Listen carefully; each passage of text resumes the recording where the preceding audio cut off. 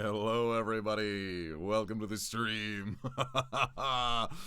As Omni opened up the stream, he needed to set the game capture display to the proper settings.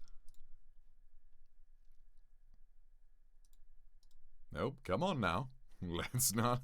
You best believe that's how it's going to be this entire stream. There we go, that's better. Fascinating, there we go, alright.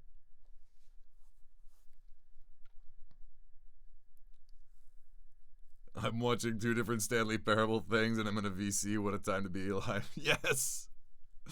Oh, I'm so excited for this. I'm so goddamn excited for this. So, prefacing, this game defined my personality for years when the initial version came out. Stanley Parable was one of the games that pretty much inspired me to do what I'm doing now. In the sake of voice work and narration and just narrative tropes, appreciating fiction writing. And when I heard that there was a reimagining coming out for it, I lost my mind, and it's a good time for this to come out. Well, it's a tough time for this to come out right now for me. Things are very busy, but I'm glad I am able to make time tonight to be able to do it. Because I'm too excited for this. But I don't know how much of this game is new. I don't know how much of it is old. From everything I've heard, everyone is extremely pleased, which is a pretty good sign for me. So, let's get going. And yes, hello everybody. Hello Elf Alfred. Hello Erikine Demon. Hello Maria. Hello Moz. So here we have, it's asking me my language. Screen and subtitle language. Subtitles. Yes. Kevin Brighting. Kevin Brighting is the guy who does the narration for this game.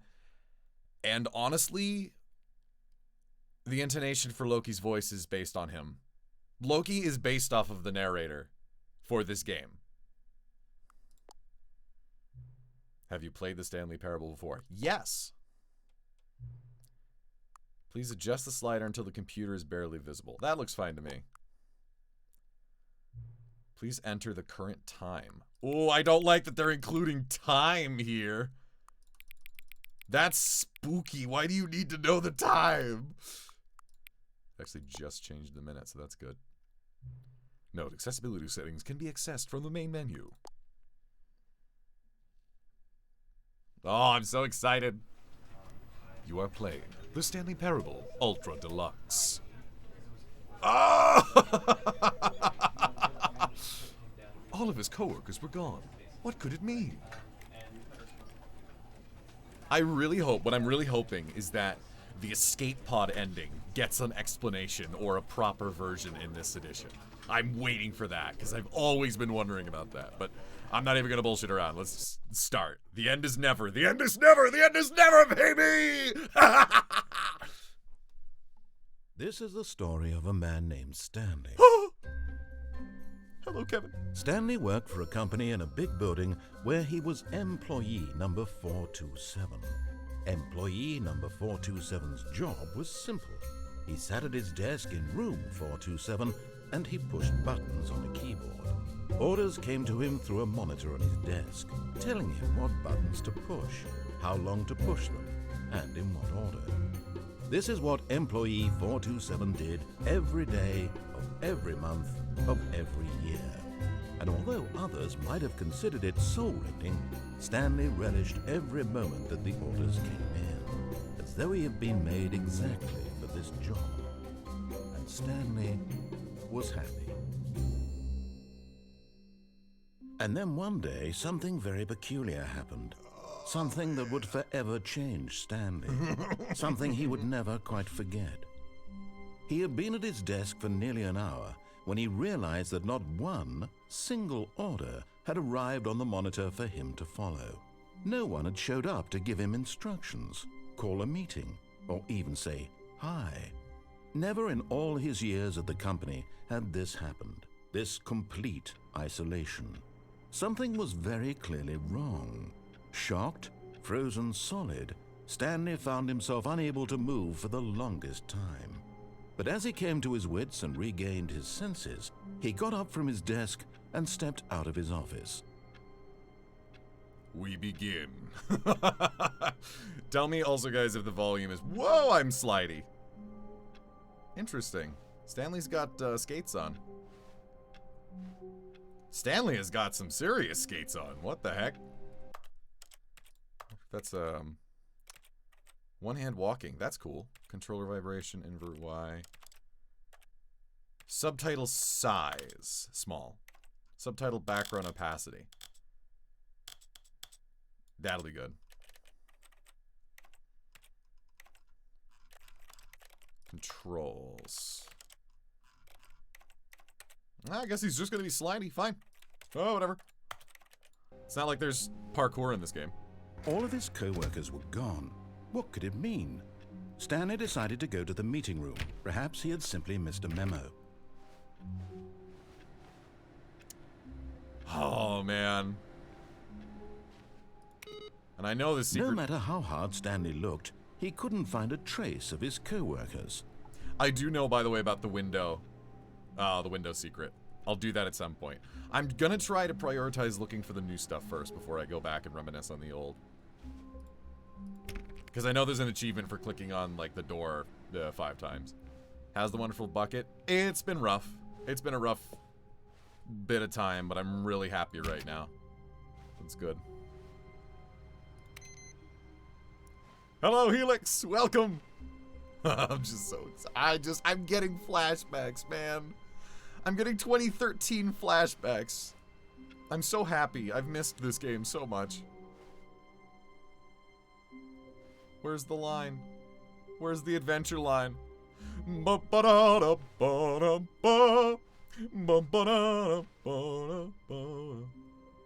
if I'm gonna get the Easter egg where I see the person walking down the hall. When Stanley came to a set of 2 open doors, he entered the door on his left. Yeah, sure, why not? What, was I born yesterday? I'm out of here. This was not the correct way to the meeting room, and Stanley knew it perfectly well. Perhaps he wanted to stop by the employee lounge first, just to admire it. Well, of course I just wanted to admire it. It's the employee lounge, after all. It's the most well-made room in this entire building. Ah, yes, truly a room worth admiring. It had really been worth the detour after all. Absolutely. Just to spend a few moments here in this immaculate, beautifully constructed room.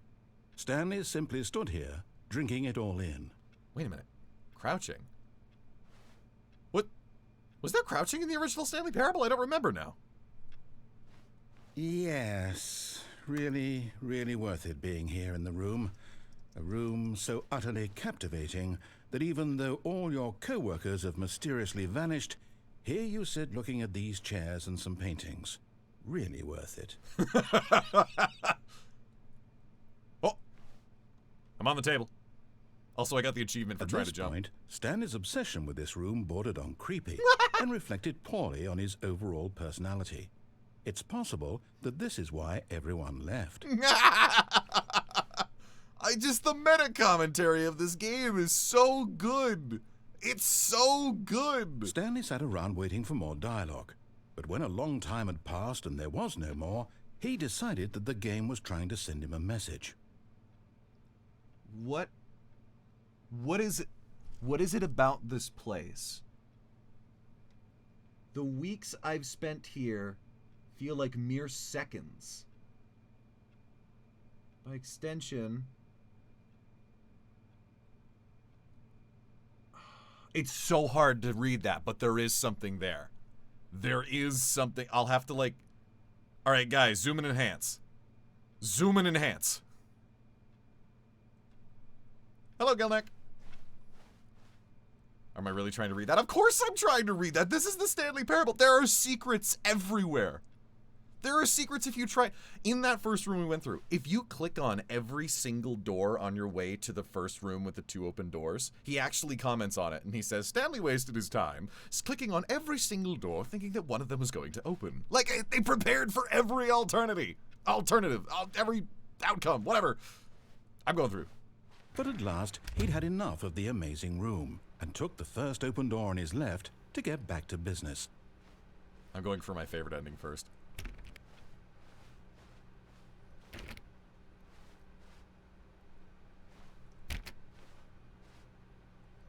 Nice.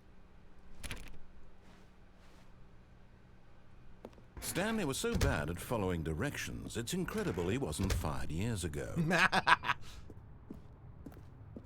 Wow, the game looks so much nicer. Oh my god, the lighting is beautiful. Look, Stanley, I think perhaps we've gotten off on the wrong foot here. I'm not your enemy, really, I'm not. I realize that investing your trust in someone else can be difficult, but the fact is that the story has been about nothing but you all this time. There's someone you've been neglecting, Stanley. Someone you've forgotten. What? Really? I was in the middle of something. Do you have zero consideration for others? Are you that convinced that I want something bad to happen to you? Yes. Why? I don't know how to convince you of I know this, what you but do in the countdown I ending. really do want to help you, to show you something beautiful. Look, let me prove it. Let me prove that I'm on your side. Give me a chance. Wait a minute. That was not there before. Interesting. Excited for Stanley 2. Hell yeah, baby! Danger. Danger everywhere.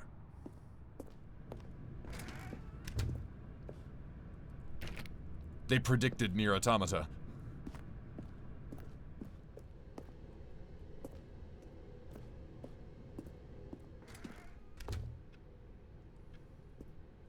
Now listen carefully, this is important. Stanley walked through the red door. Yeah, you know, I'm sorry. We got off on the wrong foot here. Obviously, yes, I'll go through the I'm colorblind. Perhaps you misunderstood. Stanley walked through the red door. I misunderstood nothing. I still don't think we're communicating properly. Stanley walked through the red door. Oh man, he removed the blue door. Whatever am I gonna do? I'm gonna have to follow his instructions now. That's such a shame.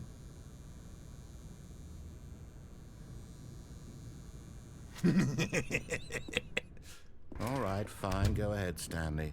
You want to know so badly what's out there? You want to find out what lies at the end of this road you've chosen? Well, don't let me stop you. Thanks. You see? There's nothing here. I haven't even finished building this section of the map because you were never supposed to be here in the first place. But I wanted to. Broken rooms, exposed developer textures. Is this what you had wanted? Was it worth ruining the entire story I had written out specifically for you? Absolutely. Do you not think I put a lot of time into that? Because I did. I know you did. And in the end, it was all for nothing. Because this is what you wanted to see. And this is lovely. Help me here, Stanley. Help elucidate these strange and unknowable desires of yours. I want new What endings. would have made this game better? New endings. What did you want to see? Vehicles? Skill trees? Skill trees. Work with me. You've given me absolutely nothing so far. I like this broken texture. Tell you what. Let me take a stab in the dark at a new design, and you can give me some feedback. There we go. A third option. Wow. This already feels leaps ahead of where we were before. Go ahead, Stanley. Take it for a spin. A third option. The hell with that.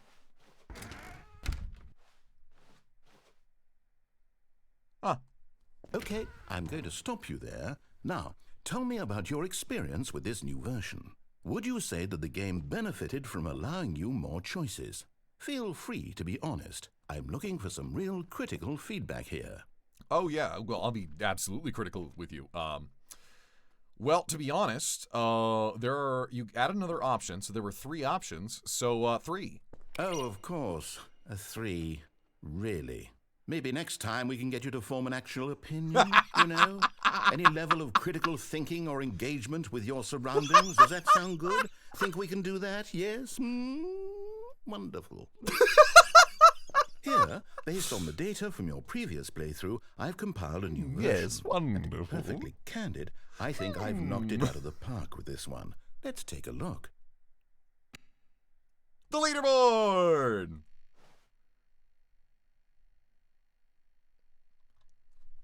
Oh man, good old Neil is still offline after all these years.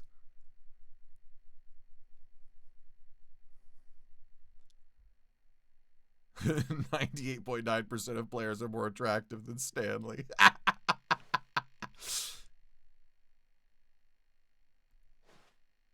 I love this.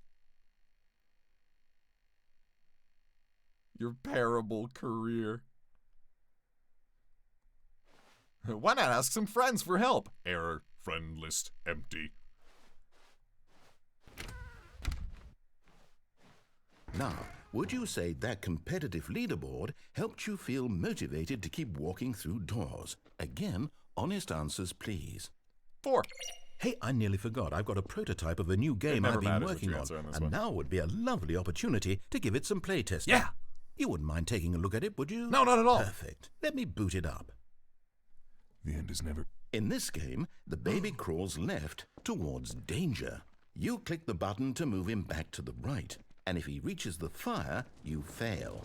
It's a very meaningful game, all about the desperation and tedium of endlessly confronting the demands of family life. Okay. I think the art world will really take notice. Sure. But of course, the message of the game only becomes clear once you've been playing it for about 4 hours. So why don't you give it 4 hours of play to make sure it's effective? Be sure to keep notes on your experience.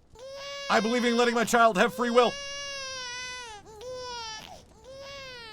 You heartless bastard. Did you do it because you hate babies or purely to spite me? Because if it's the latter, well, I don't know what to do. I'm completely out of ideas. I can't think of a single thing that might improve the experience for me. I'm not even going to try. I'm out. I'm done. It's over. Thank you for playing. Your input was extremely valuable. Oh, hey, since my game was so awful, why don't we play someone else's game? Just to ease the pain. Let's see. What do we have here? Yes, this seems like it'll work. Let's give it a shot. Oh yeah, this game called like the game where you're playing as the baby that just tries to constantly get itself murdered. Oh! Aha! What? Fascinating. What do you think this game is about, Stanley? It's Firewatch! What's our backstory? What is our motivation? Well, it seems obvious to me that you are meant to play as a creepy man spying on innocent civilians below you from up high in your creep tower, perhaps for some sort of twisted erotic purpose. Yes, that must be it. What a fascinating venture into the experience of total mental depravity. So far, I love everything about this game, Stanley. And it seems there's even more. Firewatch is the let's Firewatch. venture outward and see what else is out there. Oh my god, I can't believe they put Firewatch in here. Holy shit. For the record, by the way, fun fact, I watched Markiplier's playthrough of Firewatch, and at the very end, I left him a really nice comment because I thought it was one of his best Let's Plays, and he actually replied to it and said it was really nice. And I was like, oh my god. Holy shit. I did not expect this. I did not expect Firewatch. The creep man for some erotic purpose. God damn it. God damn it.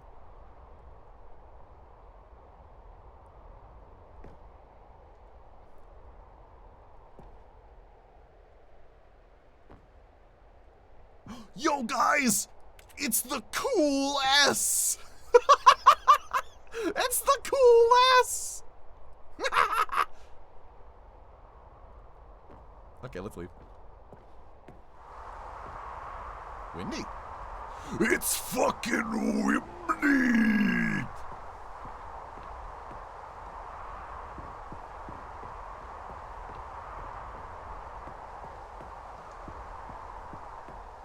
Oh no. No, it can't be. Where's the cardboard cutout guy? Where is he? Where's the cardboard cutout guy? Where is he? I need to find him. He's got to be around here somewhere.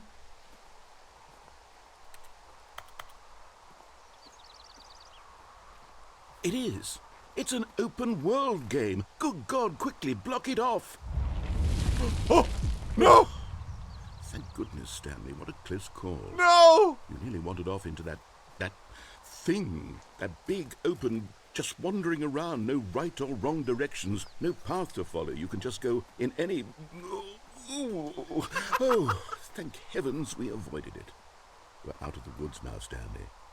Okay, I'm going to get us out of here. No! Let's find another game. No, please! Preferably something with walls. Something with nice, big, insurmountable walls. Oh my god, what is he gonna do next? Okay, I think this will be just the thing. Oh no, what is he doing next? No! Wonderful. See, this is exactly what I had in No! mind. Just a nice big box for you to run around in. There isn't any possibility that you could get lost here. Now this is game design. Stanley, if you manage to get lost in this game, I will be phenomenally impressed. Oh, what the I need a car! Narrator, I need a car! Okay, so what exactly do we do here? Let's see. There are lots of cars here in the back, but obviously there's no racetrack. Okay, I'm seeing that there's a ball of some kind back here. Is this game sports ball? Stanley, I think it's sports ball. Oh, what fun. We shall run the bases and do a touchdown together? Yes, I think surely we must. He doesn't know what he's talking Okay, about. Stanley, here's the ball. Have fun. Yes! Yes! Team Orange! Team Orange! Holy shit, I'm going fast! Yes! Yes! Here we go, baby! Yeah! Yeah! Oh shit. Hold on. What are you doing? Oh! Stanley, don't do that. I can't follow you there. I can't help you. How will you write a story without me? You can't do it. You know that. Stanley, come back. Oh my god. Oh my god, he never talked before when you fell down here. In the previous version, he would put you into Portal, and you would eventually like jump through the elevator when he would like deactivate it, and you would fall down here, but he wouldn't talk. He was more antagonistic back then. In this version of this ending, he's actually like friendly, and he's like, oh shit, no, you're not supposed to do that. Oh my god. Holy shit. Okay, so I'm wondering if they made a different way out of here, or if I'm just gonna have to fall again into Stanley 1.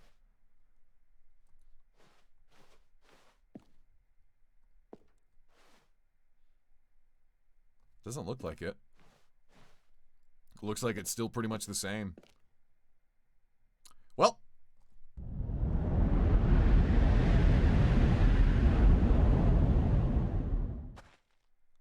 Yeah. Here we are.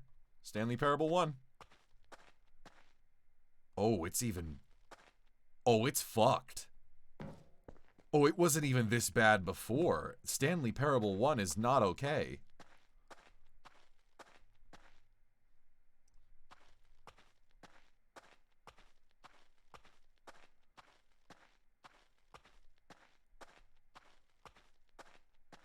Here's his old office.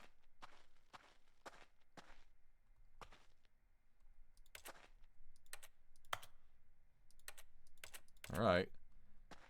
I'm gonna walk outside and inevitably it's gonna kick me out of this ending. Everything's just gonna go dark. Yeah, there it is. I wonder what he found. If what he wanted was to be the leading man in his own story, well, perhaps he's gotten it. Down in wherever he is right now. I wonder if he's happy with his choice, and if he's learned the heavy cost that comes with it. He'll understand soon what I was trying to tell him. He needs me. Someone who will wrap everything up at the end to make sense out of the chaos and the fear and the confusion. That's who I am. That is what I mean to this world. Oh, yes. Yes, I'll be back. There's no other way. Once this ends, after it all comes to a close, then I'll be back. The end will be here soon. Very soon. I can wait. They got rid of the Minecraft section, though. The Minecraft section was so funny. Oh my god. I was not expecting them to change the games. Guys, we've confirmed that Rocket League is the entrance to the back rooms. Okay. All of his co-workers were gone. What could it mean? Stanley decided to go to the meeting room. Perhaps he had simply missed a memo. Can you tell I played this a lot? Where are you, walking man? All right. When Stanley came to a set of 2 open doors, he entered the door on his left. What do I do? Which ending do I go for next? I'm gonna go...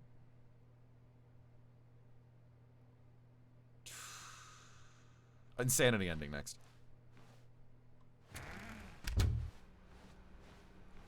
I was gonna do the escape pod ending, but I feel like I should save that a bit. Yet there was not a single person here either. Feeling a wave of disbelief, Stanley decided to go up to his boss's office, hoping he might find an answer there. Oh my god! Oh, I can't believe I remember it as well as I do. The stock market is somewhere here! Graphs about things plus money. We have our new product. Violet James, you are fired. Things, money, more money, things, but with money to buy more things. Graphs? Throw something in the ideas bin. No more bins, trash cans, renaming of the ideas bin. There's a bucket in Stanley Parable, look at it. It's more of a bin than anything. we need hopeless reviews. Want to get rid of the death sport portion of the primary review schedule, but I think that's a stupid idea. More water coolers, more water cooler heaters. Charts need to be more hip to appeal to the teenage demographic. Find teenagers to put in the teenage demographic. Big net, some sort of child trap. Jesus. Oh, monetize free to play. What are your dreams for the future? Talk radio, mitosis, plant life, comatose, clear skin, pollution, a boat. Tips for not getting fired. Talk less. Do unbelievably amazing work all the time, every day, with no expectation of promotion or recognition. Don't get fired. Okay. Well, let's move on.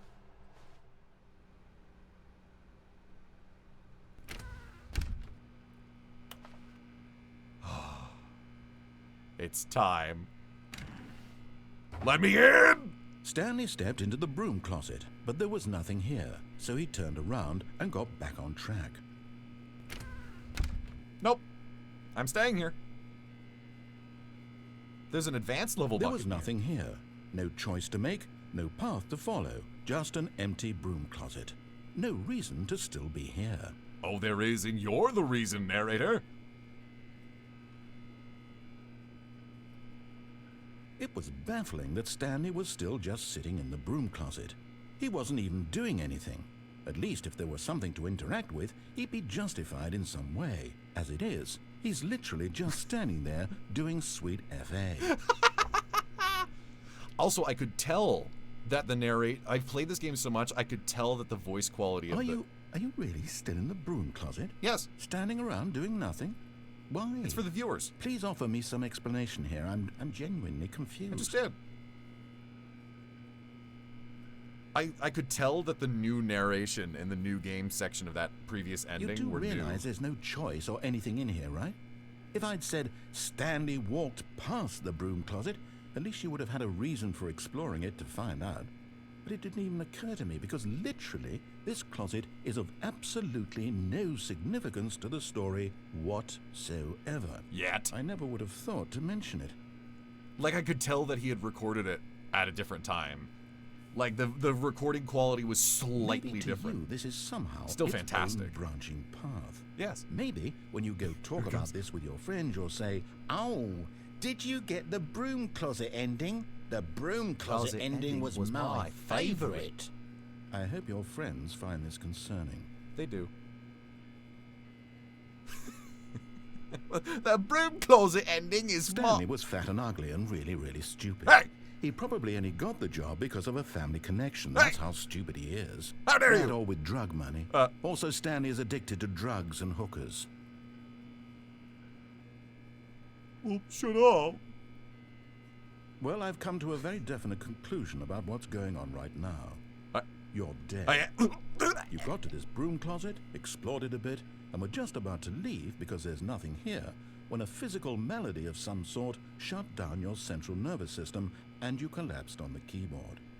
Well, in a situation like this, the responsible thing is to alert someone nearby so as to ensure that your body is taken care of before it begins to decompose. Hello? Anyone who happens to be nearby? The person at this computer is dead. They have fallen prey to any number of your countless human physiological vulnerabilities.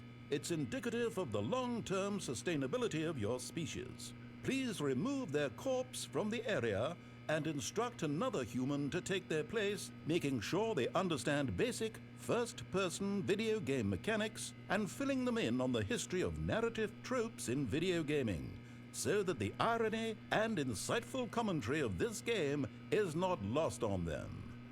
All right, when you've done that, just step out into the hallway.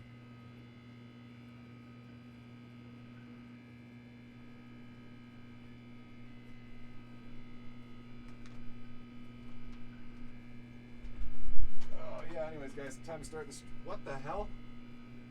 There's some dead guy in my chair. Oh, God, he's smelling up the damn room. Jesus Christ. Get out. Ugh. God, you're heavy. Ugh. Oh, okay, all right. Whew. Anyways, what are we doing here? Oh, shit, is this the Stanley Parable? Oh, I love this. All right. Oh, he's in the broom closet ending. All right, I can pick up where he left off. Ah, second player. It's good to have you on board. Ooh, yeah, hi. I guarantee you can't do any worse than the person who came before you. Sure. What happens if you go in the broom closet? You too? Unbelievable. I'm at the mercy of an entire species of invalids. Perhaps there's a monkey nearby you can hand the controls to. A fish? Fungus? Look, you can hammer out the details. I'm not particularly picky. I'll just be waiting for when you're ready to pick up the story again. All right, I'm ready.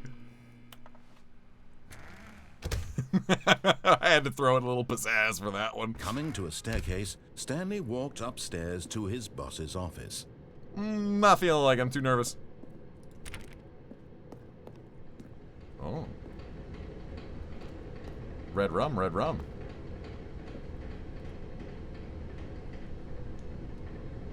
Oh my, what is that? It's some sort of like a cat person on a motorcycle and there's a UFO with cactuses? Yo, tell me to take a picture of that. Zoom and enhance. Zoom and enhance. Okay, that's enough zooming and enhancing. You have plenty of time. But Stanley just couldn't do it. Nah. He considered the possibility of facing his boss. Admitting he had left his post during work hours, he might be fired for that. And in such a competitive economy, why had he taken that risk? All because he believed everyone had vanished? Damn. His boss would think he was crazy. I know. Speaking of crazy, Alfever, what do you mean stream quality isn't good enough for us? Is like the game choppy? Or are you making a joke that I just literally just made and I'm not picking up on the fact that I just made the joke?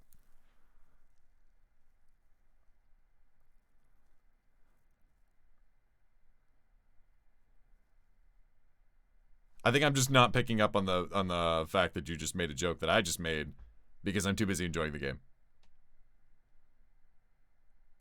Oh, stream quality isn't gonna. Oh, for the thing. Yeah, the thing that I just saw. And then something occurred to Stanley. It occurred to him that the person currently controlling him is an idiot with extreme short-term memory. Maybe, he thought to himself, maybe I am crazy. Oh, yeah, I am. All of my co-workers blinking mysteriously out of existence in a single moment for no reason at all. None of it made any logical sense. You're right. And as Stanley pondered this, he began to make other strange observations.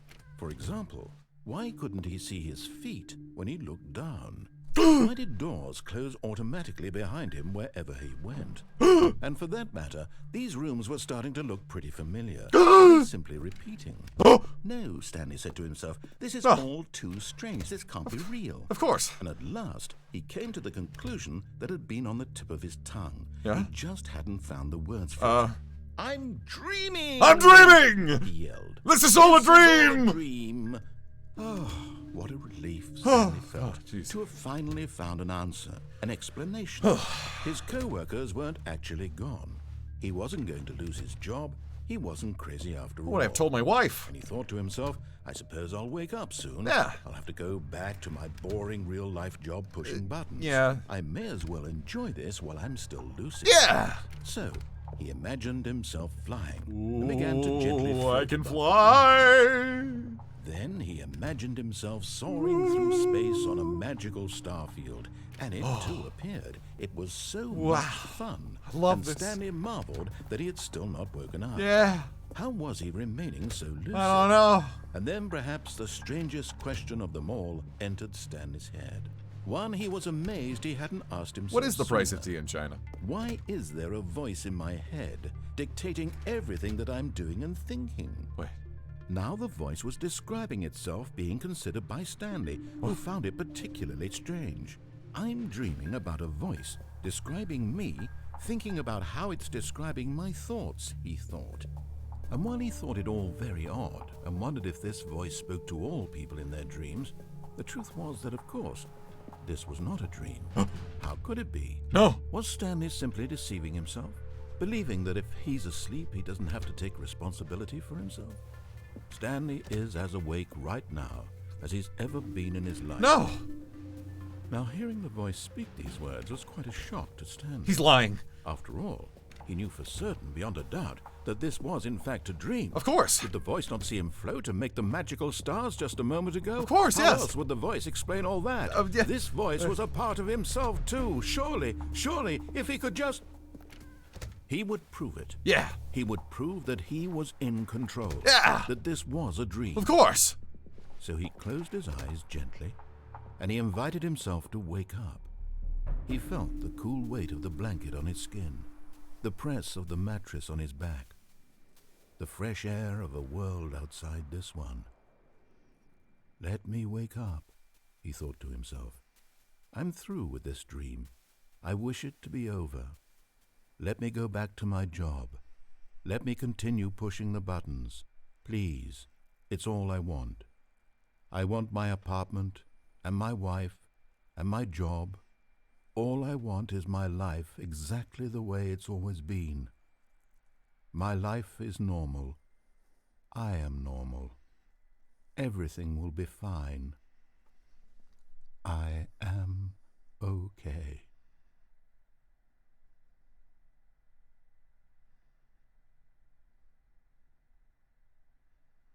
Stanley began screaming. Please, wake me up. My name's Stanley. I have a boss. I have an office. I'm real. Please, someone tell me I'm real. I must be real. I must be. Can anyone hear my voice? Who am I?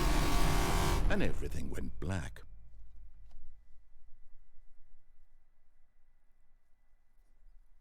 This is the story of a woman named Mariella. Mariella woke up on a day like any other. She arose, got dressed, gathered her belongings, and walked to her place of work.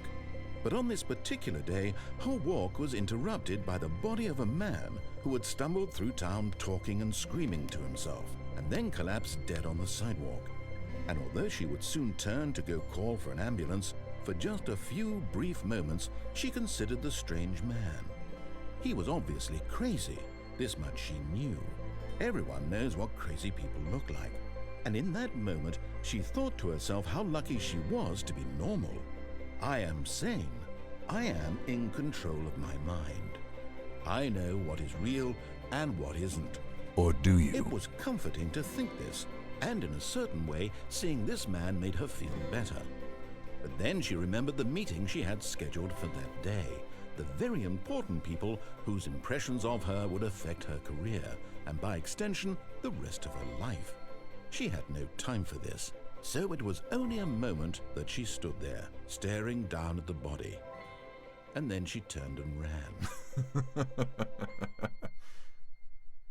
She didn't even call the ambulance. Mariella, what the hell? Oh. You know what? I don't care that my coworkers are gone. But Stanley simply couldn't handle the pressure. What if he had to make a decision? What if a crucial outcome fell under his responsibility? He had never been trained for that. No. This couldn't go anywhere except badly. The thing to do now, Stanley thought to himself, is to wait. Yeah. Nothing will hurt me. Nothing. Nothing will break me. Nothing at all. In here I can be happy forever. Yep. I will be happy. Of course. Stanley waited. Hours passed, then days. Had years gone by? He no longer had the ability to tell. But the one thing he knew for sure, beyond any doubt, was that if he waited long enough, the answers would come. Of course. Eventually, someday, they would arrive. On my computer. Soon, very soon now, this will end. He will be spoken to. Yes. He will be told what to do. Yeah. Now it's just a little bit closer. Yeah. Now it's even closer. Wait, what's getting closer? Here it comes. Boo! All right. All of his co-workers were gone. What could it mean? Stanley decided to go to the meeting room. Perhaps he had simply missed a memo. Oh, the music's different.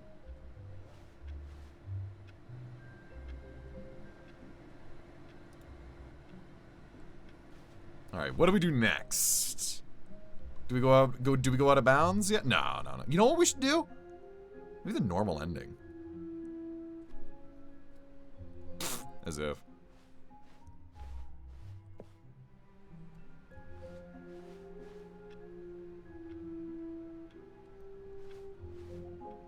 Aha.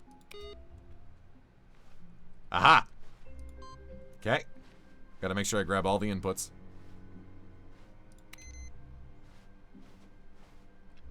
I like this music. This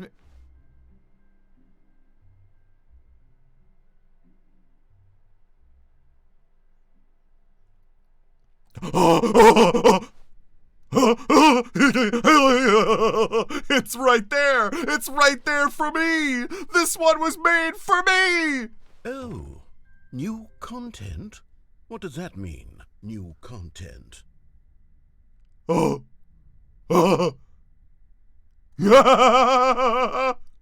Yes! But I want to go over there! I want to go over there! Oh. Here we go. Oh.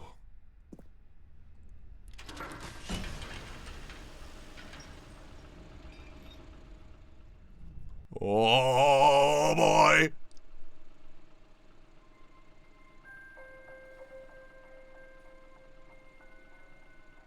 Hello, and thank you for playing the Stanley Parable Ultra Deluxe. As you may know, the Stanley Parable was a video game released in 2013 on home computers. Yeah!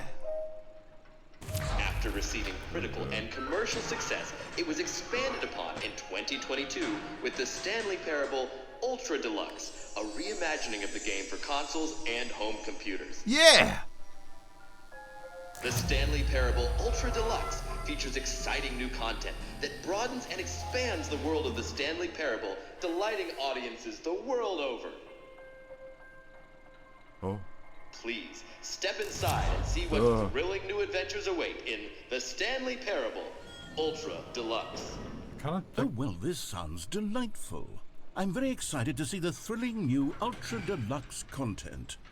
I bet there's not going to be anything. I bet I'm going to walk through and it's just going to be like, as if I would give you something new. You will enjoy the old just as you did before. Well. Okay, so far it's an elevator. Nothing special yet, but I'm sure it's just the beginning of a mesmerizing adventure.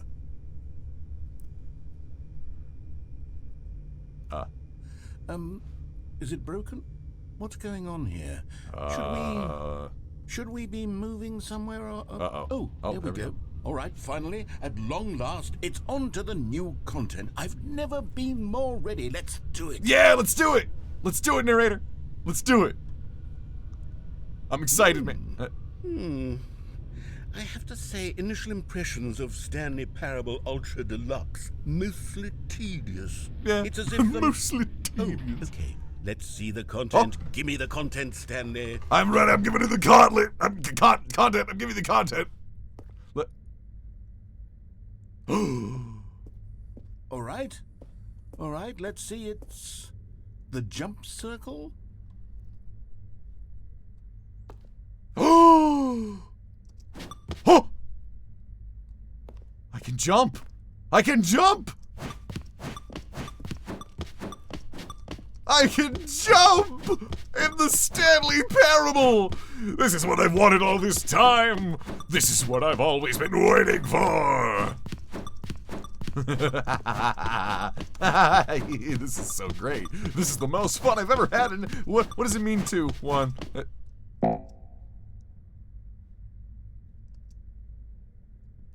Oh.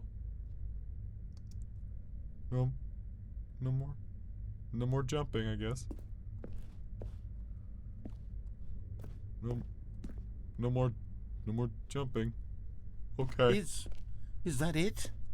Surely that's not all the new content. There has to be something else, right? Yeah, maybe. I don't know. It was nice to be able to jump. Another elevator. Stanley, I have to say, initial impressions of this game are not positive. It's just elevators and jumping. Is this what passes for exciting new content? You have no idea. If this is new content, then I could just read you the whole dictionary. There's 20 hours of new content right there. Hell, I could count to 30 trillion. You could put that on the box. The Stanley Parable Ultra Deluxe, now with over 1,000 hours of new content. And oh, wait. There's more. Oh. Very good. Yes. I knew there had to be something else. Let's see it. I'm ready for whatever it is. I'm ready for the fern to come back and for the fern to be important. Oh. Hello, welcome to the shallow abyss of narration.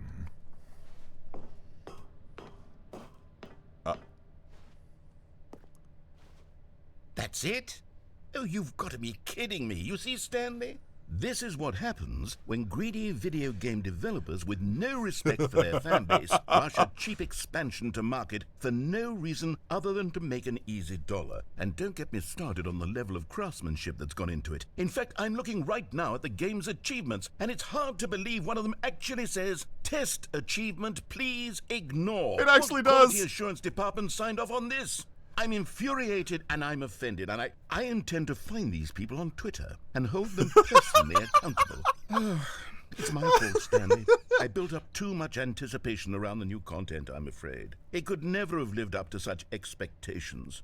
If you're still with me, why don't we just reset the game, and we'll try to get back to what the Stanley Parable is really about. Okay. No frills, no gimmicks. No gimmicks. Just you and me having a great time together like always. You know it. What do you say, friend? Yes. Uh-huh.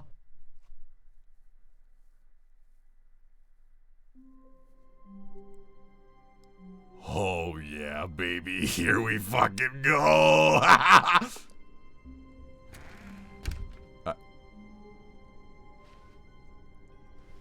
Huh. There's his old place. Interesting. Psst. Stanley, come over here. In the vent. I want to show you something. All right, let's do it.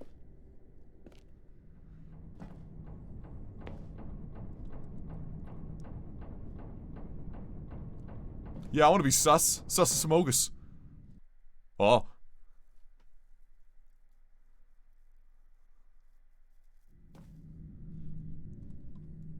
Okay, you remember how cheap and unsatisfying the new Ultra Deluxe content turned out to be? Yeah, It man. got me thinking about the past and how much better the Stanley Parable used to be.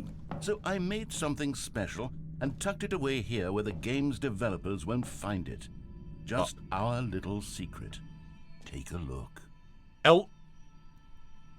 Elden Ring? Elden Ring? I call it the Memory Zone. It's where I've been storing all my favorite memories so I can relive the peak experiences of my life whenever I want. Oh. Experiences like the launch of the Stanley Parable on PC.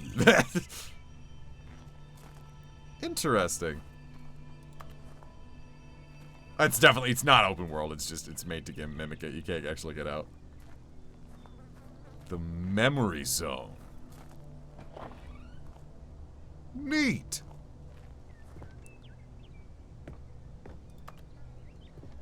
Alright. Oh, this is gonna make me cry, man. Don't forget. I'm with you in the dark. You see, Stanley, doesn't the memory zone remind you of how wonderful Stanley Parable was before it was sullied with a cheap re-release? Nah. Remember back in October of 2013, when the game originally launched? Oh. Back then, video games had integrity. Back then, it all meant something. Oh, the waste.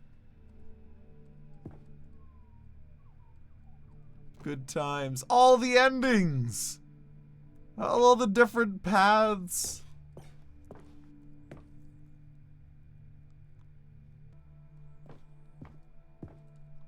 Oh. What? I don't remember that. I don't remember that at all.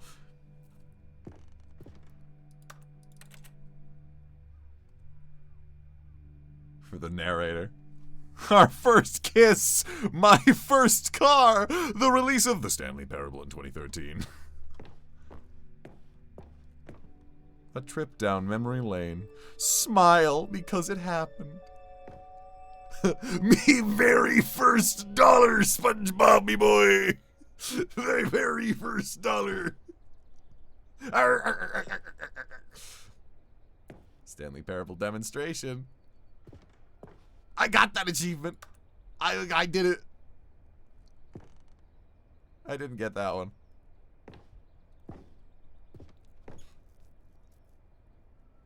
Nice. Nominee.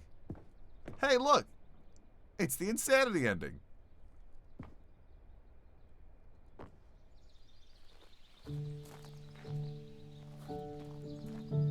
No, I want to sit on the bench with the narrator.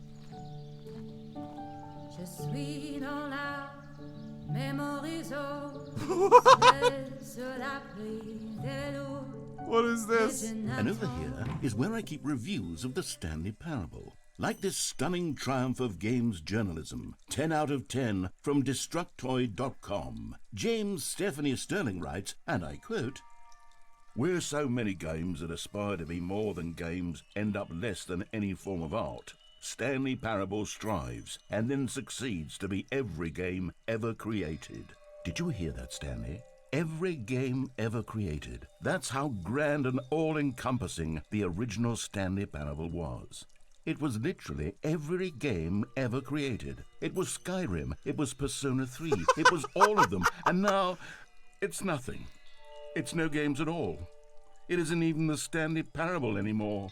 It's just a husk now. A lifeless husk with an hour of new elevator content. Oh. No, narrator, it's fine. It's gonna be okay. We're going downstairs.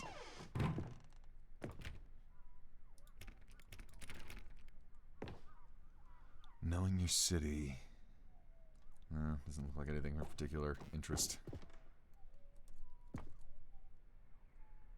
The original remake. Person of the year. Oh, cool. Developer images. I remember. I want to press the smiley button.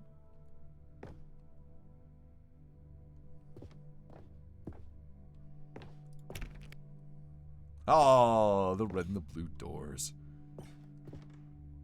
Your number is 29. Took a picture of that just in case.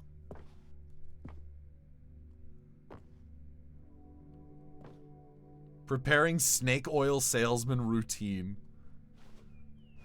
Here's another moving passage, this time from GameSpot.com. The Stanley Parable is both a richly stimulating commentary on the nature of choice in games, and one that offers some of the most enjoyable, surprising, and rewarding choices I've ever been confronted with in a game. 9 out of 10. Don't you get it, Stanley? The game was perfect. It didn't need anything else. It didn't need new content. It just needed to be left alone, to spend the rest of time collecting dust in the hallowed hall of beloved video game memories. This is hitting hard, man. This is hitting me hard, man. You can't just hit me with that. You're right. But you can't just hit me with that.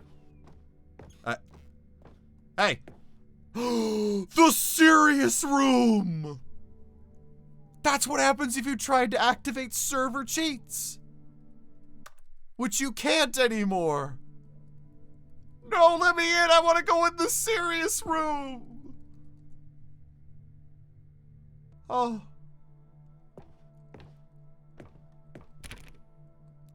Where do I go from here? Do I just go back? These were simpler times, Stanley. But I wouldn't give to go back, to have it all over again. Yeah, you could activate, like, SV cheats from, like, Gary's mod and, like, try to hack the game, but he would catch you if you did it, and he would bring you into the serious room. Wait, hang on. I don't recall this part of the memory zone before. What's this? What's down here?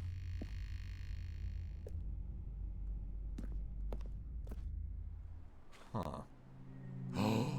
Oh no! Steam reviews! No, narrator, we don't want to go here. We don't want to look at this. I left a Steam review for this game. I talked about how it was kind of spooky. God, no. Stanley, it's a collection of reviews from Steam, the online video game distributor. I haven't looked at these in years. I can't even imagine what's been collecting down here. Surely these reviews were glowing as well, weren't they? Oh no, not the Steam reviews. Not the Steam reviews. No. Recommended. That was me. I left you a recommended. Don't look at. Honestly, I could not be bothered to play this game to full completion. The narrator is obnoxious and unfunny, with his humor and dialogue proving to be more irritating than entertaining. Unfunny! I'm not trying to be funny. I'm trying to make a serious work of art. I suppose I could write up a handful of gags to insert into the Stanley Parable, but the game is already such a densely layered web of profound philosophical insights that I can't even imagine where I'd have the room to stick them. Unfunny!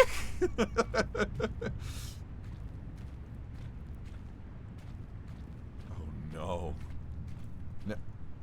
No! No! Okay, let's see what this one says. While the idea for the game is good, for someone who prefers non-linear games, this preachiness gets annoying fast. Preachy? Stanley? I'm not preachy, am I? You can tell me if I'm preachy. Honestly, you can. Oh, goodness. This is actually quite shocking for me. Well, to be honest, I had always thought of the game's dialogue as being rather terse to begin with. You can't know how much fluff I cut from the game to get it to feel as light and airy as it... Well, I always thought it did. But maybe it wasn't. No. Oh dear. What an awful memory to have to hold on to. No. These black marks on my otherwise unimpeachable track record. Okay, that's a little preachy. I feel like a failure. Like I let these people down. No, it's just 2 reviews, man. Perhaps the Stanley Parable isn't quite as sterling as I always remembered. No, dude, it's just 2 reviews. You can't let 2 bad reviews get you down. That negative publicity actually equates to more positive publicity in the end.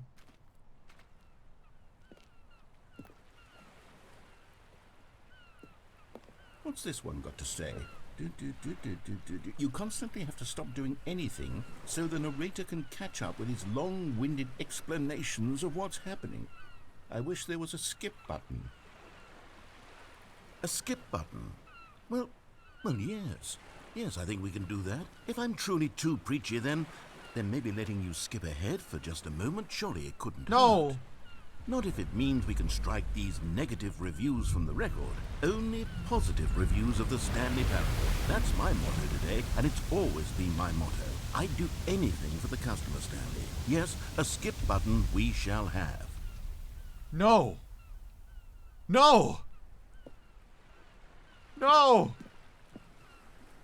Kevin Brighting, I don't want to skip your narrations. You're the entire reason this game is so good.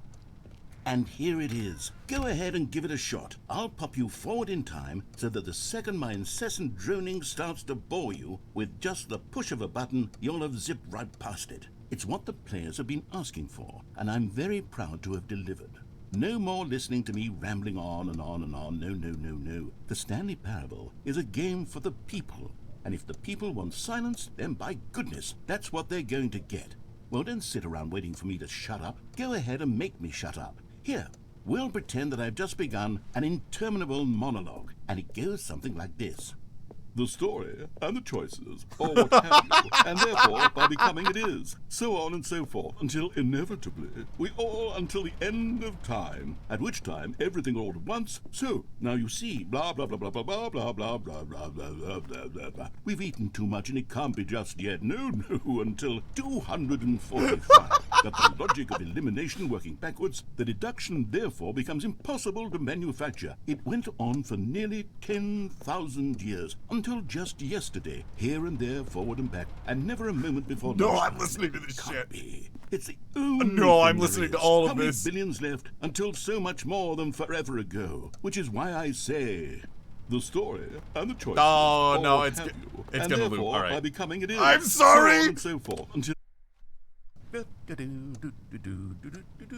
Oh, you're back, you see. You were only frozen in time for a few minutes, but it was plenty of time for me to deliver a long, rambling monologue full of unnecessary verbal flourishes and lengthy ruminations on the nature of choice in video games. Of course, I happen to believe it was perhaps one of my more profound such ruminations. Not that, of course, you need a description of it, but if I had to describe it, I'd say it was perhaps less of a rumination and more of a treatise.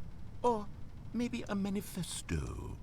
Look, I'll outline it for you very briefly, and you can tell me what you think. Okay, so my theory is that any choice you've ever made is simply a series of choices made by the person who you are, or were, or will be at the time of having made said choice.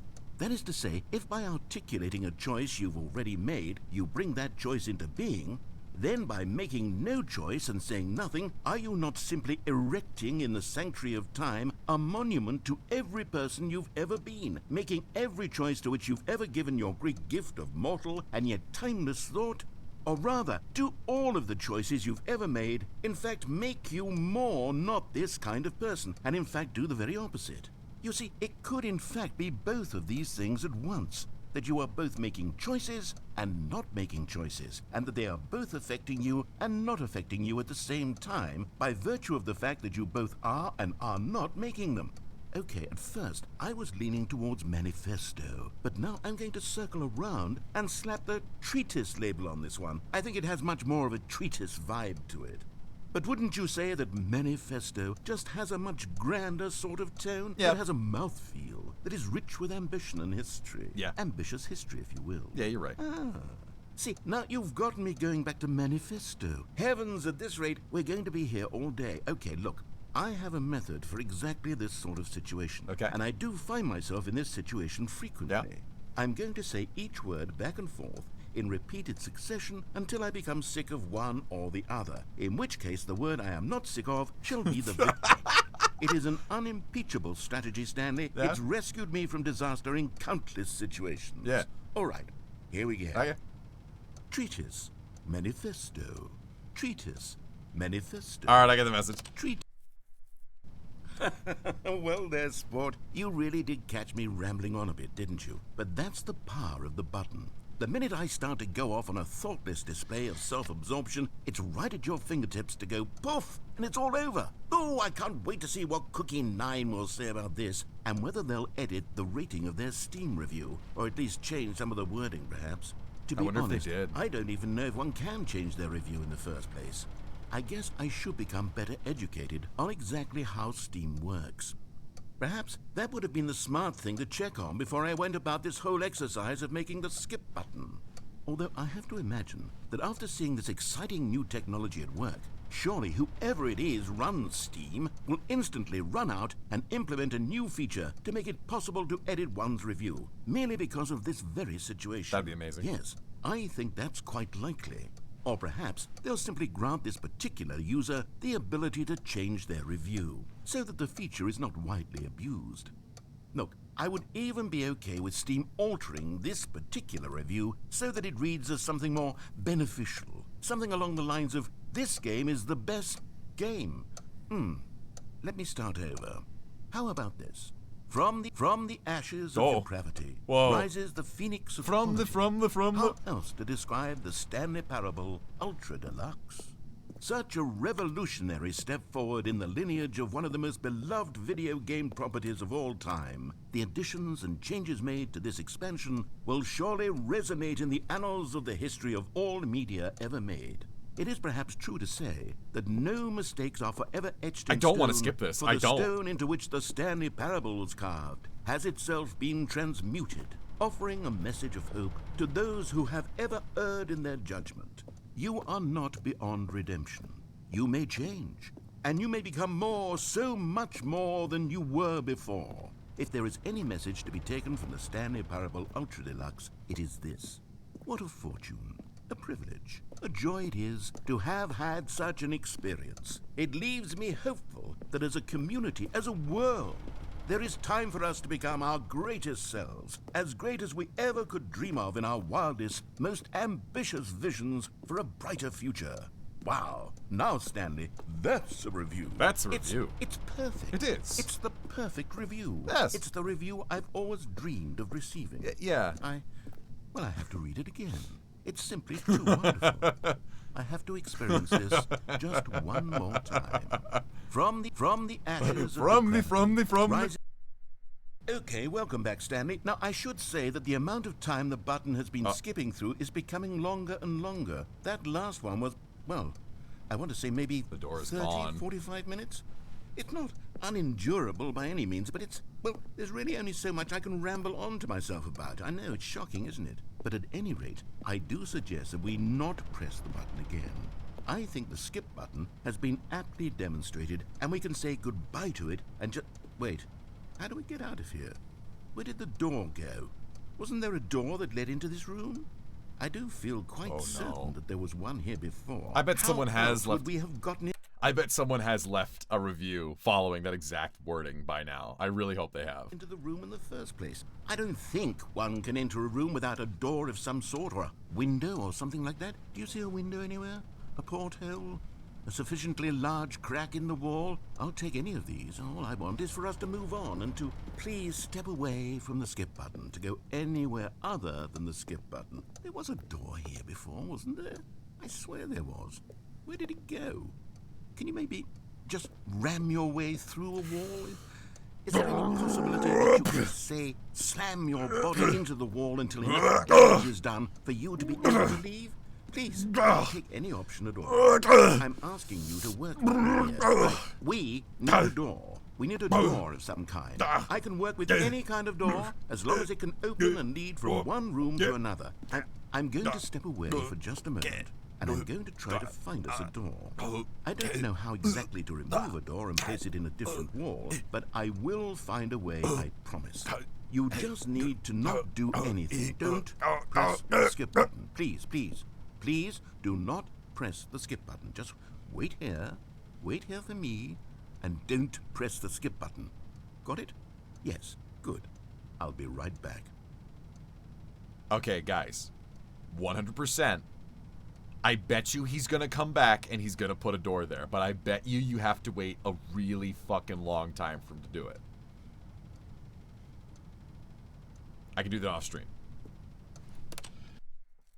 Stanley, please don't push the button again. It's been 12 hours. You've just been frozen there. I don't know why the skips are getting longer, but they're really, truly getting longer, and my God, there's no way out of the room. Stanley, the door is gone. It's completely gone.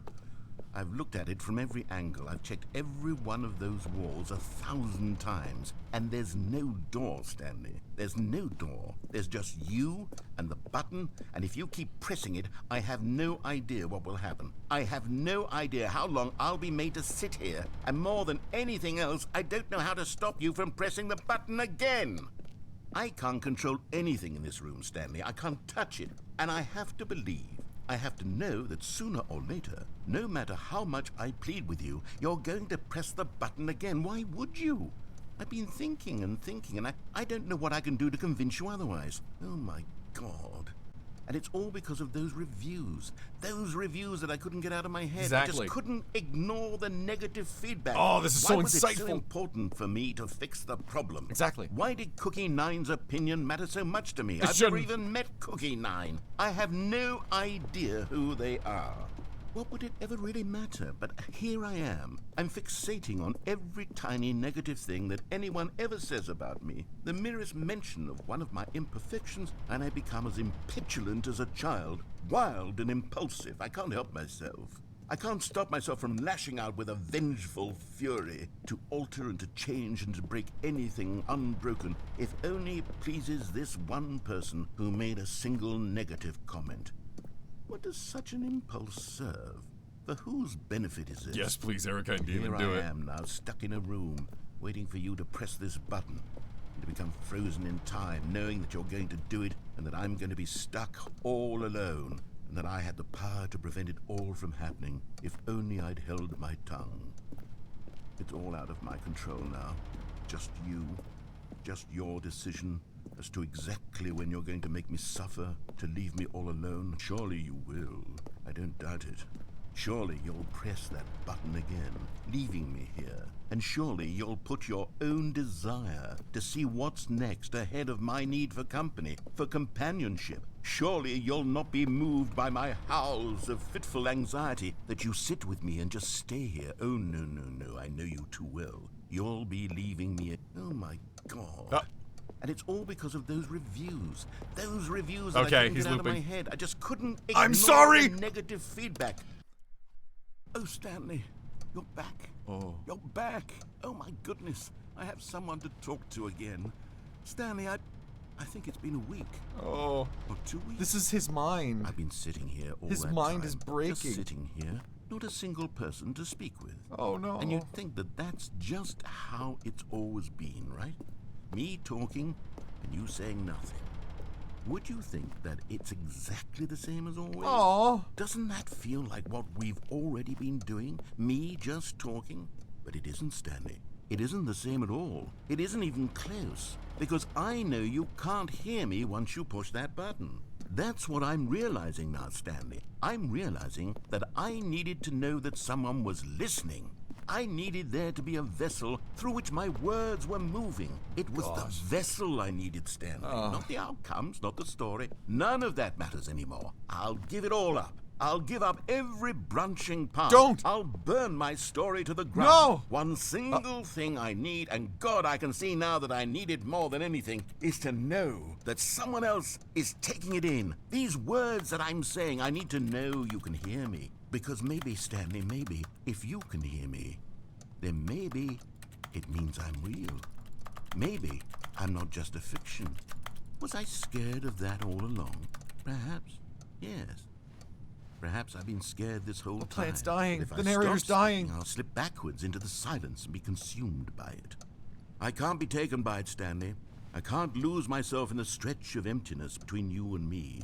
When you press that button, you're still right there, but I know you're so tremendously far away. And in those moments, the emptiness folds itself outward in between the two of us, and I am suspended in its unyielding quietness. Oh. I can feel the edges of my reality curdling inward and decaying. I can tell that I am becoming less and less real. Yet to speak to you now, I am alive. I am truly and completely here. I am a being. I am someone. I am something. I am being listened to. I am being recognized. The emptiness between us has collapsed, and I feel right now like I am not a work of fiction. I feel as though I occupy space in this world again, and I have cast a shadow onto the wall. You see what I'm saying, don't you? You can see what this means to me. I'm so clear about it now, Stanley. I feel as certain about this as I've ever felt about anything at all. I feel renewed. I feel restored, and already I can sense the looming silence as you will press the button for the next time. What a terrible dread it strokes in my heart to think of it, to think of returning to such coldness. Come, let us sit in silence together here for just a moment. Let us anticipate it. Let us welcome it. Let us not run from it.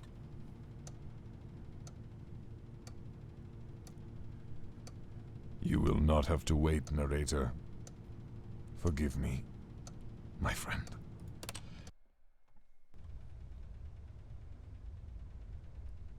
Oh, hello. It's you. You're here again. Welcome. I have had time to think about you and about us and about everything we've been through. I've had so much time, I stopped keeping track after a year. Have you ever sat down in one place and not moved for one entire year? Let me describe it for you. To begin with, there is only regret. There is only the turning wheel of missed opportunities. I felt nothing at all but regret for the longest time, Stanley. Days, months. I lost it all in a blur of the deepest longing to undo the past. And when that feeling had begun to subside, what took its place is what I can only describe as the collapse of every moment I have ever experienced my entire life. All of them collapsed down into a single instant. In that instant, I could see myself clearly, calmly, with a collected heart. It was an impossibly rich wellspring of both delight and disgust simultaneously. I was consumed by it. I could do nothing but wallow in it for what felt like an eternity, for what I now know was far less. You see, it was a revelation for me. It was unlike anything I had ever known. It was a space without consequence, without action or outcome. It was divorced entirely from the question of free will that you and I have squabbled over for so long. There could be no one ending, no singular outcome of events, not if all events existed in the same moment. And I felt freed. I felt unburdened by the need to manifest a particular outcome into being. I saw that I could allow myself to exist along all timelines, and that each of them was simply a strand in the web of my being. He's so It articulate. was incredible. The spaciousness, the equanimity of the moment, both singular and infinite. The For the narrator longest is, like, time, this was my ascending. experience. And then, this moment passed, and the most unyielding fear I have ever known crept into my mind. And it is this sensation that I have been experiencing now for longer than I could have ever expected was possible. I have been waiting for you. Not that you might save me or do something to fix it, but merely to state for you the plain fact of this manner of existence. I wish you to feel afraid as I do. I kind of That do. perhaps one day this state of mind will consume you as well. Perhaps you will somehow, in some way, have to live as I do now. And I wish for you to know how excruciating it is, and for you to be in true terror of its eventual arrival. Oh my If God. I can only do this, only this one thing, perhaps it will bring me the smallest moment of peace in the darkness. Jesus fuck, my guy. That's horrible.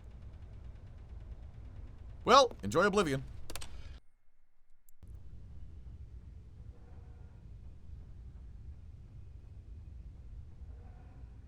Oh no. Oh no, he's dead. I killed him. I killed the narrator. Oh shit, I killed the narrator. Oh god, what have I done? The plant is dead and so is he. I killed the narrator. No! Oh no, I killed the narrator! No! Oh no, bring it back! Ow, ow, ow, ow. Ow! God, that hurts. The clock fell off the wall and the smoke alarm is going off. Ow! Ow, I hate it. I hate it. Bring me away. Ow! But they didn't understand the game was never meant to be funny. It was meant to have a point. It was meant to speak to the human condition. But where are the jokes? Where are the jokes? They bemoaned, they screamed, they gnashed their teeth and said, entertain us. It wasn't enough. They had to leave a pathetic little thumbs-down review and make he's all lost of his their mind. pitiful demands. But then, he's talking too much, they said. First, he didn't entertain us, now he won't shut up. It's the inconsistency, it's the lack of accountability. It's the unwillingness to examine with an uncompromising heart the words that they are speaking into the world. As though there were no consequences for a lack of cohesion in one's assessment of He doesn't others. even know we're But of here. course, absolutely anyone can leave a review. So here's what we get. We get these demands that seek everything and are accountable to nothing. We get a world where someone will say, oh, there should be a skip button. You should be able to freeze Stanley in place while the narrator sits there forever and ever. We want all of this in the new Stanley parable. We demand it. And then, We because demand it it. was said, because it was spoken, now it simply has to happen. The most immediate desires, every single thing demanded by every person at every moment in time. If someone wants it, then it's a crime not to bring it into being.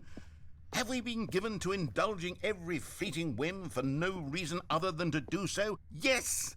Yes! It seems that this is now the world we live in. It seems that we are a people living in such bleakness and discomfort with ourselves that our entertainment is now our lives.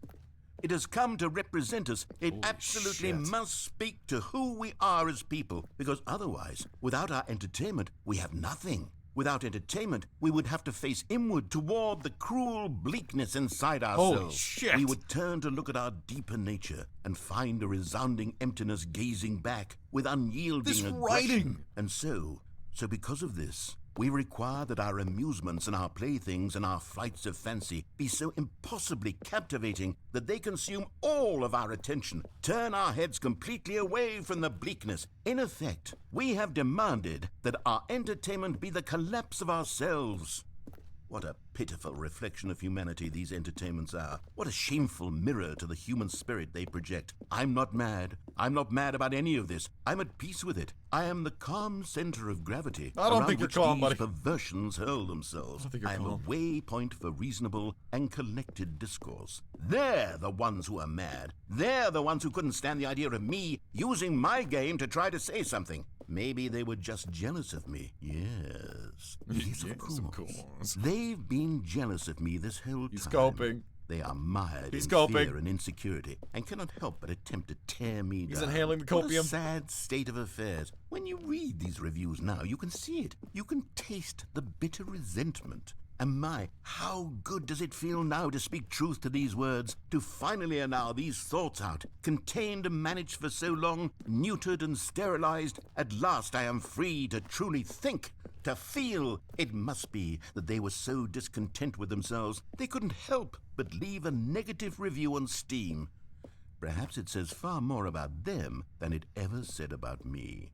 Perhaps the state of their psychological being was in such tatters, and my constitution and willpower are so ironclad in comparison. You're being preachy perhaps it was again. this state that they sought some outlet through which to tear me You're down. being preachy, my this, guy. you can see, is clearly why they felt the need to expect that the game be funny, that it be filled with yucks and whimsical humor, Yucks. that it amuse them endlessly from start to finish. Yucks. But they didn't understand the game was never meant to be funny. It was meant to have a point. It was meant to speak to the human condition. But where are the jokes? Where are the jokes? They bemoaned. They screamed. They gnashed their No, teeth and he's said, looping. entertain us. It wasn't enough. They had to leave. I'm a sorry. pathetic little thumb.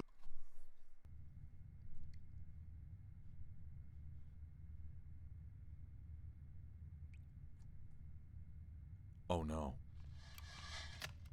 Oh, the skip button's taking longer to reactivate now.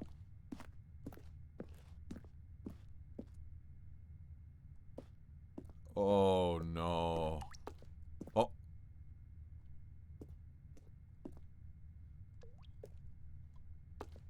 It's flooding.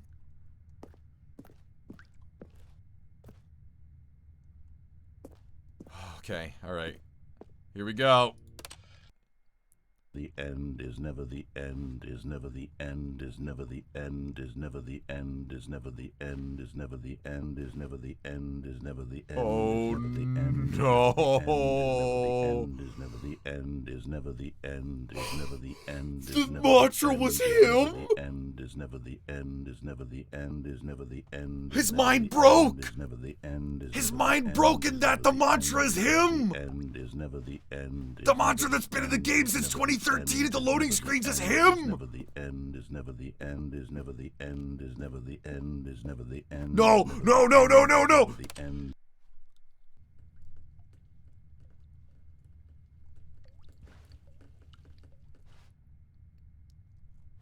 Holy shit. Holy shit. Oh, it's caving in. Oh, the whole place is flooding. Oh my god, this is terrifying. This is actually terrifying. I knew it! I knew this was a horror game!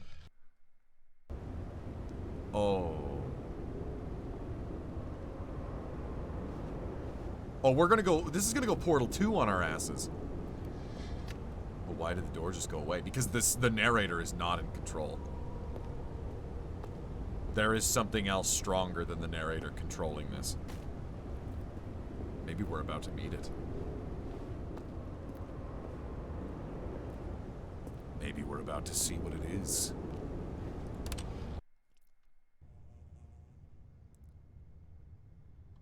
My God. How far ahead have we gone? How many years? How many centuries at this point, considering how they were multiplying, they were being exponential. Time to find out.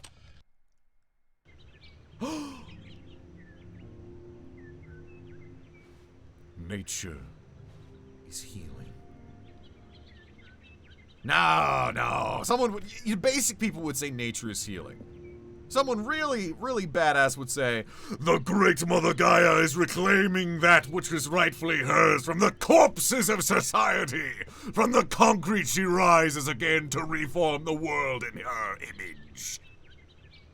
Yeah. Something like that. Oh. Oh. Oh! What the fuck? Oh, there's aliens. There's ghost-like noises.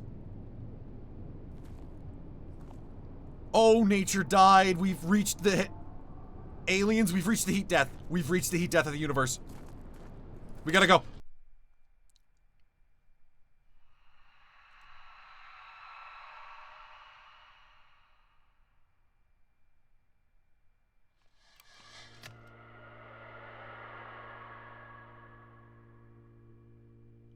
Oh, fuck me.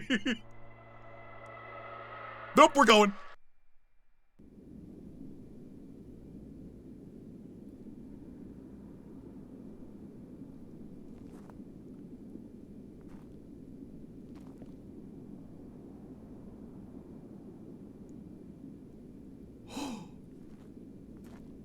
We're free. We're free. Are we?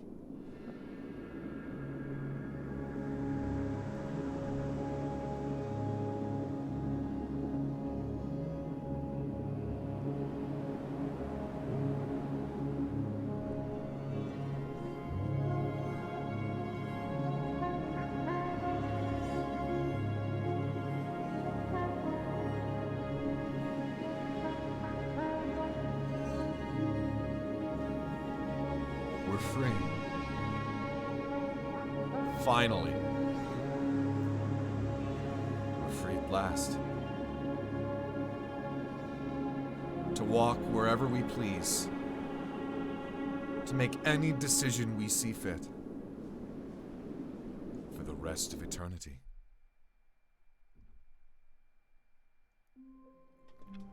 Just kidding. Welcome back. The end is never. Oh my god, that was so cool. Holy shit. Stanley knew the office layout like the back of his hand. It was only a matter of time before he found the others, wherever they were. Just a matter of time. That was the coolest fucking shit. Oh my god. That was awesome. That was one of the most insightful levels of commentary. Is door 430 still in this? Yeah, that achievement is still here. Fuck it, let's do it. Oh, please. Are you really just doing this for the achievement? Click a door 5 times. Is that all that you think an achievement is worth? Yeah. No. I can't just give these merits away for such little effort. A measly 5 clicks. Now suppose you were to click the door 20 times. I would say that's the kind of effort that warrants recognition. Yeah. Yeah, guys, the line was new. After a bit, the intro lines start to change. There's one in particular I'm looking forward to him saying, because not only is it absolutely terrifying, it marks an opportunity for something equally terrifying to happen. And we might get it. I have to say, I'm still not feeling the satisfaction of witnessing... Oh, wait a minute, a matter of time. Yeah, he's referring to the last ending. That's fucked. True effort for a noble cause. Perhaps 50 clicks will do it. Yes, almost certainly 50 clicks. No,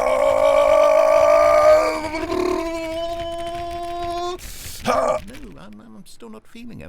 I want this achievement to have meant something. It has to be a true reward for valiant effort. I want to see some hustle, Stanley. Okay. I want to see commitment, a willingness to go all the way, no matter what the cost. Of course. Why don't you go put 20 clicks into door number 417? Sounds good.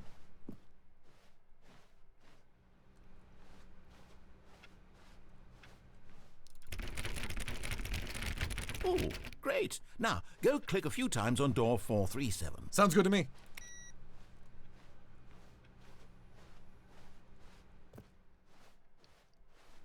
Wait, I went the wrong way. Where's 437? I think that's further ahead. New content.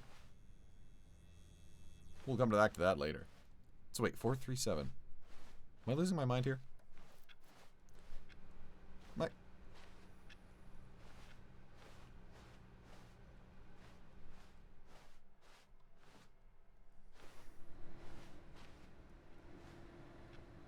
Oh, there it is. Excellent. I think we're getting All somewhere. right, Moz14, now, thank door you for joining us. 415. Let's give it 10 clicks or so. 415, 10 clicks.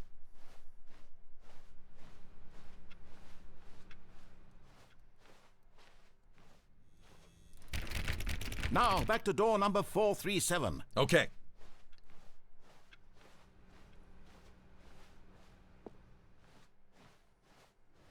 Wait. I missed it again. There it is. Let's see. How about you click on, well, I don't know, the copy machine? All right, back to room 417. I'm really feeling it now. Okay. I think we're getting somewhere. All right. Okay, now go climb on employee 419's desk. Oh, okay.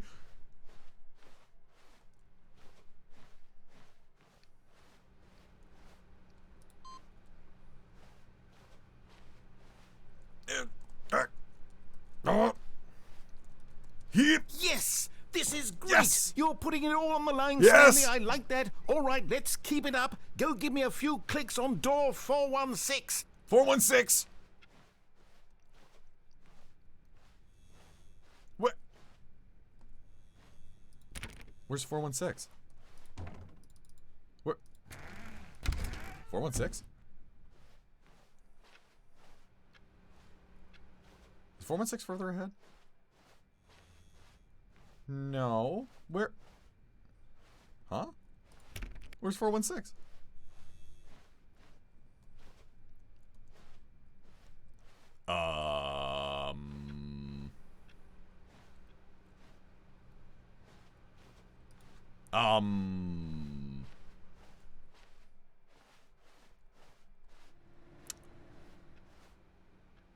Guys, they made it impossible to get the achievement while the new content door is there. The new content door is 416. Oh no.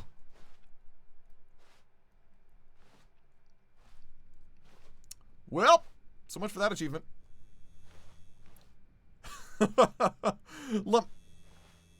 Lamau.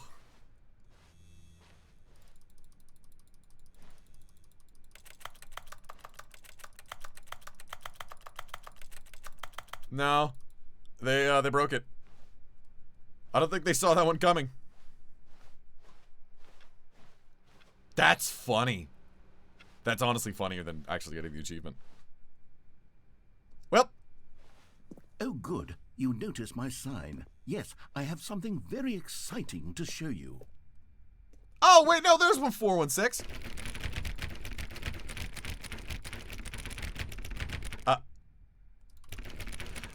I think that still broke it, though.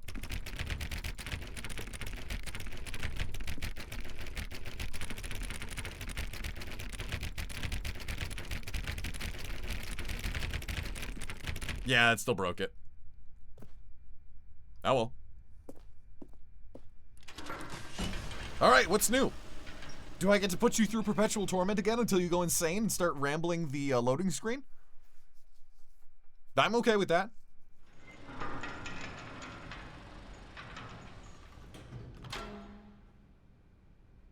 That's weird.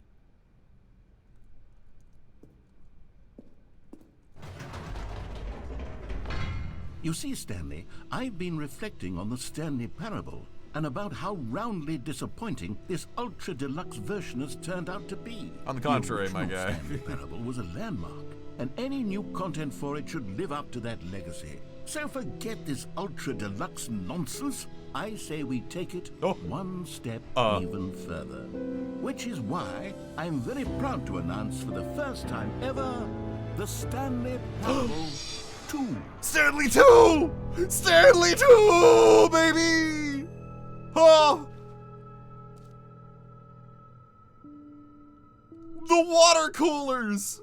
They finally added the water coolers! Yes, you see, isn't this far superior to a measly re-release with a few minor additions? Think of all the new territory we'll cover with a fully fledged sequel. An entirely new experience, built from the ground up. Why, there are so many possibilities. It could go in so many different directions. This is what fans have truly been asking for. 427. Taste Calling the it sequel. the Stanley Parable 2 is just so much catchier than Ultra Deluxe, don't you think? The line! Ultra Deluxe? What does it even mean? Ultra The Deluxe. Stanley Parable 2. Now that's an artistic statement right there. It's future-oriented. It screams progress and innovation and long-term franchising potential. Potential. Huh. That's weird. Oh, 2.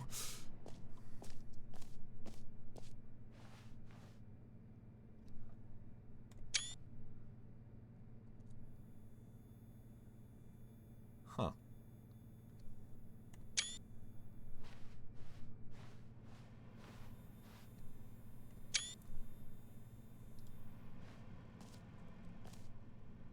Just the two of us.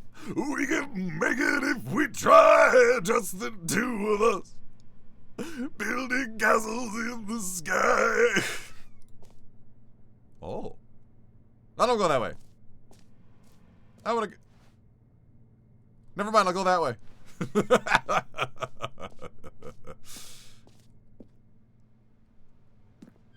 Oh, look at that. Is that the bird laptop? Oh, that's great. 2 doors. New content is out. New content part 2 is in. Old plus busted. New hotness. Boring sections of the chart. Cool red section of the chart. Oh, look at the 2 with the little logo face. 1 plus 1 is 2 minus 1 is 1 plus 1 is 2 minus... Don't talk to me before I've had a sequel! Oh my god. Paradigm shift goes to synergy. Brick and mortar approach. Envelope client-centric marketing. The color red. Leverage holistic value.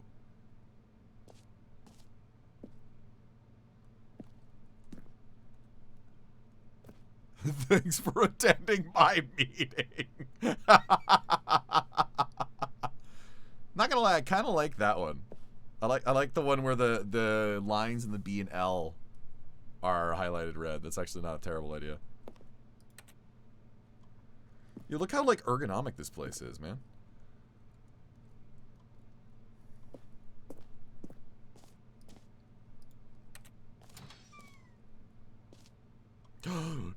There's the other Stanley. Now, to be clear, I haven't quite nailed down what exactly the Stanley Parable 2 is going to be, but let's take a look at some of the features I've been developing for it. I figure that if I can loosely organize a handful of interesting concepts, that surely the game will sort of naturally spring up around them. It'll all work itself out. Game development is much more of a fuzzy magic than anything scientific or logical, really.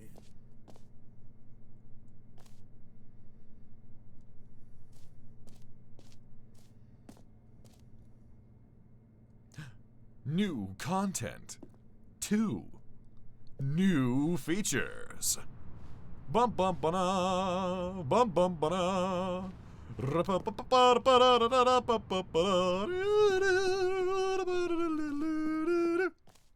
Yo, look at this. Here we are. Go on, try out some of the new features.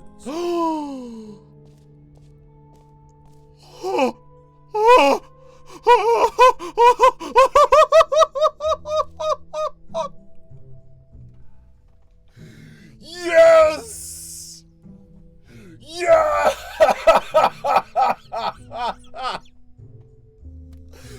The Stanley Parable 2 Reassurance Bucket!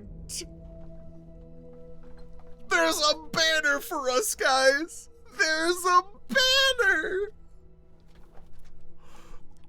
There it is! We've made it, guys!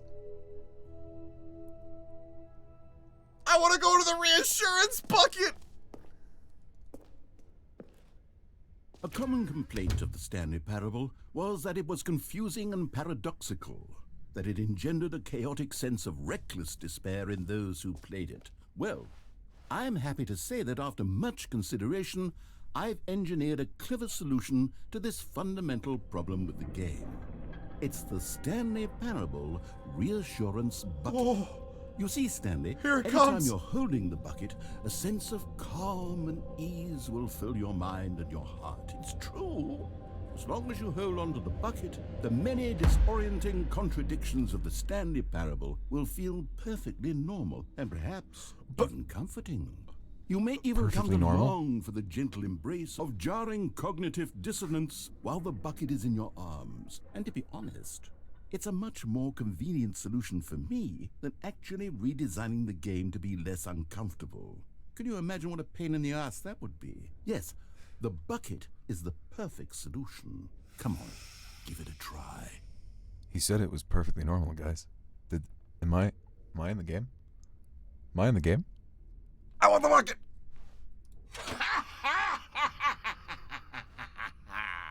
Can you feel it?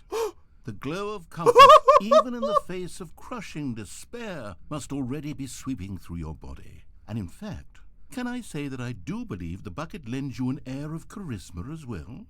I think that just holding it has made you the slightest bit more attractive as a person. The benefits of the bucket seem to go on, don't they? All this and more awaits you in the Stanley Parable 2.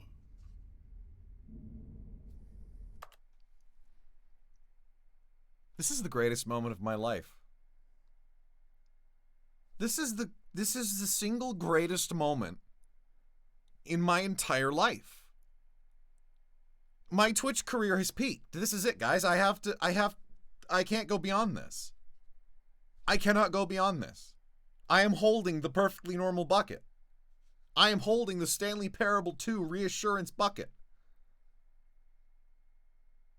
This is one of my favorite games that's ever been made. And I'm holding my namesake.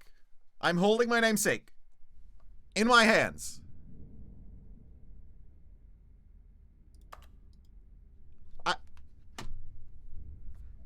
I have to delete the channel now. This is it. It doesn't get better than this. I have to stop while I'm on a high. Goodbye, everyone. It's been a pleasure. I'm kidding. Oh my god, I have a bucket.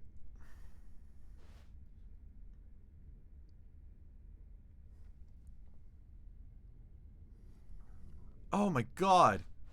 I'm holding the Stanley Parable 2 Reassurance Bucket. This says I'm almost tearing up right now. I'm actually almost tearing up at this moment. This is the single greatest moment. Life will not get better. Life will not get better than holding the Stanley Parable 2 Reassurance bucket. I get to keep it. This is my friend now. Does anyone give out awards for most enjoyable bucket in a video game? That really should be an award if it isn't already. Did I accidentally install the version of this game that they made for me? Guys, okay, so I just want to say it's kind of funny when you realize I played this game before my channel was ever a thing. This game became a lot of my personality and a lot of, like, how I create humor and a lot of my inspiration for fictional writing. Flash forward years later, this game, the original Stanley Parable, is in my mind. It's taken root, and it's kind of inspiring a lot of things. I then go on to make Bucket Prime, and then the creator, the writer of this game, creates an instance where a bucket is a beautiful, glorified center point of a joke, of entertainment. I need to meet this writer and just find out that it's actually just me from another reality.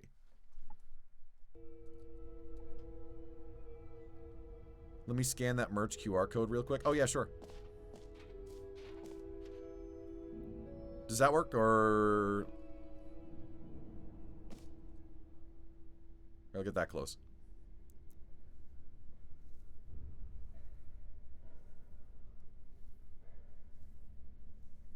Did it work? Did it actually work?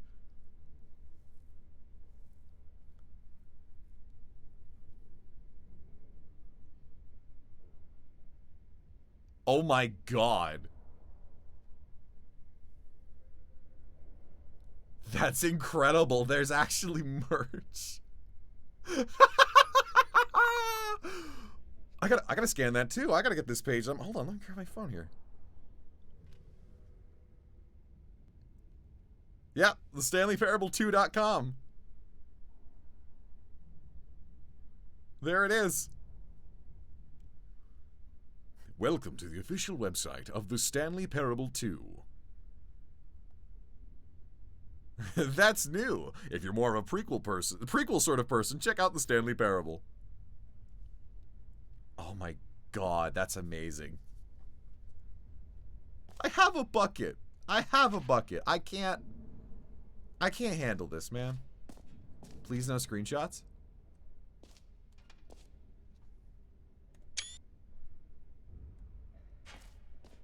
Okay, I'll be honest, I haven't yet decided on this one.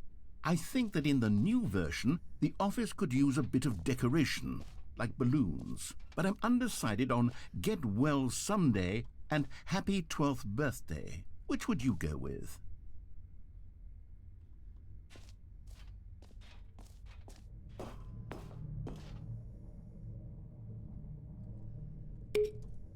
You know, sometimes when you solicit another person's opinion, it makes you realize that you knew which one you actually really wanted all along. No! Happy 12th birthday, step-niece, it is. No! I wanted to Get Well Someday! Or actually, maybe I should have gone with... No, I've made my decision. We're moving on. Come now. You've already made your choice. It's true that you chose badly, but we all have to move on from our mistakes. All right, Bucket, let's go. I'm gonna call you Rhea, because you're the Reassurance Bucket. This is Rhea the Bucket.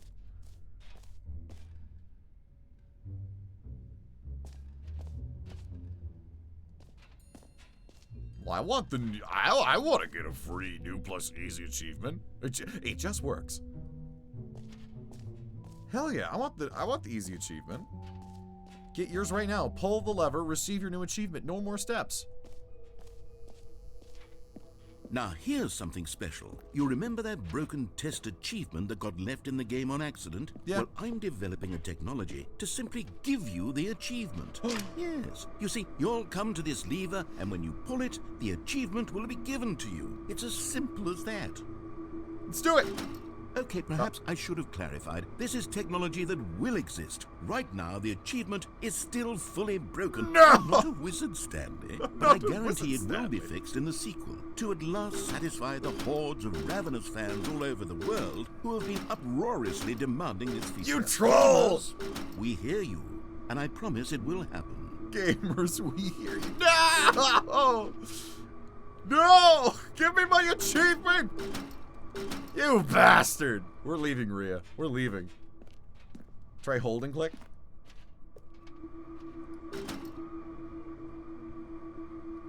Nope, didn't work.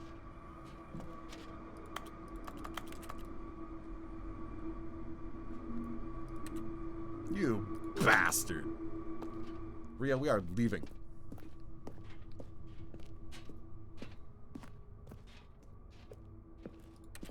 Okay, nothing here but a... Oh, I'm kind of scared. Rhea, hold me. It makes little, like, clanging metal noises when you walk. I love it. What else? What other exhibits haven't we seen yet? Oh, plenty, my guy. New content, the jump circle! You know what? Let's bring the jump circle back for Stanley Parable 2 as well. It's... Oh, wait. You already spent all your jumps the first time we saw the jump circle. Yeah. Oh well. I suppose it can just be a nice decorative piece then. Oh, I wanted to jump with Rhea. Jump circle, this map, free achievement, the button that says the name of the player that is playing the game. I want to find that. Merch, settings, world champion, the Stanley Parable Reassurance bucket. Yep!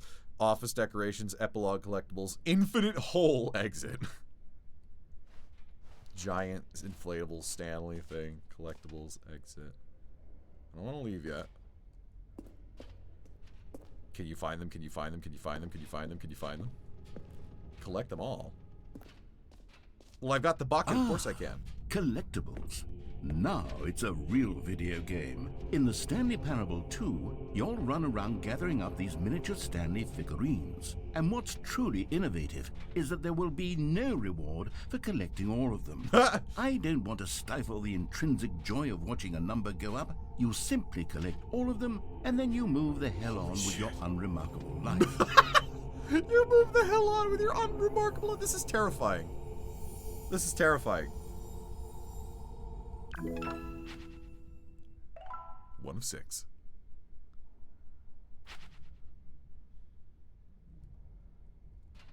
Oh, it kicked me out of the creepy room. Wait, yeah, if he's referring to the jump circle, then he knows about the other... Oh, he knows. He knows I was mean to him. God, it really is the worst when you collect everything in a video game and then they give you a big fancy reward for it. Absolutely tragic. I wonder if you can actually get all 6, or if that's just a cheat. I wouldn't be surprised if the game doesn't actually, you know, give it to you. Alright, so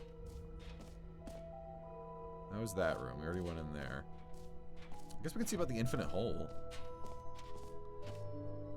Oh. Ooh. It just keeps going. I don't know if I want to... Hold on. I don't want to go to the infinite hole yet. Let's give it a moment. Let's just give that a moment. Let's just see that one now. I don't want to... I don't want to drop Rhea in it by accident. Yeah, find the tells you who you are button. Yeah. Good idea. All of a sudden, it's just like, Omni, the man who likes buckets. And I just shit my pants on stream. So, B, you are here. So I need to go down and to the right. Yeah. There we go. The button that says the name of the player that is playing the game. Oh, yeah. Hell yeah. Let's do it. For the Stanley Parable 2, I asked myself, what do players really want? And of course, the first and most obvious answer is that they want to be individually recognized and validated as people. So with that in mind, my first addition to the game is this button which speaks the name of the person playing the game. Isn't that wonderful? Let's do it! Jim. Sorry, I should have clarified. Right now, the button only says the name Jim. But of course, in the final game, this button will say your name, whatever name that is. Here, let's have you role-play as Jim to really simulate the full experience of this feature. Okay. Just play along. I promise you'll love it. Okay, here we go. Let's take a deep breath. Okay. Clear your mind, forget whoever you are, and simply become a person named Jim. I want you to imagine yourself living as Jim, sleeping and waking as Jim, falling in love and being heartbroken as Jim, seizing all of the world's possibilities as Jim, and as Jim watching your dreams crumble into dust. Do you feel it deeply?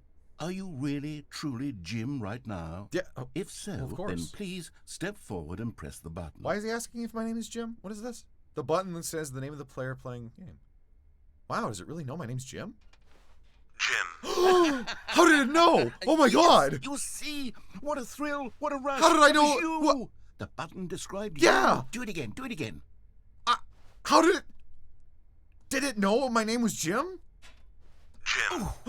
It hits even harder the second time. If this were the only new feature in the Stanley Parable 2, it would still be worth the Oh money. my god, yes. Let's take a break from the Jim button. I'm too emotionally drained from all of this personal validation. No!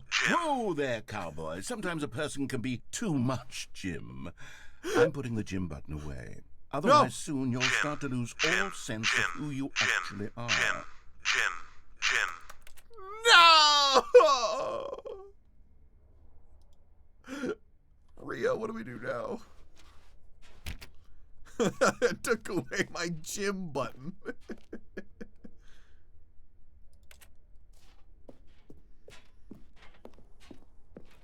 I love this game so fucking much. I have a bucket. I have a bucket. I have the Reassurance bucket. I suppose I could allow only people named Jim to play the Stanley Parable 2.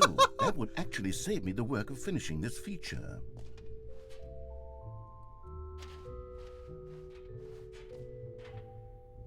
Oh.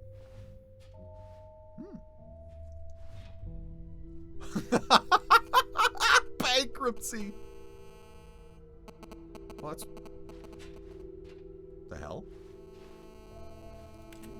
What the hell? Did you guys hear that?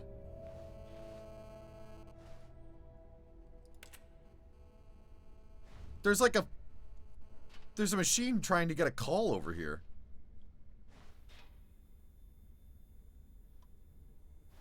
That freaked me out. I thought that was real.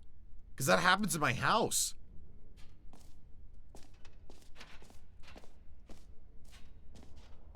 That was weird. Epilogue. An epilogue would be fun, wouldn't it, Stanley? Yeah. Yes, it will go at the end of the, well, we'll figure that out later. Nah, that's funny.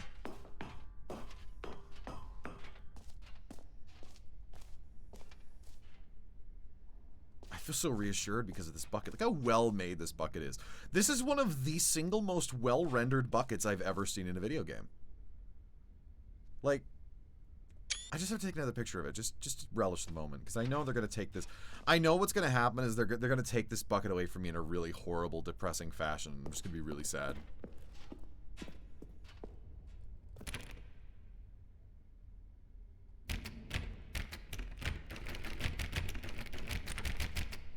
I know how to get this achievement. Hold on.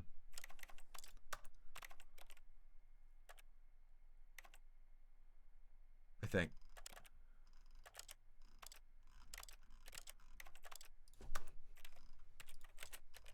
Actually, I don't.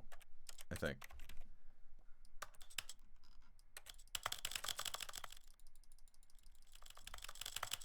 This is the story of a man. This is the story of a man.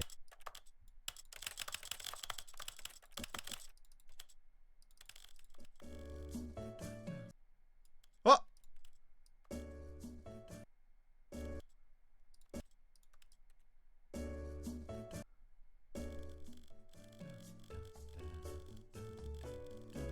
He's singing along to it.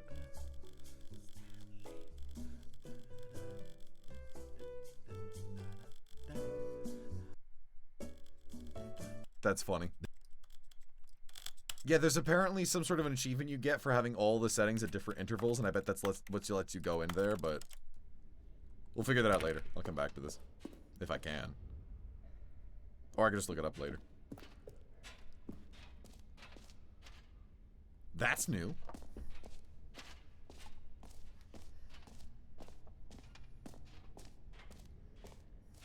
No, it's not. Alright, infinite hole.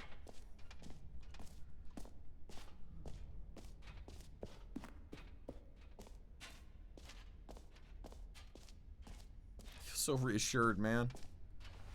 Merch, settings, world champion. Office decorations, collectibles. Yeah, just time for the infinite hole.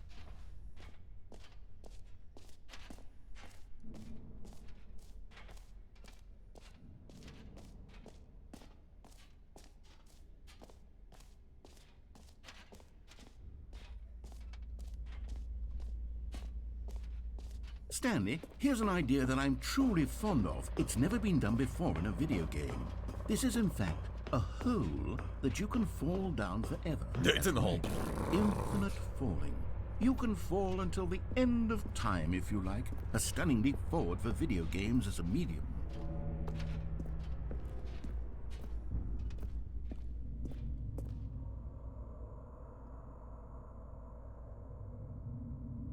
All right, Rhea. Hold on tight.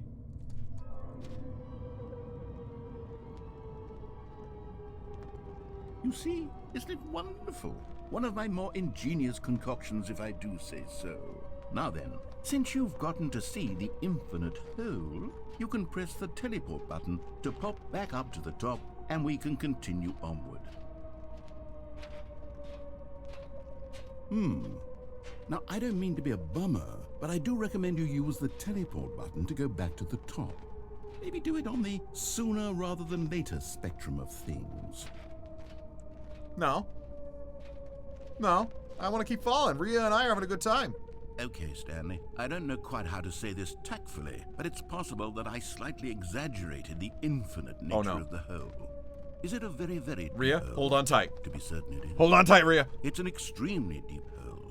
I don't want anyone to say that it isn't an astonishingly deep hole. It is. Is it infinite? Well, that sort of depends on your definition of infinity. From one perspective, the infinite is merely philosophical in nature. It's more of a... Oh! Okay, well, good for you. You found the bottom of the hole. You found me out, Stanley.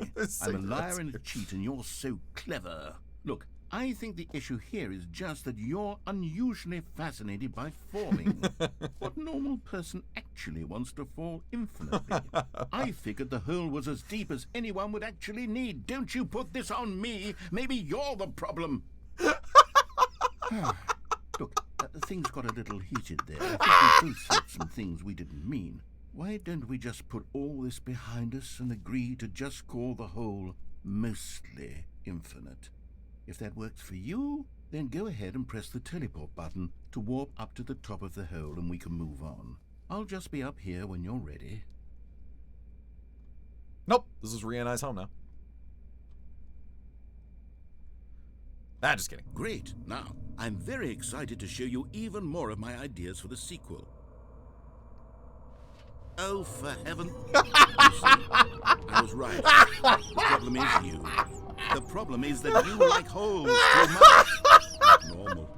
A normal person would have said, yep, that's an infinite hole right there. Goes on forever till the end of time. Don't need to see it all, but not you. Oh, no, no, no, no. You have a weird sort of... Oh. Did the hole seem even shorter to you this time? I couldn't help but feel like you spent a little less time in there than you did before. Yeah. I mean, admittedly, I didn't make an infinite hole, but I didn't think it was that not infinite. Well, I suppose once again there's nothing to do here. If you decide you've had enough of the hole, you can hit the teleport button and come join me up above. Had enough? I'm positively thrilled. I really do have so much more to show you and to talk about, and I've had enough of the hole for a lifetime. I haven't. Gosh, how could I have guessed? You're back in the hole. If this starts to become a thing where... Wow. Okay. Yes. I'm starting to become extremely certain that the hole is not only not infinite, but that it's growing steadily less and less infinite. I suspect that I'm starting to hit the point where it's no longer feasible to call the hole infinitely deep, even by the lax overall standards for accountability in marketing. What's going on here? Stanley, I have no explanation for the uncertain nature of the hole's length. Here, let's try something. Let's pop back up to the top, and we'll see if it gets any shorter. I love it when the narrator gets on board with my antics. Well, there it is. Oh. The shame of my lie has come to haunt me. Not only is the hole not infinite, but it's barely even a hole at this point. It's more of a concavity, or even a very aggressive divot. How is this still appealing to you? I know you're obsessed with holes, but at this depth, I just can't see this scratching the itch. Oh, who am I to judge? You just do whatever it is you're here to do and hit the teleport button when you're ready to move on. This is the greatest moment of my life. Is Oh no. The, Oh no. teleport button not working? Oh no. You sure? Yeah. Well, I mean, I really don't have an explanation. It was working just a moment ago. Rhea, go on Try it without me. again. Rhea, go on without me. Well, I suppose there is one thing I can do to fix this. I'm out. No, Goodbye, Stanley. You couldn't bear to be away from the hole. No. And now you'll get more No. time with it than you could ever have asked for. No. It's a win for everyone. What? You get to be with the hole. I get to do literally anything else. No. Take care, Stanley. No. I hope you and the hole have a wonderful rest of eternity together. No. He's turned the tables on me.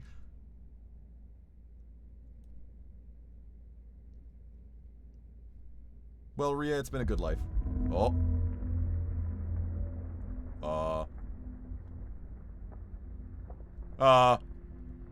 Rhea? Rhea, I don't know what's going on.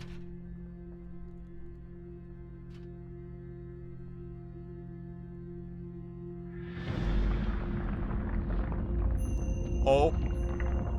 Oh. We are descending.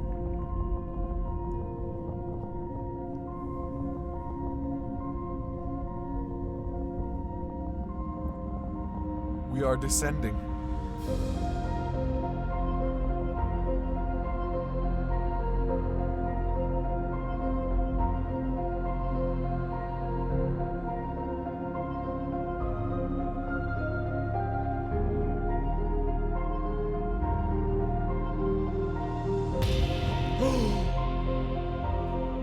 Oh!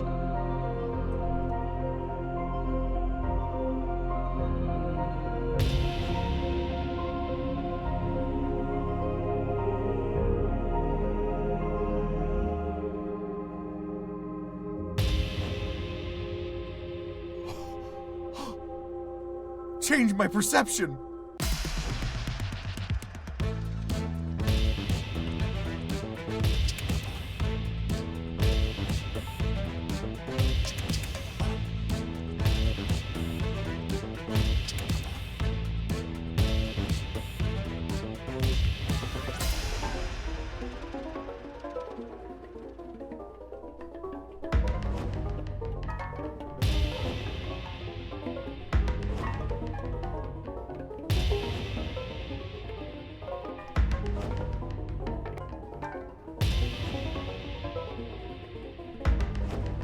Puppies!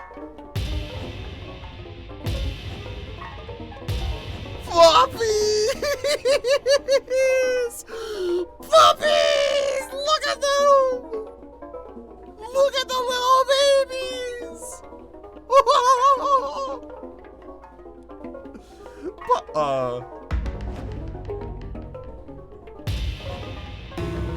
Oh!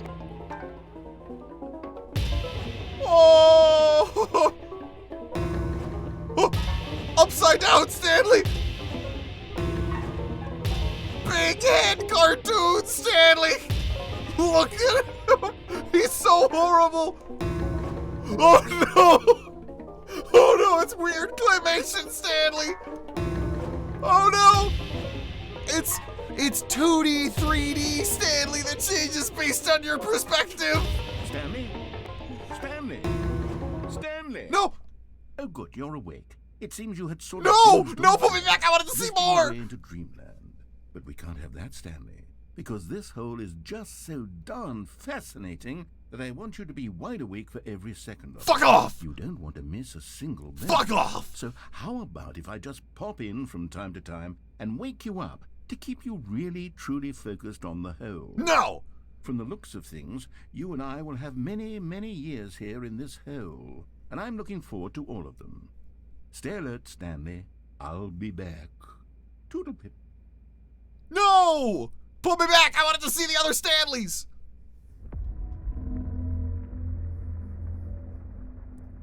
Yes! Yes! Bring me back down! No! No! You fuck! No! No!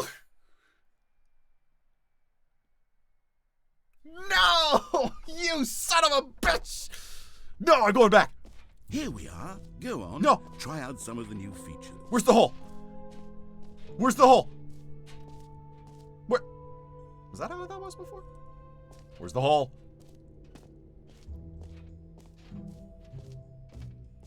The mostly infinite hole. Fine, it ended.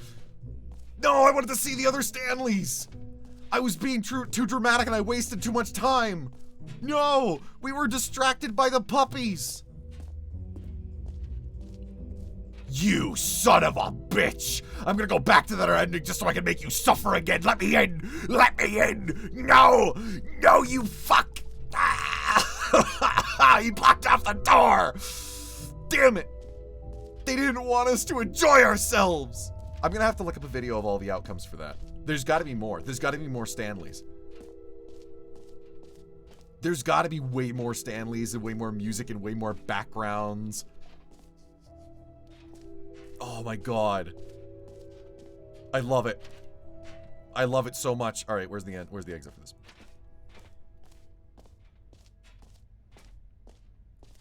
Where was the exit?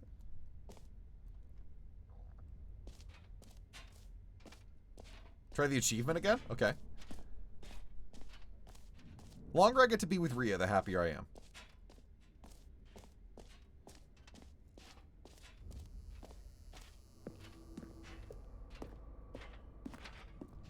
I love how even the bucket showed up in the hole with me. That was so funny.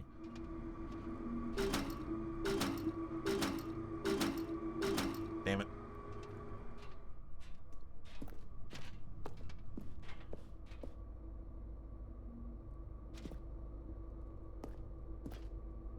Wait a minute. Wait a minute. Wait a minute. Wait a minute. Is that...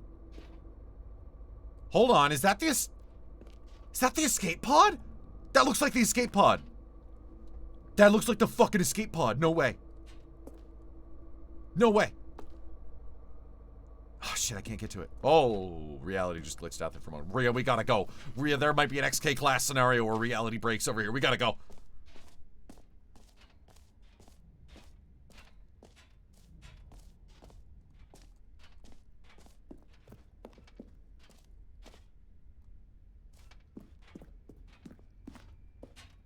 I'll be back for you.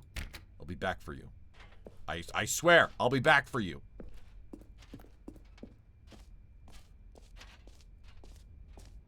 The reassurance bucket. That's me. That's my entire brand. They put my entire brand into this game.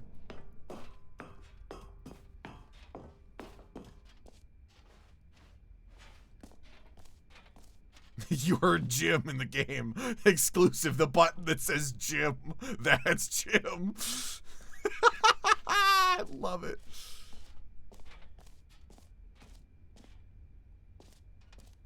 What's this door do?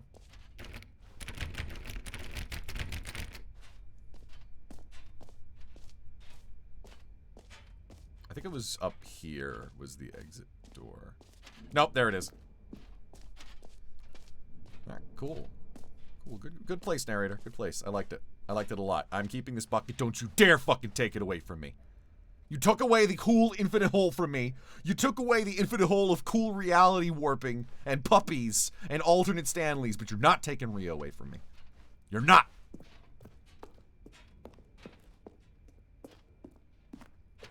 All right. Have you seen everything you wanted to? Yeah. Ready to move on now? Pretty much. Yeah, kind of.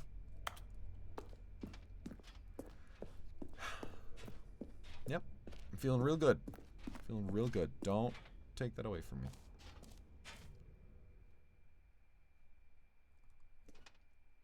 That's just a giant scaled suitcase. So, Stanley, what do you think? Do you like all of the new features? Yes, I know it's not exactly clear yet how exactly these features will come together as one single coherent video game, but I can feel it in my soul. It's going to work. It will. There's definitely a good game in there somewhere. It absolutely will. Let's do an experiment. I'll arrange these new features together, and we'll see whether or not it coheres into a meaningful gameplay experience. Okay. Are you ready? I am. Here it is. I give you the Stanley Parable 2.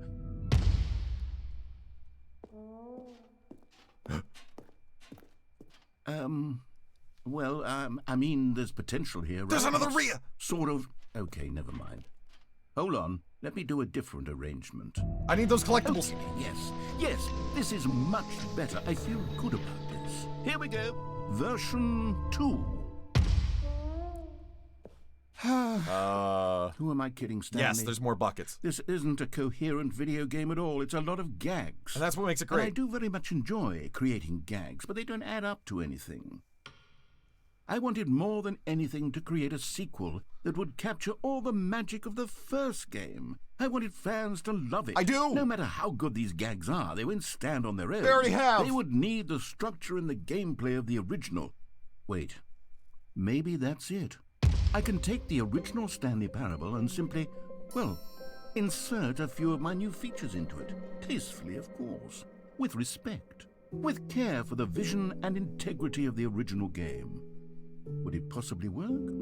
I suppose it could. But it would need a really, really tremendous title screen. A title screen that says with bold and uncompromising conviction, "This is the Stanley Parable 2. Let me see if I can whip something up.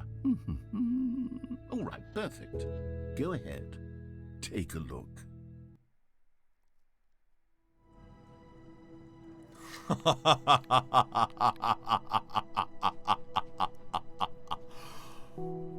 This whole fucking shtick was... This whole thing was just a giant bait. This is not Stanley Parable Ultra Deluxe. This is Stanley Parable 2. This whole thing was just a fucking debate. I love it.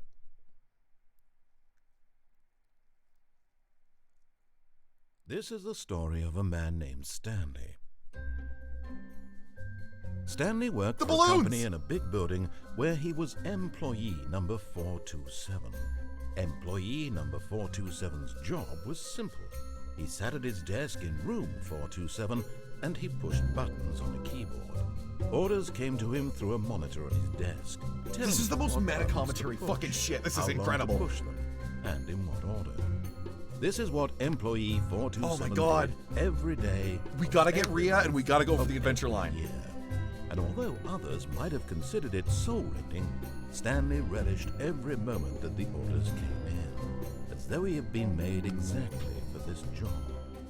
And Stanley was happy. I'm happy. And then one day, something very peculiar happened. Something that would forever change Stanley. Something he would never quite forget. He had been at his desk for nearly an hour when he realized that not one single order had arrived on the monitor for him to follow. No one had showed Where's the up to give him balloons? instructions, call a meeting, or even say hi. Never in all his years at the company had this happened, this complete isolation. Something was very clearly wrong. Shocked, frozen solid, Stanley found himself unable to move for the longest time. But as he came to his wits and regained his senses, He got up from his desk and stepped out of his office. All right, where's Rhea? I bet Rhea's in the broom closet. All of his co-workers were gone. What could it mean? Stanley decided to go to the meeting room. Perhaps he had simply missed a memo.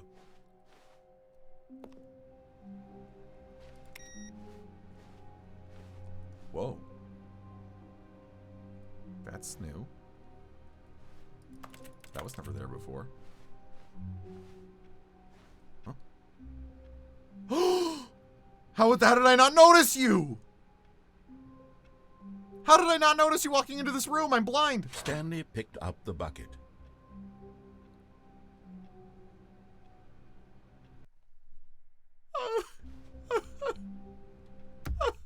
The sequel is now paused. They gave me a bucket in Stanley Parable. One of my favorite games they ever made in the history of mankind, and they put a bucket in it. And it has narration.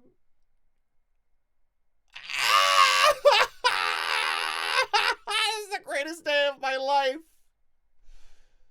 I'll be at my wedding day. And my wife will be like, isn't this the greatest? And I'm going to go, not even fucking close. I just get a bucket now. I just get a bucket with me. I get to go through all these endings with the bucket. I got to go through the entire game again with the bucket. There's no new content. I can do the achievement. Is this off the bucket list? Yes. I can go do the achievement now. Oh, please. Are you really just doing this for the achievement? Click a door 5 times. Is that all that you think an achievement is worth? Yeah. No. I can't just give these merits away for such little effort. A measly 5 clicks. Now suppose you were to click the door 20 times. I would say that's the kind of effort that warrants recognition.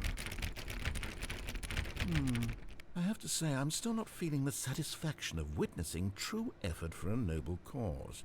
Perhaps 50 clicks will do it. Yes, almost certainly 50 clicks. No, I'm still not feeling it. You see, now that you've gotten the bucket involved, my standards have gone up. Merely clicking a single door is no longer enough. Now, I want to see you press this bucket against multiple doors. Now, that's the kind of thing that merits an achievement. Oh my god! Why don't you put 20 bucket touches into door 417?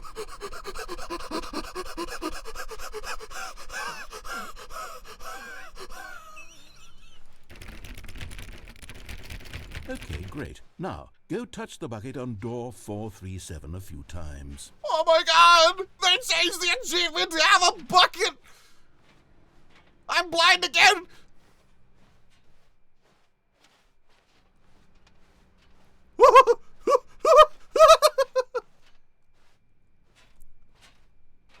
Wait a minute. No, I remember 437 was in a weird spot. It was in a weird spot, and that's why it tricked me before. I'm not going to fall for it again. That! Yes, now we're getting somewhere. How about door 415? Give it some bucket love. Give it some bucket love! I'm saving all of these. All of these audio clips are being saved. All of them. All of these, I'm going to go back, I'm going to record these, and these are going to be all of my notifications.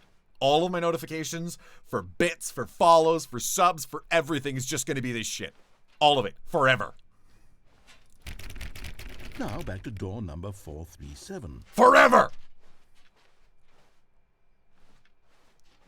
This is my favorite game they've ever made. This is my favorite game ever. This is the best game history's ever made. You know, I think the copy machine needs some attention. Why don't you rub the bucket on it a bit? All right, back to room 417. I'm really feeling it now. I think we're getting somewhere. Now that you've got the bucket involved. Okay, now bring the bucket on top of employee 419's desk. Yes, this is great. Now the bucket knows exactly what it's like to be employee 419. It's employee 419! Let's introduce it to door 416. Rhea, you're employee 419! Oh Holy shit!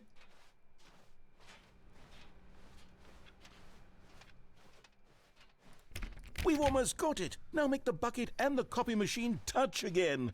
Is this some sort of a romance novel? Finish it off, Stanley. 5 touches of the bucket on door 430. 1, 2, 3, 4, 5! Yes! We did it! Wow, that felt amazing.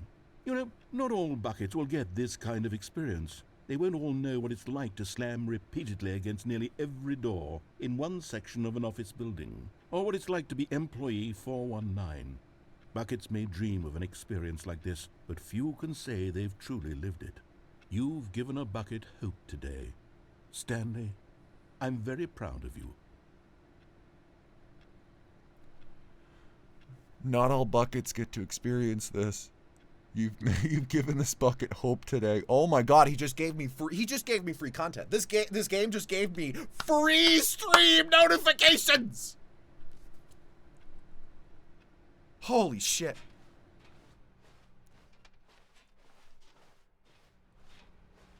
I'm elated. My face is just stuck, plastered in a smile right now. I cannot help it.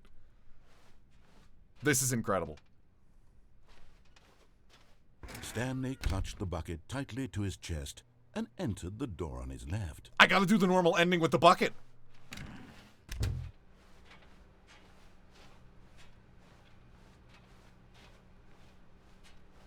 Still no one was here.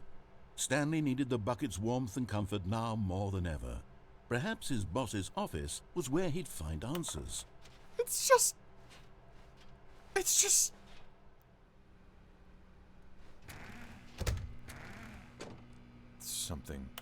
Something in here. Oh, Stanley, can you feel it? The broom closet. It wants the bucket.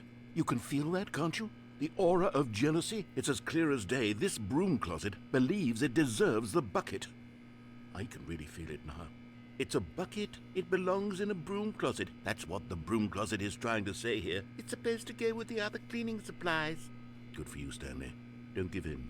Don't hand over the bucket. I know how hard it must be, given the pressure that the broom closet is putting on your shoulders right now, but you have to be strong. This is your bucket. This is your companion and lifelong friend. You can't hand it over. Oh no.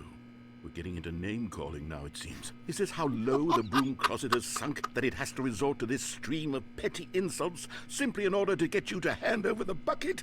Stanley, I never liked this broom closet for a variety of reasons, but even this is worse than I had imagined. And wait, now the broom closet has the gall to imply that you and the bucket are not truly deep and lasting friends? No. That your relationship is purely superficial and convenient? No. That your life is so banal and meaningless that you'd feel the same sort of kinship towards any inanimate object which happened to lay in your path in an even partially enticing manner? Well, I never. Go on, Stanley. Lay into it. Really tell the broom closet off for its demeaning comments. Expand on the wide variety of experiences you and the bucket have shared together. Go through each of them point by point. Share your journal entries detailing the rich emotional landscape of your feelings for the bucket as they have changed and evolved over the years. Let him have it. How dare you? You think you can take this bucket away from me? This is my namesake. This is everything I stand for. You will never have this. You will never have this bucket. I've got you something which I think will help settle this debate once and for all. Here we go. There. Now it's settled. No more debate, no more discussion. Take a hike, Broom. Take a hike! With all your meandering philosophical diatribes about the nature of cleaning supplies and their relationship to broom closets in the natural order of things. That's property of Stanley. Can we Photoshop Right, that to just I've property got a of second Omni? sticker back here, and I'm going to slap it on as well because I think it's appropriate. Yes! See? I feel that it works because the sticker is also a bucket. Yes! That way, if you're ever unsure whether the thing you're holding is a bucket or not, you can look down at this sticker and say to yourself, ah, it's a bucket. There really is a wide variety of applications for this sticker. Yeah! Alright, what else? Put more stickers on the bucket. Just overload it. You know what? I could take the name-calling and the dismissal of your kinship with the bucket, but now the broom closet is just giving us the silent treatment. And to be honest, I'm sick of the pettiness on display. You can stay here all you like, but I've had it with this impetulant room of cleaning supplies. Easily the most childish such room I've ever been in. I'll see you outside, and we can get on with the story about you and your bucket. Yeah! Up yours, broom closet! Up yours! I don't need you! This is my bucket, property of Stanley / Omni, and it's got a bucket sticker on it so you don't forget the fact that it is in fact a bucket. Fuck you. Rhea, we are leaving. Although I don't know how I feel about you having such a submissive relationship now that you are claiming to be my property. I think we need to talk about your self-worth and how you really should feel like your own person at times. Fuck you, broom closet. Coming to a staircase, Stanley and the bucket walked upstairs to the boss's office.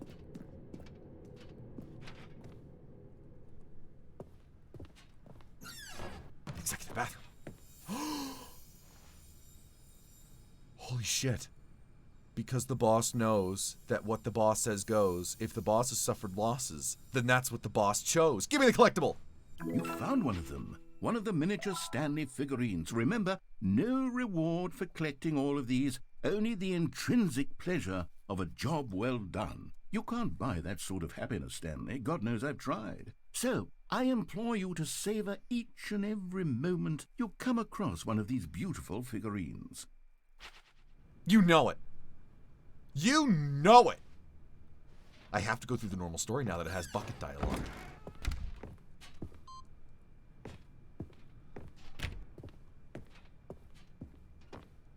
Stepping into his manager's office, Stanley was once again stunned to discover not an indication of any human life.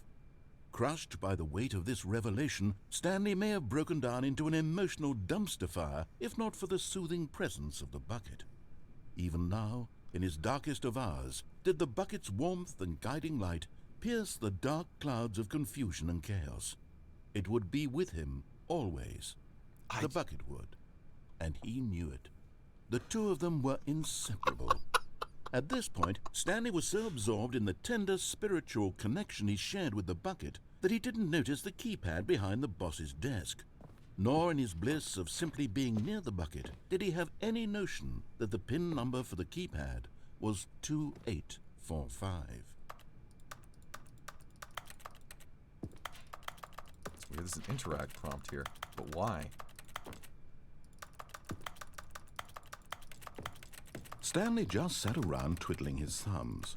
Trying to input anything on the device was useless, since he could never possibly know that the combination was 2845. No, I don't know. I don't know what you're talking about. 2845. I'm having a good time with the bucket.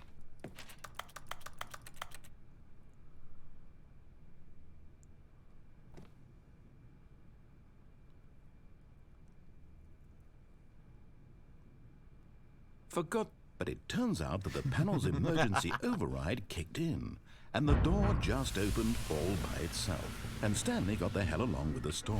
Well, whoop-de-doo.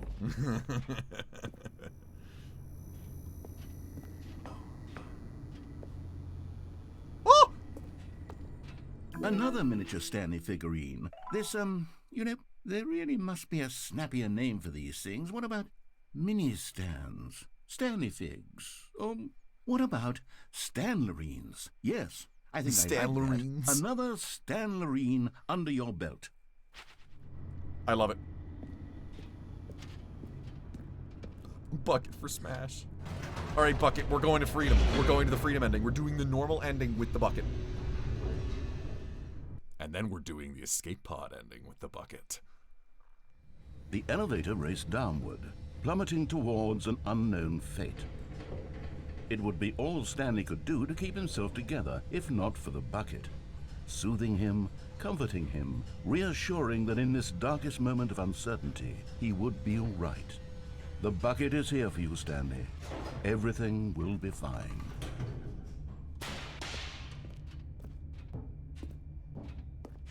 Stanley and the bucket walked straight ahead through the large door that read, Mind Control Facility.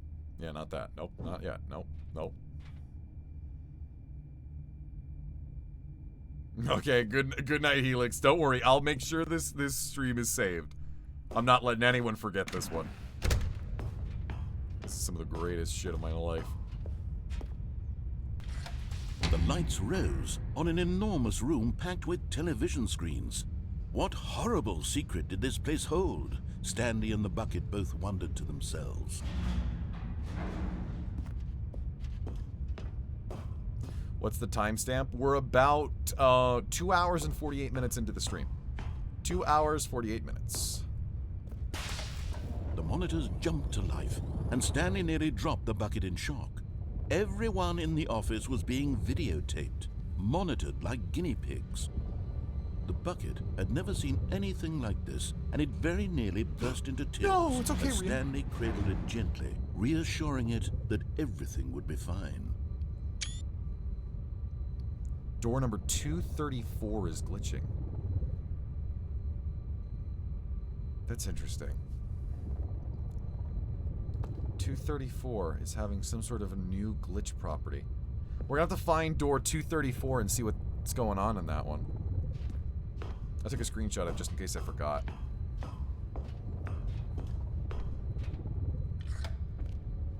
Was the bucket under the mind control facility's influence as well? No! Had the bucket been told to do things it didn't wish to do? No! What kinds of things does a bucket want to do or not want to do in the first place? These questions raced furiously in Stanley's feeble mind. No! He screamed into the bucket. He couldn't accept it. His own life in someone else's control, never! He squeezed the bucket tighter, his one friend in the entire world. At this point, he could trust no one except for the bucket. No one. No But one here except was you. the proof. The heart of the operation. Controls labeled with emotions, happy or sad or content. Walking, eating, working, all of it monitored and commanded from this very place. And as the cold reality of his past began to sink in, Stanley decided that this machinery would never again exert its terrible power over another human life. For he and the bucket would dismantle the controls for good.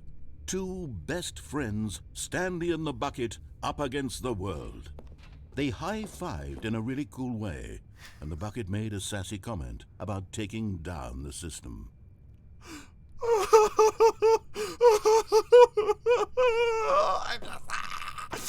The bucket made a sassy comment about taking down the system. When at last they came to the source of the room's power, Stanley and the bucket knew it was their obligation to put an end to this horrible place and to everything it stood for.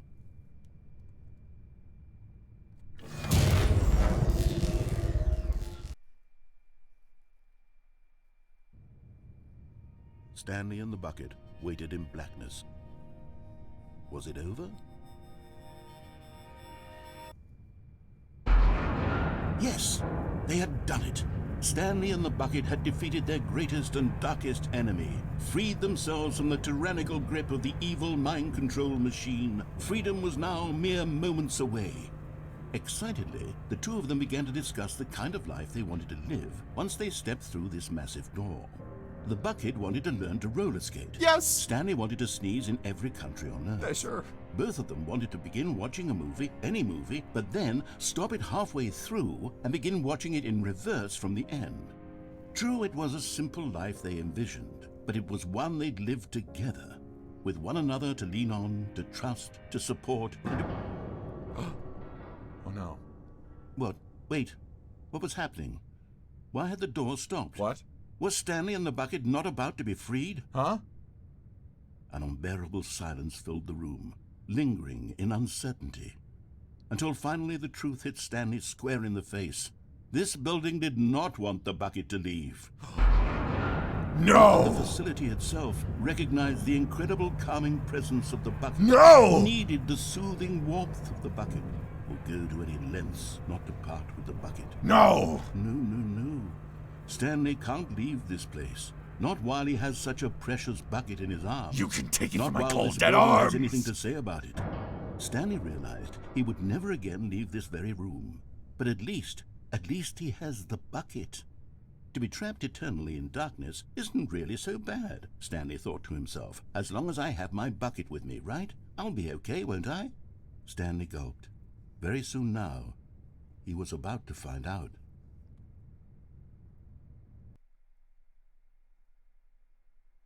Oh my god. Oh my god! You don't get... If you take the bucket with you, you don't get to leave. The bucket is an intrinsic part of this reality, of this facility. The bucket is the true antagonist. The bucket wants to roller skate. Guys, I'm going to have a emote for the Bucket Prime, and he's going to have roller skates in honor of this. In honor of all of this. He's also going to have an emote with a bucket sticker on him and a bucket that says, property of Omni. This will be done. All of his co-workers were gone. What could it mean? Stanley decided to go to the meeting room. Perhaps he had simply missed a memo.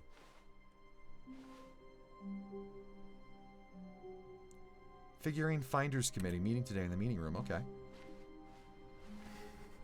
Stanley lifted the bucket into his arms, and a wave of comfort rushed over him. God, yes.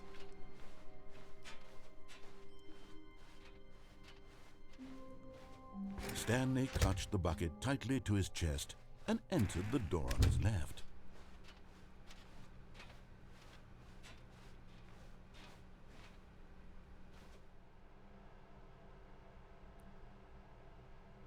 Oh.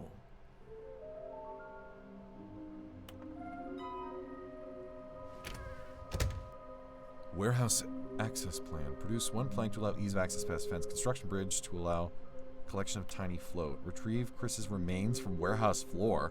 Construct new structurally sound bridge. Places to search. Mission status. Looks like 427. Haha. Just gotta collect them all. Large room, lots of boxes, stairs, something to do with stairs, somewhere both red and blue. Nearby a fireplace, a private but smelly place for an important person. Wait, these are actual... Okay. A large room, lots of boxes. Stairs, something to do with stairs. I know where that is. Somewhere both red and blue. Okay, so I actually know how to find these. Is this some kind of a game? There must be a point to this. There will be reward for finding them all. Lies! Who are you? 666 lol. There will be a cleaning of this wall required. I want them so much. I want to go home. Stop kidding yourselves.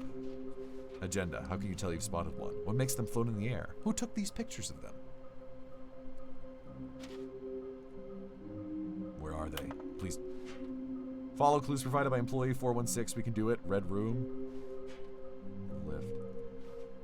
Please do not leave the office before reporting back on any new findings. Teamwork and communication. Blah, blah, blah. Thank you. Good luck. Maybe we are the collectibles? Shut the frick up. Teamwork may concern. I managed to pick up some bottom text. I managed to pick up sounds unusual to a regular office ambience or local audio sources using an array of cardioid microphones. Small floating objects appeared across the office. We have to synergize the resources to ensure their retrieval. There are many questions. There was no memo for management.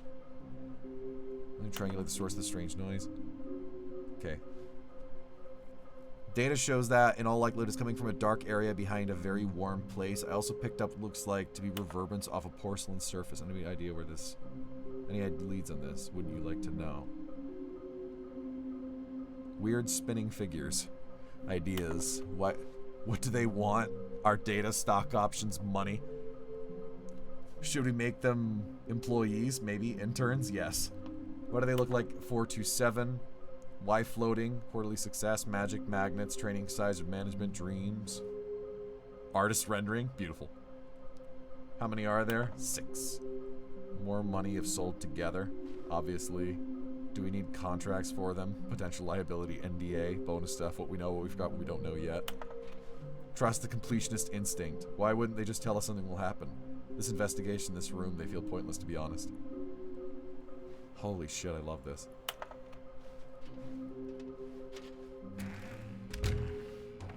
Stanley, we must move on from this broom closet, simply because I have no remaining stickers. If I did, you can guarantee we'd be in here for hours. But alas, no stickers. But alas, no stickers. Coming to a staircase, Stanley and the bucket walked upstairs to the boss's office.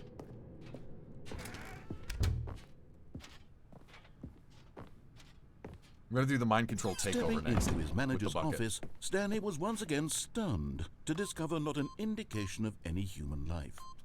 But Stanley guessed the correct code by sheer luck. Was it that the bucket knew all along? Of Was course. the bucket guiding him? Yes, this is certainly the most logical explanation. The bucket is guiding you. I gotta see what happens if you take over the facility with the bucket in your hands. I gotta know. It's the reassuring bucket. It's Rhea. Stanley and the bucket walked straight ahead through the large door that And then we'll go read, there. Mind Control Facility.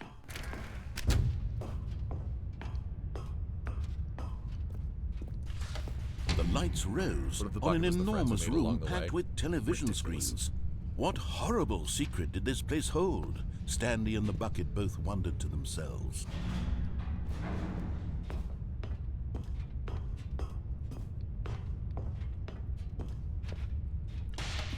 The monitors jumped to life, and Stanley nearly dropped the bucket in shock. Everyone in the office was being videotaped, monitored like guinea pigs. The bucket had never seen anything like this, and it very nearly burst into tears as Stanley cradled it gently, reassuring it that everything would be fine.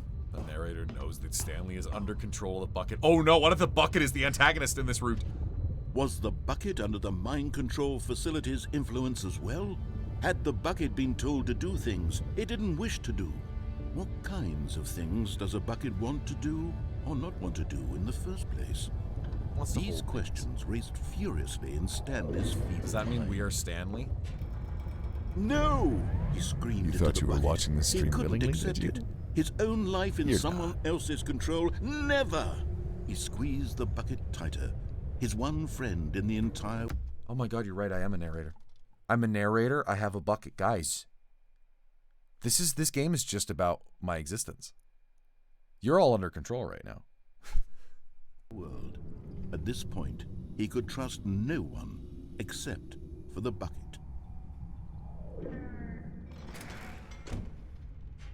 But here was the proof. The heart of the operation. Controls labeled with emotions, happy or sad or content. Walking, eating, working, all of it monitored and commanded from this very place.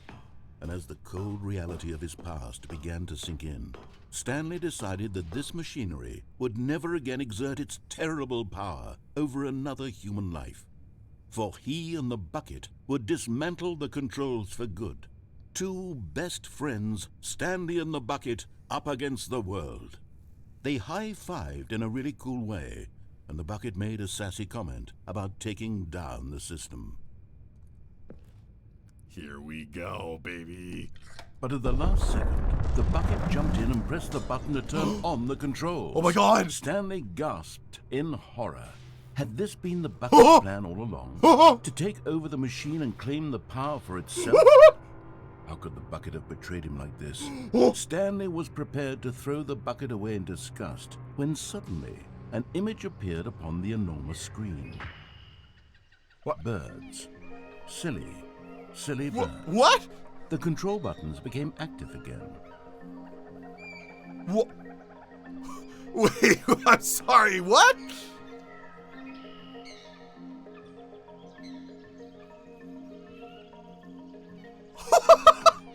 All right. What? This one. Oh! Flamingos! Stanley flipped through one video of silly birds after another, and then it dawned on him. This wasn't a mind control facility at all. It was a facility for monitoring and surveilling silly birds all over the world. The mind controls were only a facade to disguise its true intentions. Had the bucket known this all along? Stanley marveled at the metal genius in his hands, the one who had pointed him towards this incredible discovery. Stanley and the bucket never found freedom because they spent the rest of their lives here in this place, flipping through live streams of the silliest birds imaginable. Of all the possible paths his life could have taken, this one was surely the best. And Stanley Owls! was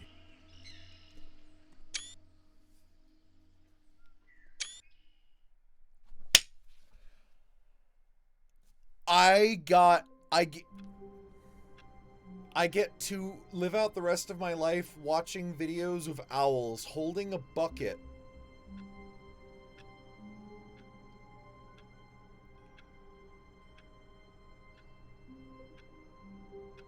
If I just end it all now, I'd be okay.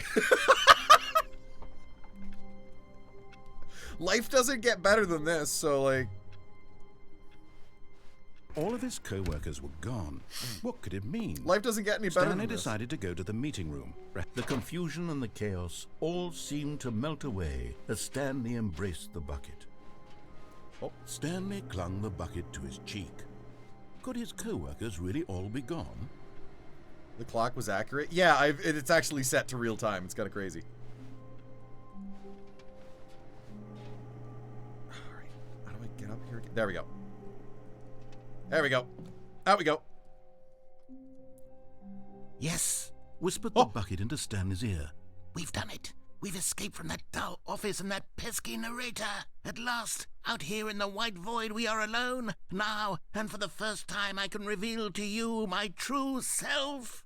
The bucket began to tell Stanley of its life and its history, of the countless wars it witnessed, desecrating the land and lives of untold numbers of innocent humans, and the bucket's own complicity therein, of sadness and regret, and the many years it spent dwelling on the actions it might have taken to curb the madness and the decay, if only it had been stronger, of hope and redemption, and its crusade to uplift the stock of life for the common man, to manifest justice where none existed, and the bittersweet reality of time, to see one's dreams and wishes met halfway, meted out in parcels like charity, and abandoned as soon as the warm glow of inspiration begins to dim. The opportunities to do so much more. There was so much it could have done, perhaps, the bucket wondered to itself. Perhaps if it had seen its own darkness with a clearer perception. This was way too much for Stanley. What are you talking about? He screamed. You're a bucket! To this, the bucket furrowed its brow. No, said the bucket. Not since the evil wizard Gambhorata first ensnared me in his machinations as payback for the sacred amulet I stole from his treasured vaults. I was young back then and could not conceive the ramifications of... No! Stanley screamed even louder this time. This is stupid! You are a bucket! This is so stupid! Why are we even doing this? As Stanley screamed and screamed and screamed, the bucket revealed its true form, transforming into a mighty beast of untold power, its fangs glistening like...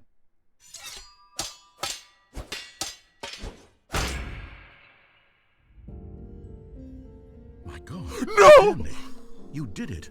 You saved us from the bucket. No! Thank God you already had all 12 emblems of sages and knew the incantations to summon their true power. Otherwise, we would have easily been overwhelmed by the bucket's power. I'm speechless. You've demonstrated such bravery here today. Come, let's restart the game. No! We to never again go trifling with this bucket, No! nor the dark magic cast away inside of it. No! No! No! Fuck that! No! Someone was following Stanley. He was sure of it.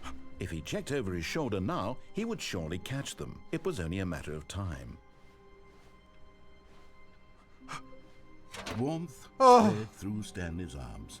With the bucket in his arms again, he was home. I was actually so afraid that it was going to get rid of the bucket. I was actually genuinely anxious that it was going to get rid of it. Rhea, I don't care if you are the machination of an ancient wizard and you transform into a deep, ancient evil form. That's what makes you amazing. No. Holy shit. It just tried to kill Rhea. It did. It killed her. Stanley clutched the bucket tightly to his chest and entered the door on his left. I'm gonna go jump off the ledge over there with the bucket and see what happens. This was not the correct way to the meeting room, but Stanley had felt the bucket calling to him, telling him that the employee lounge was simply the place to be. And here it was. Had the bucket turned out to be correct? Was this better than the meeting room? Yes, Stanley thought to himself. Yes, perhaps it truly was. How insightful the bucket turned out to be. I want to hang around here with the bucket and see what it says.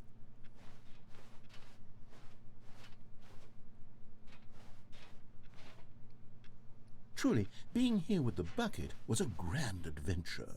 Stanley reflected on all they'd been through together. First, walking through the door on the right, then walking to the lounge, then arriving at the lounge. What a thrilling journey the bucket had inspired.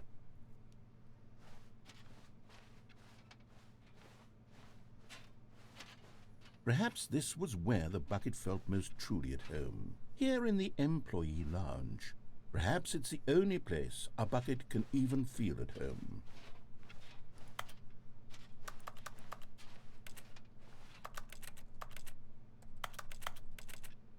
Stanley decided to just give the bucket absolutely as much time as it needed to be in the lounge. Clearly, the bucket and the employee lounge shared a special connection. They're friends. This is where the bucket was born.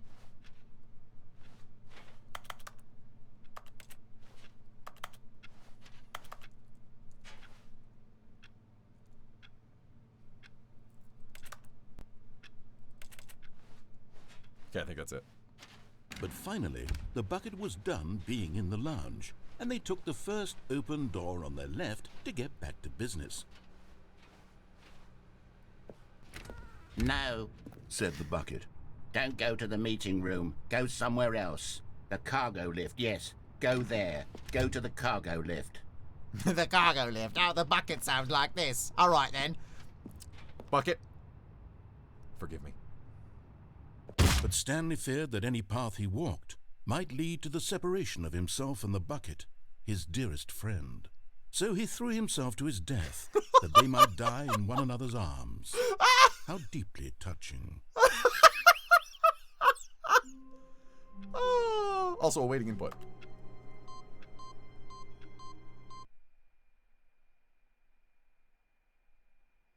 Welcome, Stanley, to heaven.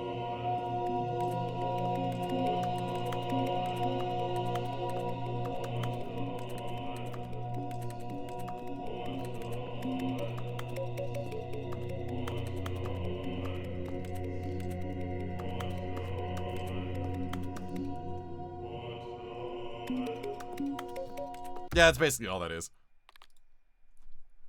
It's a fun little Easter egg you get to find if you hit all the inputs. How long was I sitting there? Stanley wondered to himself. Minutes? Days? Centuries? Did something crucial happen while my senses were turned? He made a note to be more careful with time from now on. Stanley picked up the bucket and smiled. He'd never be alone again, not truly alone, not with the bucket around. Stanley clutched the bucket tightly to his chest. This was not the correct way to the meeting room, but Stanley had felt the bucket calling to him, telling him that the employee lounge was simply the place to be. I can't believe I get to re-experience one of my favorite games I've ever fucking played, but all of the dialogue is now replaced with one of my favorite material objects based upon my successful career. I'm still not over it. And here it was. Had the bucket turned out to be correct? No, never mind. The bucket was wrong. Stanley took the door on his left to go back to the meeting The room. bucket was wrong. No, Said the bucket. don't go to the meeting room. Go somewhere else. The cargo lift, yes. Go there. Go to the cargo lift. Oh, thank you very much for the raid, Lumina. Wooden planks. Guys, we can get to the collectible.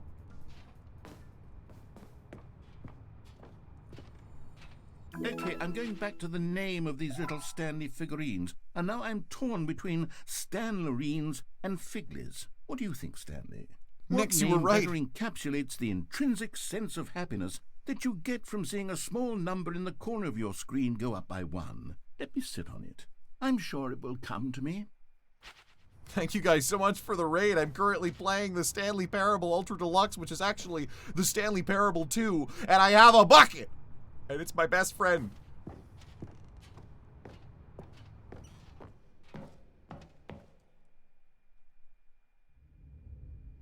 What? What? What? What the hell is this?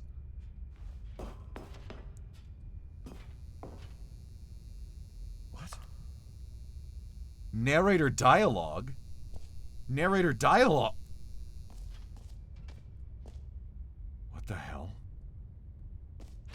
What the fuck? Narrator sound system.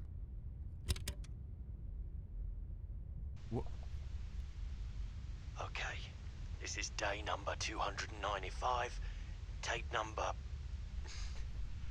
I don't even know. I've lost track.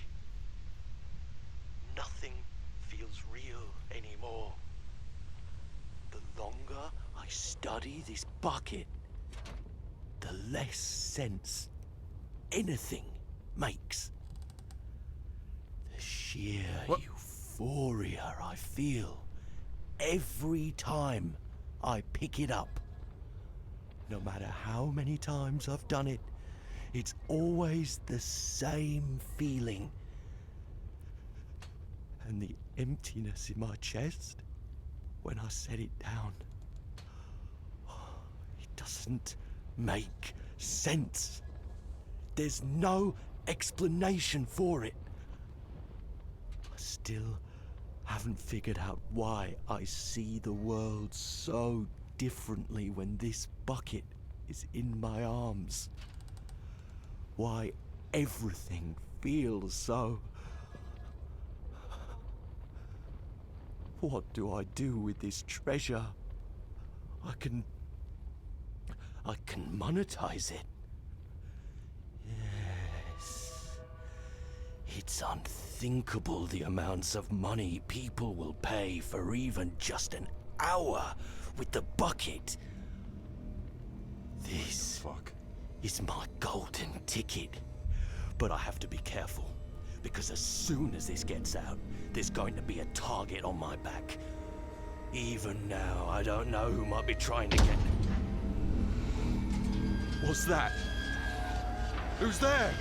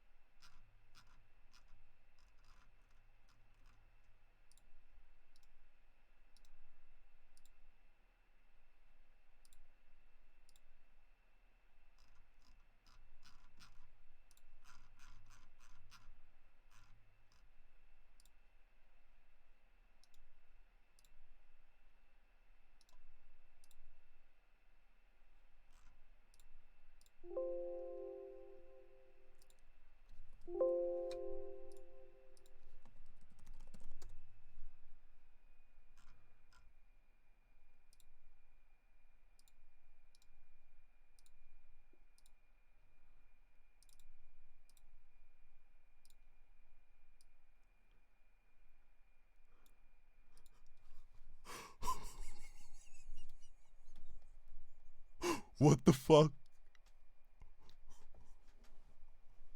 What the fuck is happening? What the fuck is happening? They went full crackhead on this one. They went full crackhead.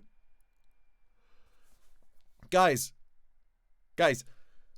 is the bucket actually, and like Nix, you're saying SCP Foundation, but like, is the bucket actually warping the reality and the perspective of everything and making it so when I pick it up, I'm hallucinating all this bullshit? Is the bucket actually the mind control facility that the entire story has been about the whole time?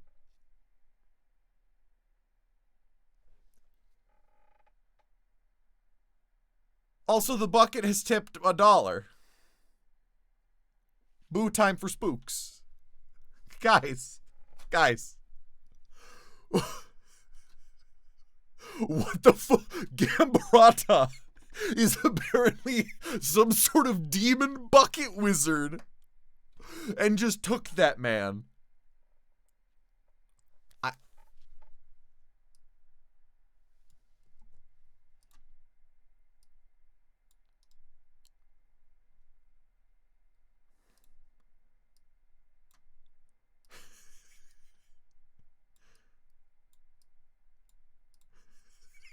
I just...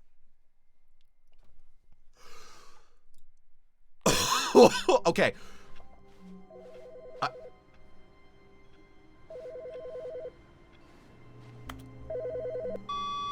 Stanley. Just wanted to leave you a message to let you know there's a few things I need you to pick up on your way home from work today. We need milk, cereal, dish soap, spaghetti, get a thing of sugar, some bread, and coffee beans, whichever ones you like. I'll give you a call if there's anything I forgot. Thanks, sweetie. See you tonight. That's new, I think. All right, so guys, I'm going to go and do... I'm starting to get less reassured by the bucket.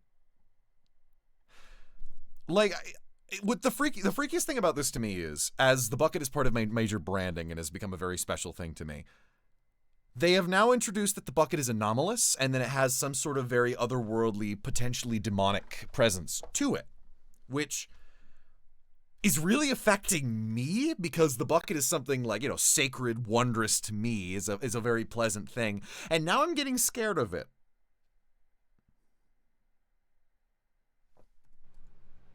It's just there. It's always waiting. It knows I'm going to pick it up every time. In fact, it prevents me from... The barrier's not there anymore.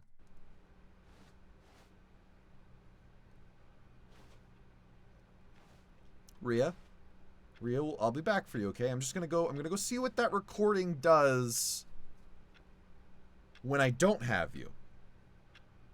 I'll be right back, okay? Just don't do anything weird.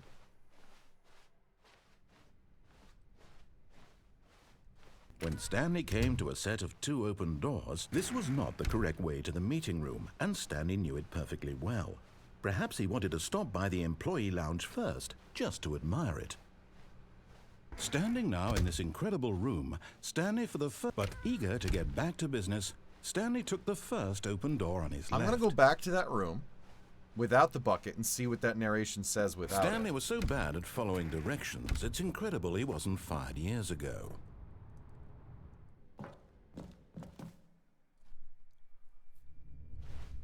I want to know. Stanley had now gotten himself so far off the beaten path that it seemed the office had begun.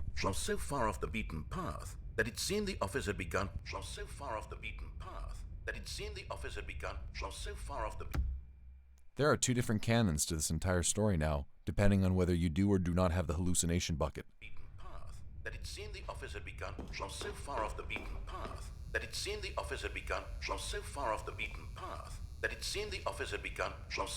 Narrator's not real. The narrator's not real. You didn't think I was actually just a recording, did you? What a silly and trite explanation that would be. All the back and forth between you and me, all the absurd adventures we've been through, and it all turns out I'm just a tape recording? It was all just in Stanley's head.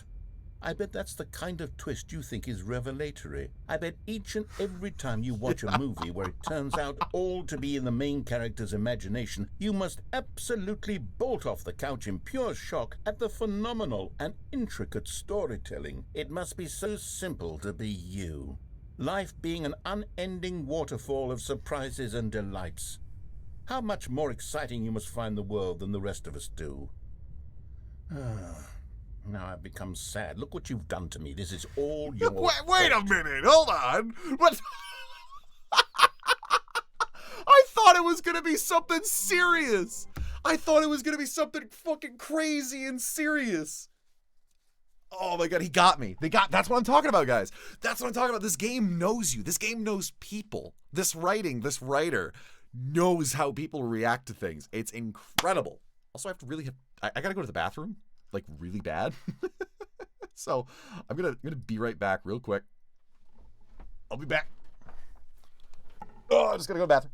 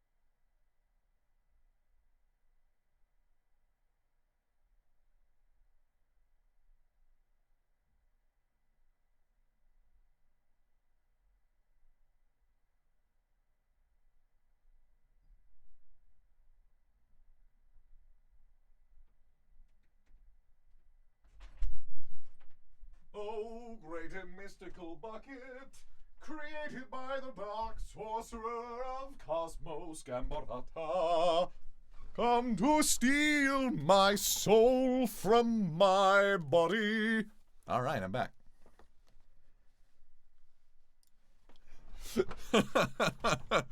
Let's get back into it. This is going to be a long stream because I'm elated. Phone call. Hi, Stanley. Just wanted to leave you a message to let you know there's a few things I need you to pick up on your way home from work today. We need milk, cereal, dish soap, spaghetti. The good old bucket. Just Stanley and the bucket. Off on another thrilling adventure together. Kind of wish that phone call wasn't still on. I could have used it as a soundbite. So, that means there are two canons to everything with this based on whether I do or do not have the bucket filter activated. Which means there are other endings, presumably. There are now other realities. We gotta do the confusion ending. We are not ending the stream without the confusion ending, but I want to do the escape pod ending with the bucket. Tightly to his chest and entered the door on his left. I want to go to the escape pod with the bucket and see what happens. I need to know.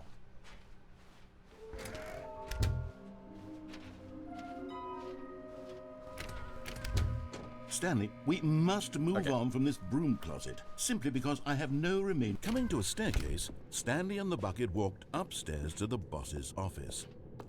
All right, here we go. So I gotta be very careful with this.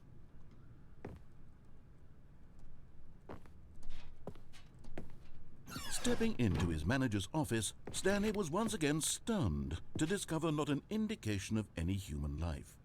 Crushed by the weight of this revelation, Stanley may have broken down into an emotional dumpster fire if not for the soothing presence of the bucket. Even now, in his dark... I fucked it. Let me try that again. I didn't do it right. Meeting room. Yes, that's where everyone would be. Stanley just needed to get to the meeting room, and from then on, he would never be alone. Where are we going today? The bucket asked. Stanley just smiled. Anywhere they went together would be perfectly fine with him. I love it. Stanley I don't care if this bucket is warping my mind and making me believe everything is fine as long as I'm holding it. I love it. Bucket tightly to his chest. Let it ruin me. entered the Let door it of his destroy my conscious mind slowly and consume it for its essence.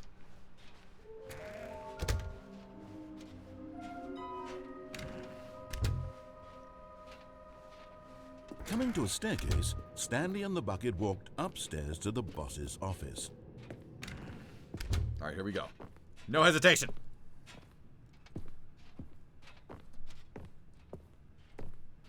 Stepping in. I did it. I got it. I broke it. All right. Now we can go back.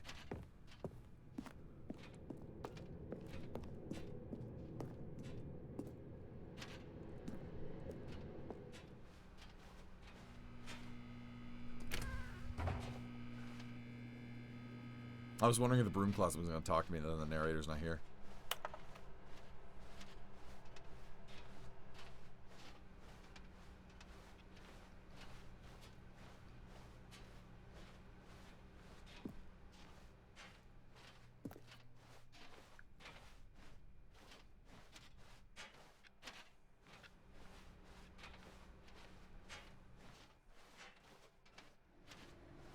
Here we go.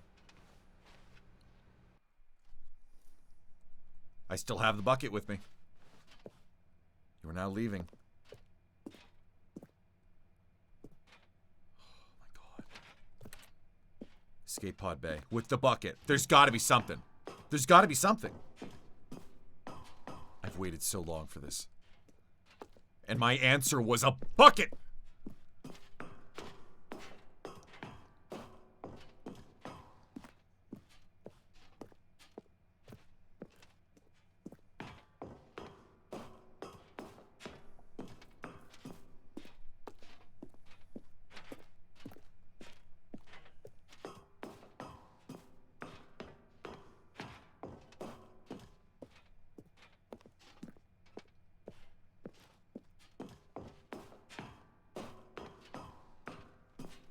I feel like they increased the amount of stairs you have to go up.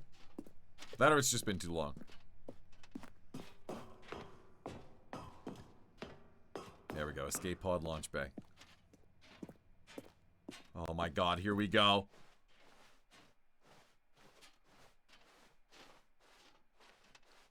There it is! Come on, Bucket. Come on, Rhea. You and I were leaving. Let's go! Oh my god. Oh my god!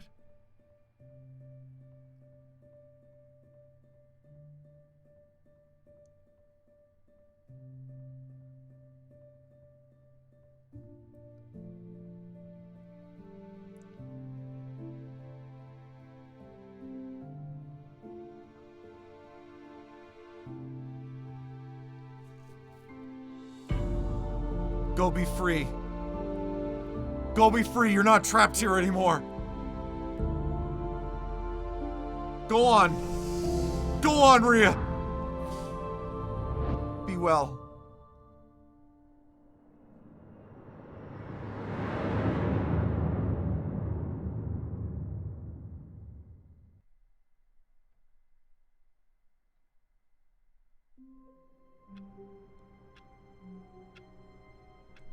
Please tell me she's still here. How long was I sitting there? Stanley wondered to himself. Minutes? Days?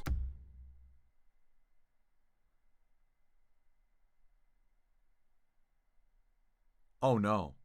Centuries? Did something crucial happen while my senses were No! turned? No! I fucked up! Oh my god, I fucked up. Oh my god, I fucked up. I should have done that last. I just got rid of the bucket. Oh no. Oh no. No, I actually just got rid of the bucket. Ah, shit.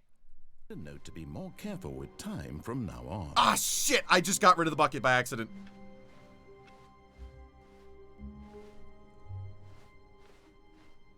Shit. When Stanley came to a set of 2 open doors, he entered the door on his left. So, how do I get the bucket back? Coming to a staircase, Stanley walked upstairs to his boss's How do I get office. the bucket back?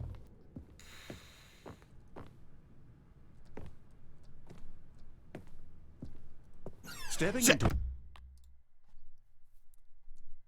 I'm gonna try to do the same ending and see if I can get Rhea back. Shut the fuck up, I don't need you. Rhea comes back. Rhea just wanted to go on a quick vacation. Rhea just found the secrets of the universe, but she's back. Oh my god, I just felt my chest, my heart leave my fucking chest. Holy shit, I thought she was gone. No, it's not the same one. It says replacement bucket. Rhea is free. This is Shura. Reassurance. This is Shura. Rhea is free. We now have Shura.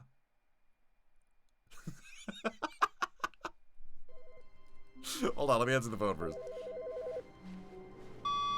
Good morning. Thank you for contacting the Future Happiness Foundation. We are confirming your shipment of 1,327 cardboard boxes to your place of work. Yeah. Can you verify that this is correct? Excellent. Your order will arrive shortly. Thank you again for contacting the Future Happiness Foundation. Thanks. All right, guys. Replacement bucket. And try not to lose this one too, you dolt.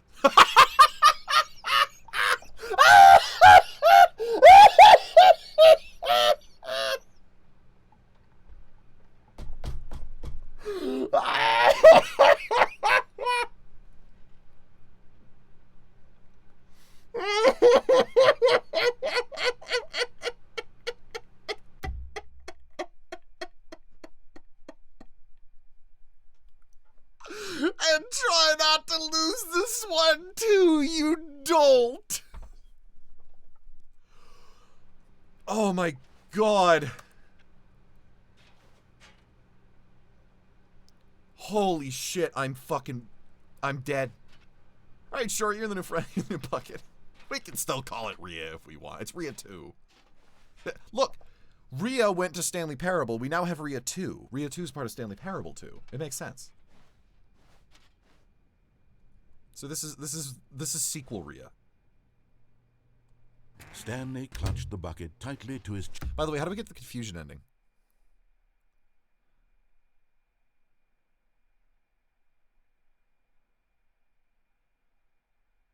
Actually, I'm gonna quick go and try and do the escape pod ending on my own without Rhea. All of his co-workers were gone. Right, I ordered the boxes. What could it mean? Stanley decided to go to the meeting room. Perhaps he had simply missed a memo. I ordered the boxes. There's so many boxes now. Oh, there's so many boxes. I'll be back for you, don't worry. See, it doesn't say replacement bucket now. Now it's just Rhea. Just Rhea's back. That was Shura. That was Shura for a very brief moment.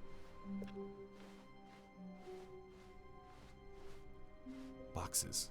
Wait a minute, didn't one of the...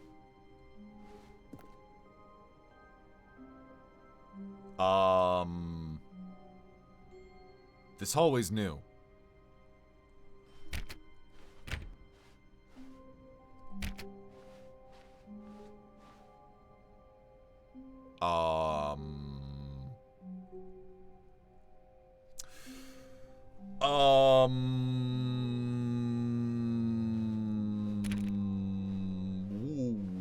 What the fuck?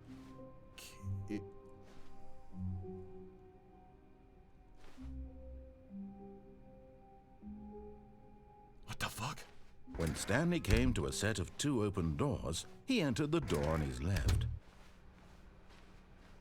What the fuck?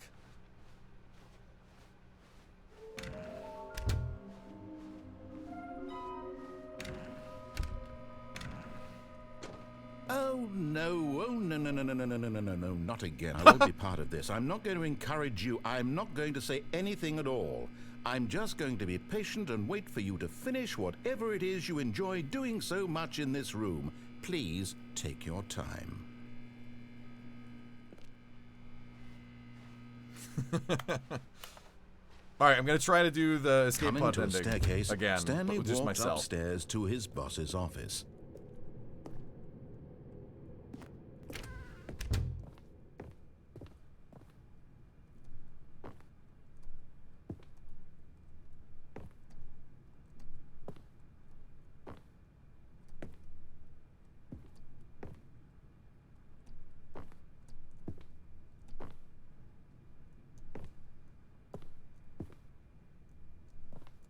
Stepping in.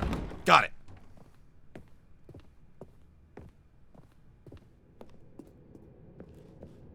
Confusion ending is an ending obtainable by going through the right door, entering the maintenance room. Oh! I forgot that it's the elevator down that brings you there. Okay. Stairs. I'm going to do the stairs. Somewhere both red and blue. Okay.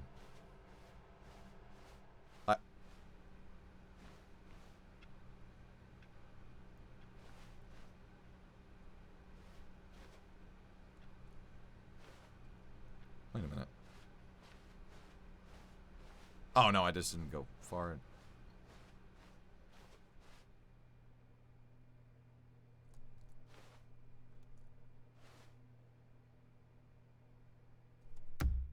Layout changed again.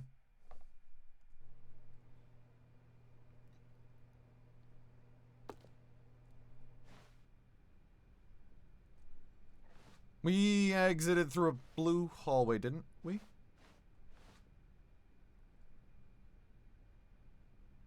Oh, what the fuck. Not this time, Rhea. I'm going on my own. Oh, what the fuck.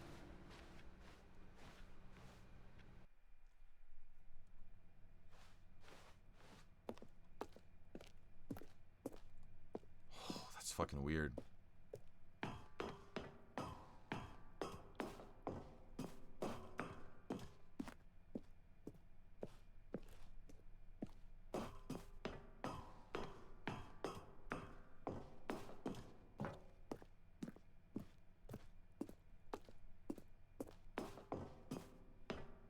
I cannot believe this whole time.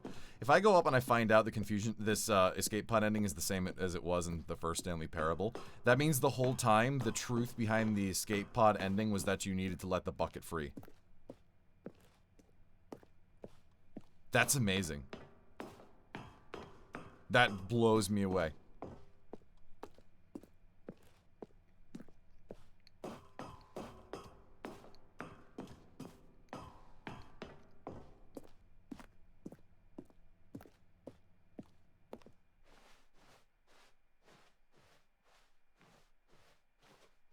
All right, let's see what happens if it's just Stanley.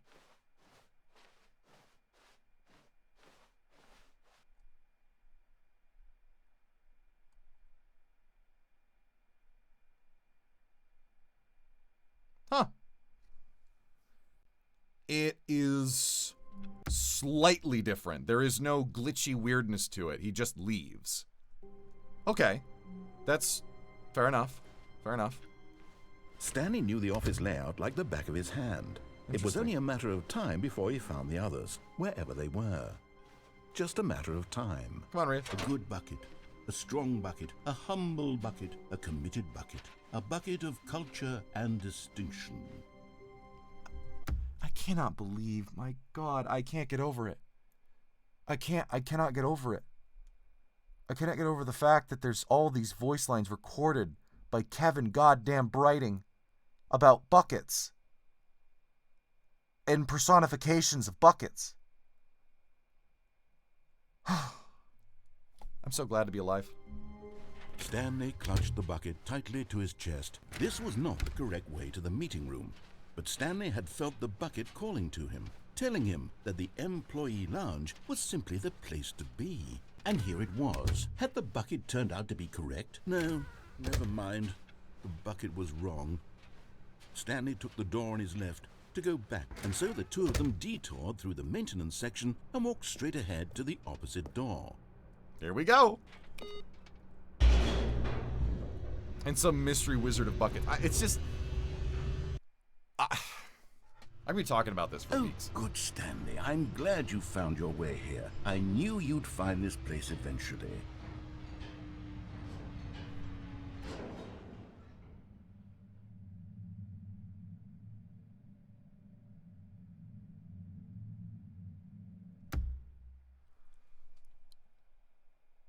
What?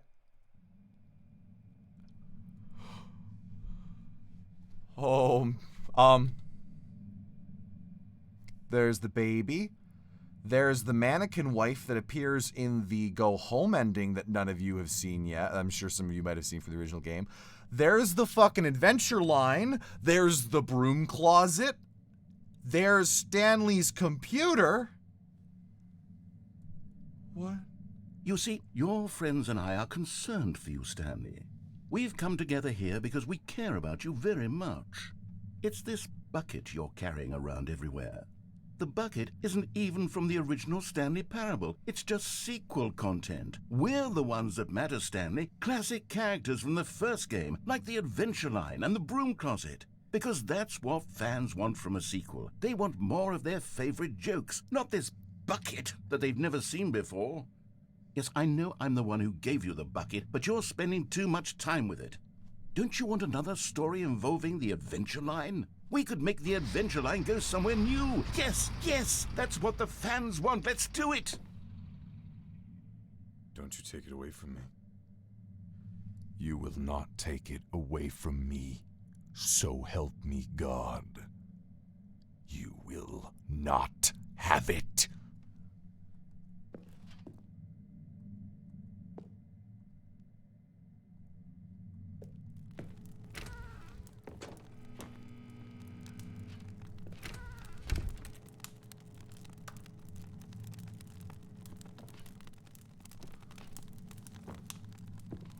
Adventure line's going somewhere new, guys.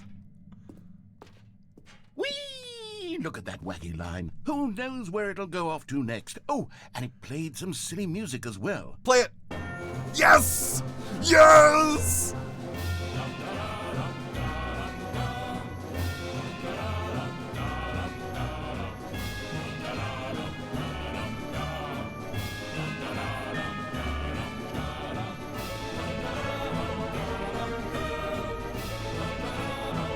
Now this is what the Stanley Parable is all about. Don't you remember all those great jokes from the original dialogue? Also, Stanley is addicted to drugs and hookers.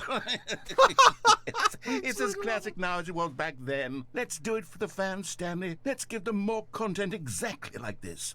But if we want to do that, you're going to have to give something up. No, you don't. Oh, line, where are you bringing me? Line. Line, I never trusted you from the beginning.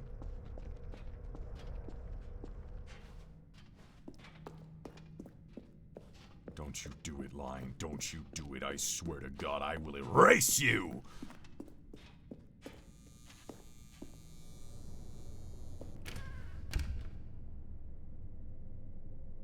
What the fuck? Don't you get it, Stanley? We need to get rid of the bucket. That's why I'm very proud to introduce a brand new character. This is the Bucket Destroyer. I think it'll make a wonderful new addition to the rich lore of the Stanley Parable. True, it also was not in the original game, but it's such a well-fleshed-out character with so much personality that to me it already feels as though it's been part of the cast all along. Don't you agree? Can you guess what the Bucket Destroyer does? Surely you don't need me to spell it out for you. Go ahead now, Stanley. Say goodbye to the bucket, and then pop it into the machine when you're ready.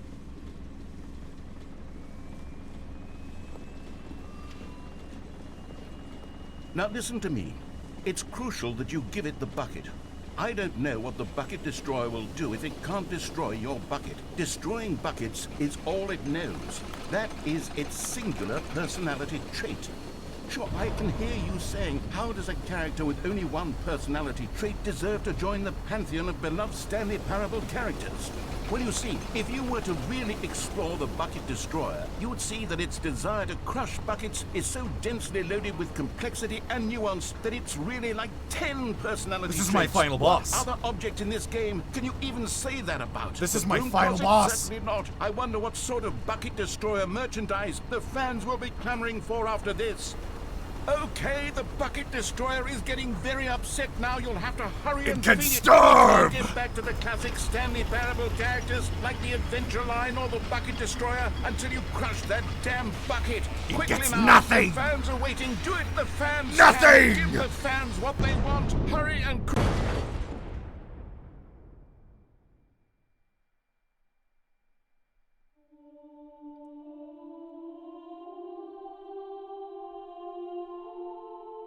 The Bucket Destroyer, my prized creation. Dead in you my had so hands. much potential. We were going to do such marvelous things with you, tell such spellbinding stories about you. All of it squandered now. Goodbye, new friend. For the moment in time that you were here, you were magnificent. A disappointment. That's what it was.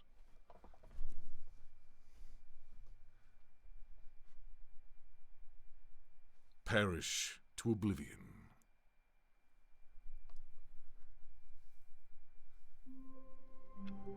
That's fascinating. All of his co-workers were gone. What could it mean? Stanley decided to go to the meeting room. Give here.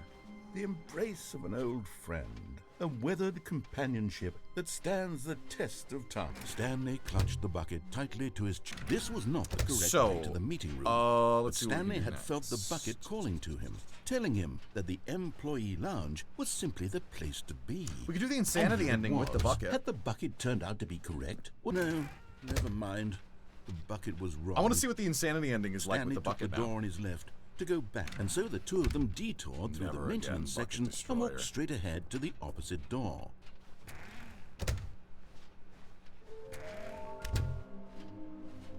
Never again, Bucket Destroyer. And you filthy accomplice.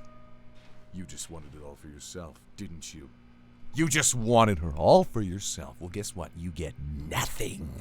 Nothing! Nothing! Coming to a staircase, Stanley and the bucket walked upstairs to the boss's office.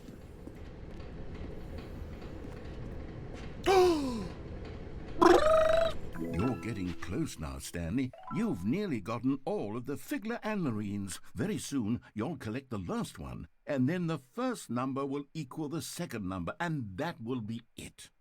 We'll be different people by then. Different in the sense that we used to have none of them, and now we have them all.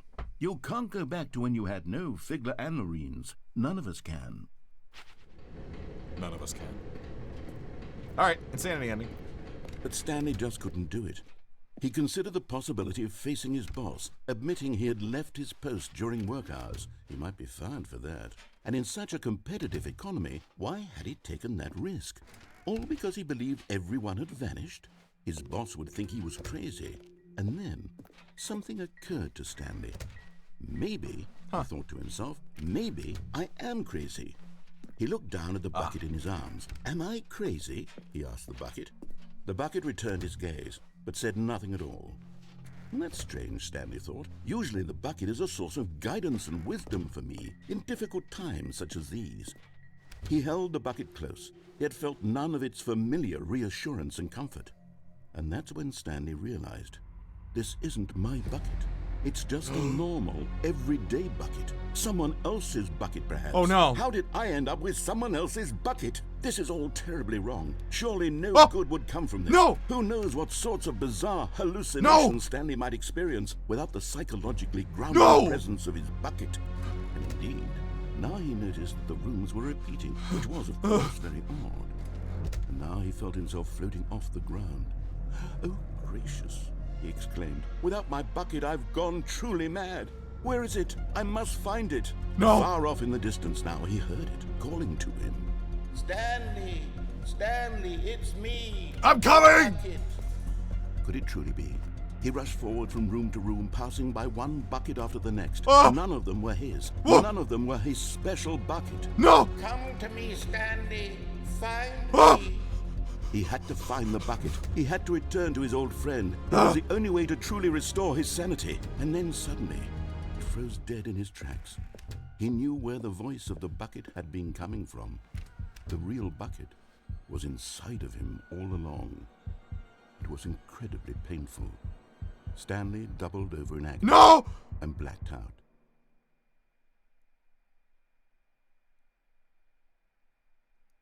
This is the story of a woman named Mariella. What the fuck?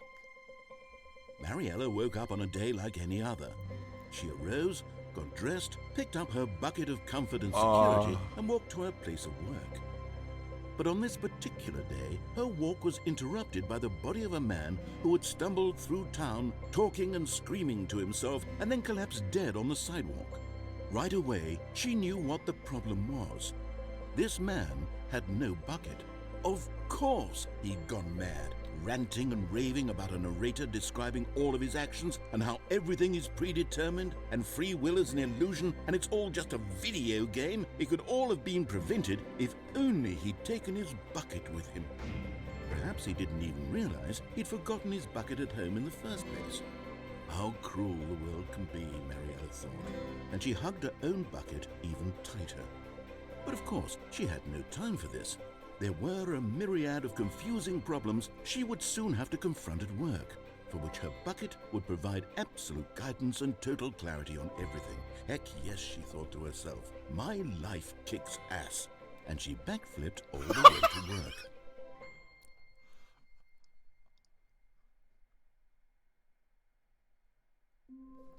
Okay, so first of all, Nickel Shark, Nick, it's so good to see you. Thank you for following. I'm glad you found me. It's good to see you. I hope you're doing well. Second, the buckets are not okay. I think the buckets are, I think they're anomalous creatures, and I think they're trying to take over. I think they're mimetic. I think they take over your brain when you touch them. I don't think Rhea can be trusted. But it's too late. I've already been corrupted. All of his co-workers were gone. What could it mean? Stanley decided to go to the meeting room. Perhaps he had simply missed a memo. Bucket! The bucket made Stanley want to be a better man and a better co-worker. In time, perhaps, he would become both of those things. Okay, what's next? Home ending, yes, but I kind of want to do the, what was the other one?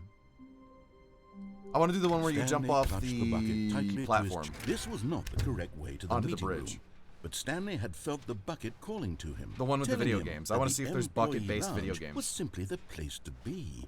And here it was. Had the bucket turned out to be correct? No, never mind. The bucket was wrong. Stanley took the door on his left to go back to the meeting room. No, said the bucket. no. Don't go to the meeting Don't room. go to the meeting somewhere room. else. The Go cargo lift, yes. Go. Good. Said the bucket. Now ride the lift all the way to the top. There's something up there I need you to do. Stanley did not question why or how this bucket was speaking to him. It should have alarmed him, of course, because buckets can't talk. But Stanley chose not to think about this obvious fact. He was firmly convinced that the bucket had spoken to him. Nope. And he unthinkingly did whatever the bucket asked.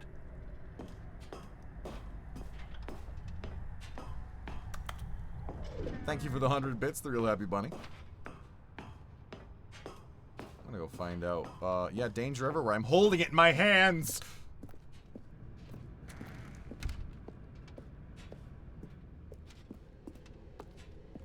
No, stop. Look there on the wall. You see, there's a sign right there. It says, no buckets past this point. Oh! Stanley, how could you think it was okay to bring the bucket here? I'm sorry. Unless, what if the problem is that you actually don't know what is a bucket and what isn't a bucket? I suppose that would explain a lot about your behavior up to this point. Which, if that's true, well, my goodness, I think we have to do something about it. This misunderstanding could have dire consequences on the entire rest of the game if not addressed quickly and properly. So much of the impact of the story is dependent on your understanding of what is and isn't a bucket. Please, step in here for a moment. Okay. I kind of know. I just don't care is the thing. Oh my god. Yeah, hi Nick. Good to see you. Now then, I'm going to run you through some test scenarios, and you'll tell me whether or not the thing I'm showing you is a bucket. Yeah. Simple enough, right? This should tell us everything we'll ever need to know about what is or is not. So guys, a this bucket. is canon lore, Okay, by the let's way. begin. This is canon lore you're about to hear. Item 1. Is this a bucket? Absolutely. 100%. Incorrect. It is a hologram of a bucket, not an actual bucket. But it can hold holographic water. Item 2. Is this a bucket? Oh, absolutely. That is 100% a bucket. What? Incorrect. It is a 3D printed recreation of a bucket, not an actual Then it's bucket. an artificial life form. Robots are people too. How dare you, sir? How dare you question my authority? Item 3. Is this a bucket? Narrator, listen. Yes, that's a bucket. Come on now. Don't be stupid with me. Thank you. Correct. This is a bucket. Thank you.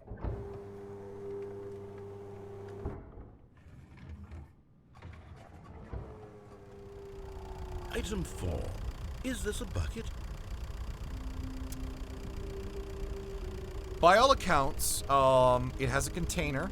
It is surrounded by metal, with which contains objects inside. Although it does have wheels, that does not disqualify it from the potential of it actually being able to contain either liquid and or other objects. So that is, in fact, yes, a bucket. Are you hallucinating? This is a tractor. It's also a bucket. It's an enormous machine that tills the earth. Foolish. I thought this was a gimmick. How on earth did you manage to screw it up? Absolutely incredible. Let's just move on to You the don't next understand. one. You don't know what you're talking about. I should be in charge of this show. Is this a bucket? We've already been over this. Correct. Thank you. This is a bucket. Thank you. You understand.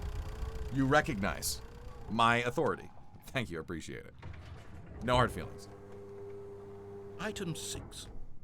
Is this a bucket?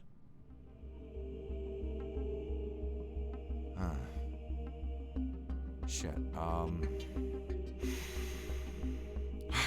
What do you think, Rhea? Do you think that's... Yes, I know I'm deficient on this, but... it's a stretch. It's a... Look, I think we'll trust our instincts on this.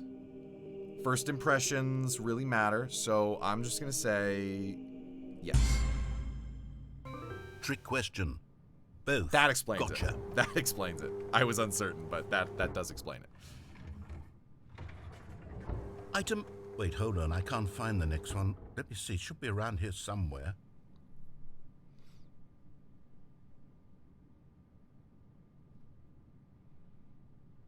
It's actually an invisible bucket. Okay, you and I both know there isn't anything here.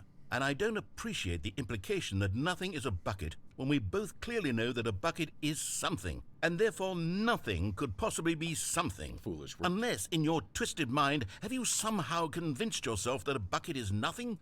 Answer me straight, Stanley. Do you believe that nothing is a bucket? No. You know what? I'm too confused to even sort it out. I've lost all sense of perspective. What is a bucket? What isn't a bucket? Mere moments ago I could answer these questions with confidence. And yet now I'm somewhat adrift. Do any of us know what a bucket is? Am I a bucket? Stanley, I can't keep doing this. I'm losing myself, and myself was all I ever had to begin with. I'm afraid the bucket is threatening to tear our relationship apart. I can't have that. I'm sorry. No. But I'm going to erase all buckets from the game I'll kill entirely. Okay, here we go. No. What happened? Is everything gone? Because everything is Why did buckets, everything you disappear? fool. Wait, was everything a bucket? Of course. Every single thing in the game was a bucket. Of course it Oh my was. God, I had no idea. How could... except me. I'm not a bucket after all. And you, Stanley, you're still here. You're not a bucket either. Oh, this is wonderful news. We're not buckets. Yes, I actually feel much more at ease right now. It's delightful to get some clarity on that issue. But it doesn't change the fact that we haven't got a game. Yeah, so bring it back. So, tell you what. I'll reset everything and we'll put back all of the buckets, okay? Thank you. And Thank you. we'll know that it's all a bucket. Of course but it if is. you run into anyone else, maybe don't mention that. I don't know about that. Who knows what that information might do to a person? Enlighten them? All right, here we go. Thank you. Thank you. Let's move on. I appreciate it. I'm so disappointed that there are not buckets absolutely replacing everything right now. All of his co-workers were... Wait, no. This isn't the right office, is it? Is this Stanley's office? What? What? Huh. Anyways, Rhea, come on. Not everyone is so lucky to have a bucket, but Stanley is a very lucky fellow. Very lucky indeed. I love it.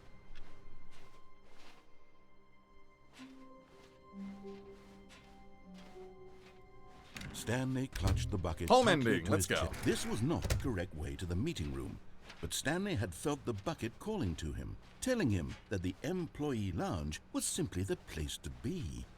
And here it was. Had the bucket turned out to be correct? Not this time. No, never mind. The bucket was wrong. Not this time. Stanley took the door on his left to go back to the meeting room. No, Said the bucket. don't go to the meeting room. Go somewhere else. The cargo lift, yes.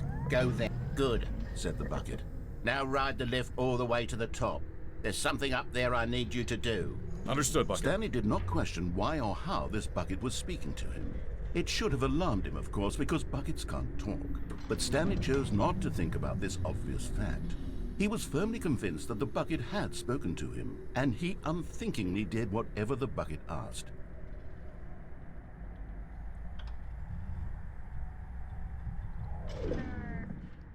In here. Said the bucket. Go into this dark room over here. Stanley once again obeyed blindly. Of course. Why would I question the Bucket's infinite wisdom? Now pick up the phone. Said the bucket. Pick up the phone, and it will take us back home, where we can go about life together. I will do that, and then I'm going to unplug it.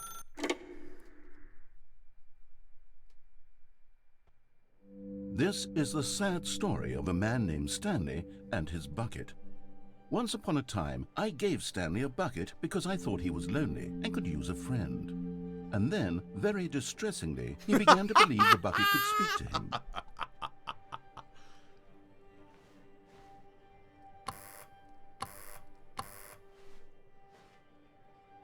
Interesting. 8. The Adventure Line. Narrator, Airlines, Microsoft City. I played the demo. The Freedom ending. Wish you were here. This house looks so much nicer than I remember. That kind of looks like a bucket, don't it? That kind of looks like a bucket. I bet that's going to turn into a bucket. I bet everything here is going to turn into a bucket. There you are. Hi. Hello, Stanley. It's me, your bucket. Press R to take me to work with you. The Stanley Parable Reassurance bucket was merely meant to provide the comforting glow of companionship. It doesn't literally talk and give you orders. Whatever Stanley is hearing the bucket say to him is just in his head. It's like the companion cube. Press G to take me back home with you. Lately, I've been concerned about him. Wouldn't you be concerned as well? To see him delusional like this, obsessing over an inanimate metal object? I want to say something to him, but I don't know how I can convince him. I don't know if he'll listen to me. Press C to go back to work. Oh, I'll try anyway. Stanley, can you hear me? Listen to me. It's just a bucket. It can't think, it can't talk. All it will ever truly do for you is effectively transfer a liquid from one location to a different location. That's it. It doesn't do anything else. Don't listen to the loud man. Press C for us to go back home. You see, he's not listening. He's still taking orders from the bucket. You know, once upon a time it was me he took orders from. Me he trusted and listened to. Now all he cares about is his awful bucket. This stupid hunk of metal. How dare you! Do not say anything about her like that! Press X to ignore anyone in your life except for me. But of course, my dear. It's sad, but I suppose he doesn't need me anymore. From now on, he's just going to cling to this bucket, this cold, empty bucket, this sort of shiny bucket. Well, I'll give it this. The bucket does have a nice shine to it. Doesn't it? It truly is wonderful, isn't it? You believe I'm real, don't you, Stanley? Press P to go back home. Yes, I suppose on closer inspection that it doesn't quite look like your average hardware store bucket. It's just a little more, what am I trying to say? Sturdier, more capable of transporting liquid. Like it would be better at moving an amount of water from one room to another. It's more than that, narrator. Press C to relive this same day with me. Over and over. Oh my God, what am I saying? Better at carrying water from room to room. It's a bucket. It's literally just a bucket. Why do I feel some need to point out the ways in which it's so much more than just a regular bucket? Press O to go back home to work to home to work to home. Oh no. I'm having feelings. For the bucket. No. What's going on? Why do I want to be with the bucket? Hear what the bucket has to say. Do anything it asks. What's wrong with me? I don't understand. Perhaps if I had the bucket, this would be less confusing. Yes. The bucket could tell me what to do in this troublesome situation. Ladies and gentlemen, I want to reassure you this is in fact a game. Please do not fuck the bucket. Do not do not fuck the bucket! There's a basket. What are you doing peeping on our private time? Stanley, give me the bucket. No! Give it to me. Give me the bucket, Stanley. No! I need it. Give it to me now. Give it or I'll...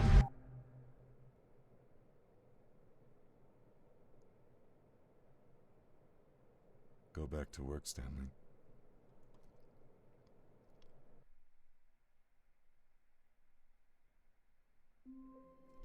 He killed him. The bucket killed the narrator. The bucket killed the fucking narrator.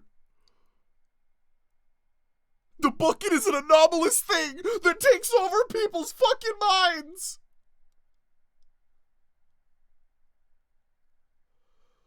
Holy shit! This is the greatest game I've ever played in my life! Even now, Stanley's office was a distant memory. What did it look like? There was a computer, perhaps, and a painting. Was it a painting or a photo? He could no longer recall. It takes a lot of humility to carry a bucket so magnificent. Stanley checked his ego and then proceeded onward. Oh my God. I can't even hear comment. Jesus Christ. Holy shit.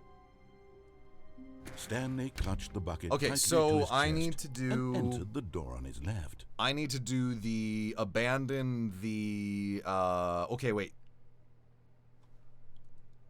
Before we do the unplugging the phone version of that ending, because that version of that ending is normally what leads to the end credits of the game, I am instead gonna go to the escape room ending of the normal route with the bucket and see what happens. At this point, I'm going as long as I can. Like, I'm getting so close to actually just beating this game. Or not beating this game. Getting all of the reasonably discoverable things Coming to a thus far. staircase, Stanley and the I might as bucket well just walked keep seeing it through. upstairs to the boss's We're kind of office. going through this because I have pre-existing knowledge of this game. Stepping into his manager's office, Stanley was once again stunned to discover not an indication of any human life. But Stanley guessed the correct code by sheer luck. Was it Part of me doesn't want to rush through this, but the other part of me is so guiding fucking him? elated and excited. Yes, I gotta this see is this to the end. certainly the most logical explanation. This is too good. I'm so invested right now. Alfred, you have a wonderful night. Thank you for joining us. Thank you for being here.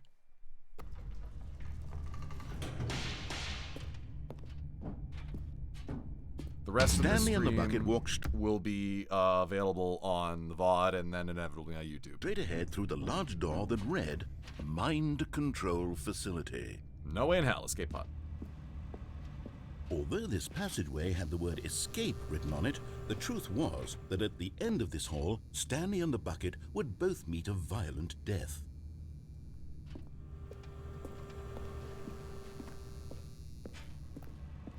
But of course, Stanley and the Bucket thought better of it and realized they simply had too much to live for. Nope, it's death for Stanley and the Bucket.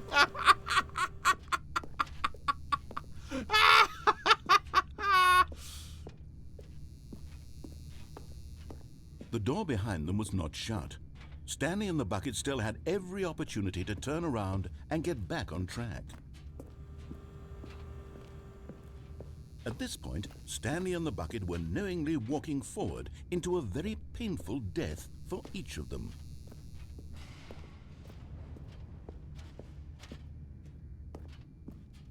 Down we go.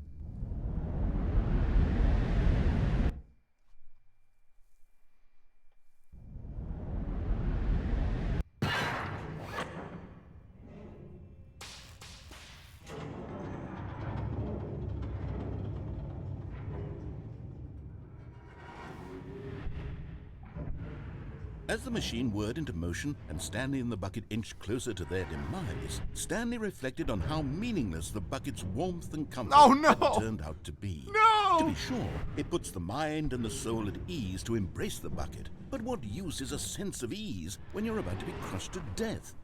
This is what Stanley thought to himself, and he sort of kicked himself for wasting so much time carrying a bucket everywhere. No! Farewell, Stanley. Bucket! Don't look! Don't look! Farewell, Stanley, cried the narrator, as Stanley and the Bucket were led helplessly into the enormous metal jaws. In a single visceral instant, the Bucket's life came to an end, as it was crushed violently to death.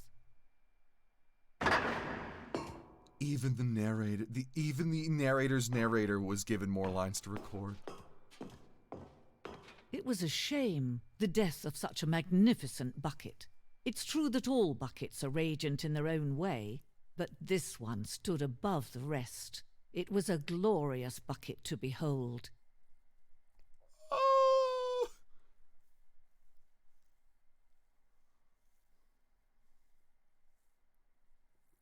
Holy shit, this is different.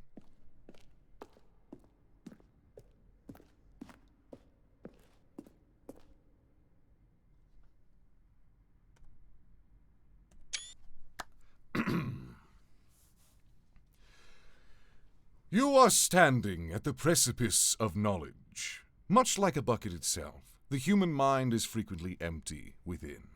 A cavernous void. But through use of the exhibit in front of you, the mind becomes full and enriched and substantiated. Knowledge of the bucket and its history is the only true knowledge we really have. Will you take what you learn here out with you into the world? Will you accept with an open mind what may be challenging about the information in this exhibit? Will you change the lives of yourself and your loved ones as a result of this exhibit? Or will you turn a blind eye and continue to live as you were, in ignorance and darkness?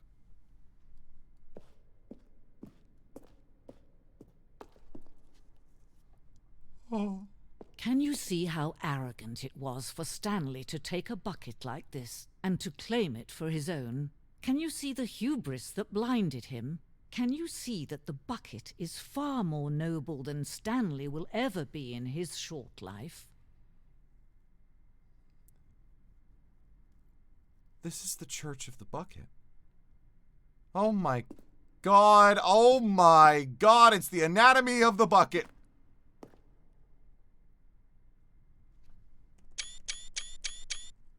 Holy shit. A bucket with 2 handles. This bucket is depicted as having 2 handles. Such a design has never been created in real life, having been deemed too dangerous and recklessly experimental. Every year, dozens are put to death just for attempting it. This is channel lore, by the way. This is actual channel lore now. Oh. Look at them. Look at them. 25 buckets. A photograph of 25 buckets. The greatest number of buckets ever captured on camera. The photographer experienced catatonic.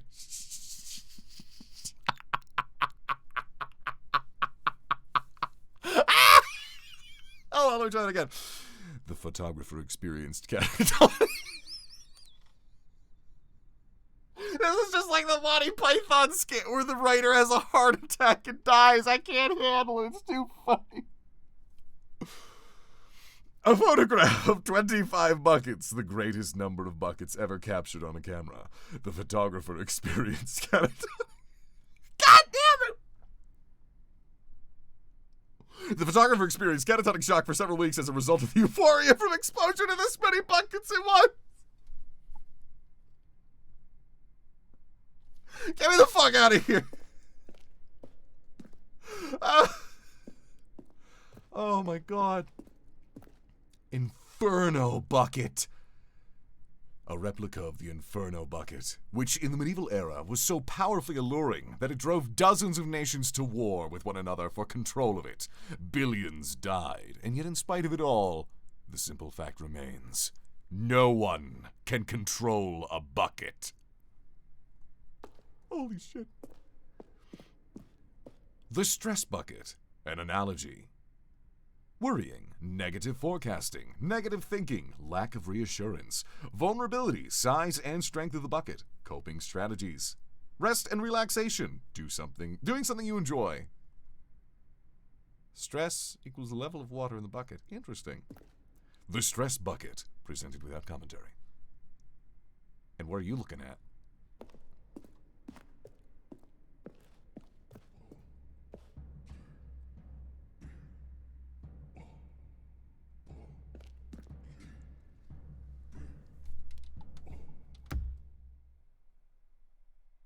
This was made for me. Guys, these are all jokes that I had thought of over time. These are all jokes that I, over the course of my time planning for Twitch and planning this in my entire career, the joke, I was going to make a family tree of buckets going back to prehistoric eras, and I'm literally looking at a fucking mural of cave paintings of them hailing a bucket. This is my life. This is everything I've worked towards. This is everything.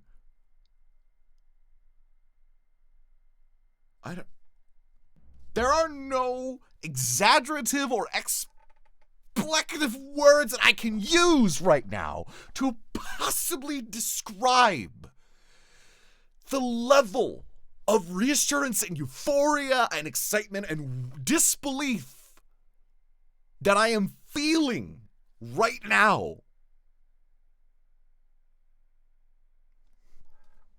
This is like a fever dream. This is like something that I would be mowing my lawn and I would just be sitting like, wow, imagine if a game was just made with every single one of my jokes built in uncannily without really knowing who I am or that I matter at all. And they did. This is a fever dream come to life.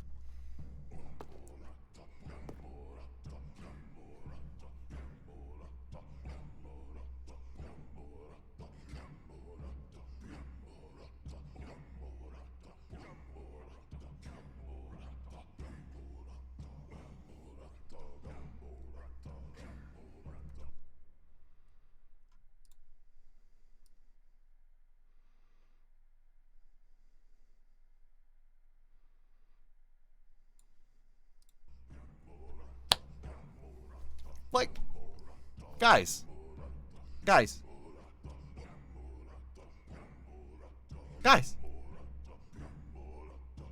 I've been ready for this. I've been ready for this my whole life. People are gonna People are going, like, years down the line, a couple of years down the line, we're going to get to the point that maybe I'm a lot bigger on Twitch. I've got a bigger following.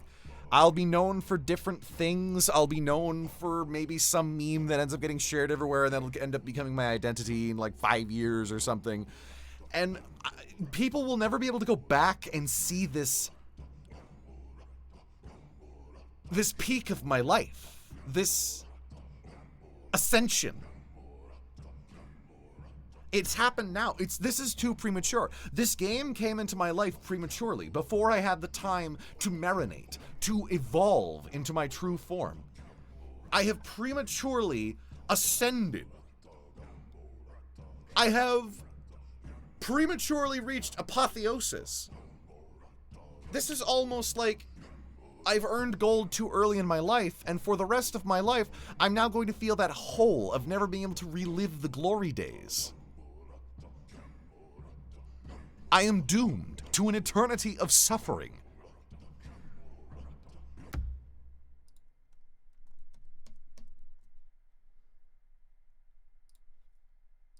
I will never again know peace.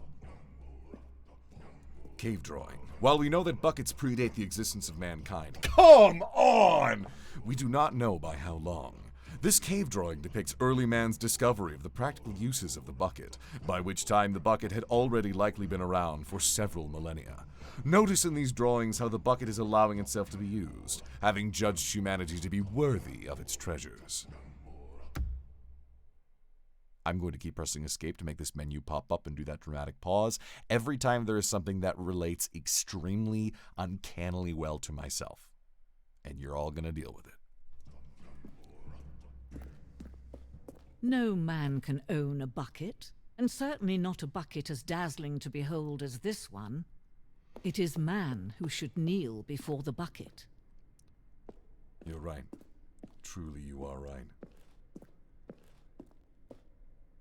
The hanging bucket. This piece symbolizes the necessary relationship between bucket and humanity.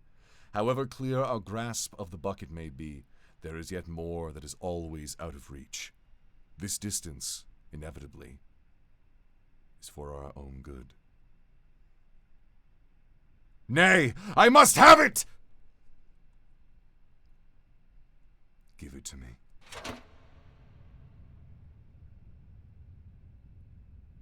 But there is something we can do. Of course something there is. we can do together, you and I, that will right this terrible wrong. Let Stanley die. Let him be crushed by the machine. Don't reset the game. Don't give him another opportunity to run off with another beautiful bucket. We can save the world's buckets from their treatment as May they be tools and taken! instruments if only we let Stanley die together. Stanley will die! As ruler, as leader, as commander. All hail the bucket!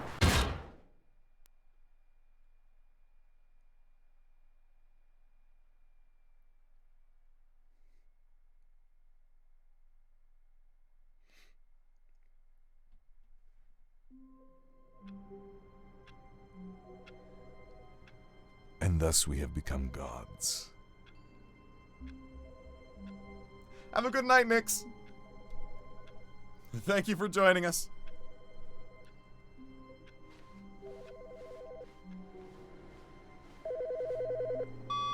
Hello.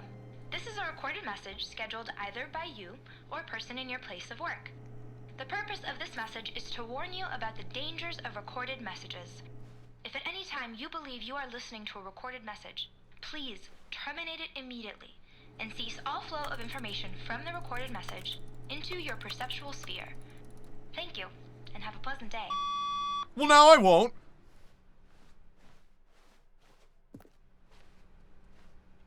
Stanley cradled the bucket in a gentle embrace, protective yet delicate, assertive yet compassionate. One more ending I can think of. Stanley clutched the bucket tightly to his chest. This was not the correct way to the meeting room, but Stanley had felt the bucket calling to him, telling him that the employee lounge was simply the place to be. And here it was. Had the bucket turned out to be correct? Not this time. No, never mind. The bucket was wrong. Stanley took the door on his left to go back to the meeting room. No, Said the bucket. Don't go to the meeting room. Go I should somewhere go to bed else. myself, but I want to see the cargo bucket lift, end yes. game. Well, Good, said the bucket. this is the Now last ride the ending I lift know all the way of. to the top. There's something up there I need you to do. Stanley did not question why or how this bucket was speaking to him. It should have alarmed him, of course, because buckets can't talk. But Stanley chose not to think about this obvious fact. He was firmly convinced that the bucket had spoken to him, and he unthinkingly did whatever the bucket asked. This is the last ending I know of offhand. I can't think if there's any others that I missed.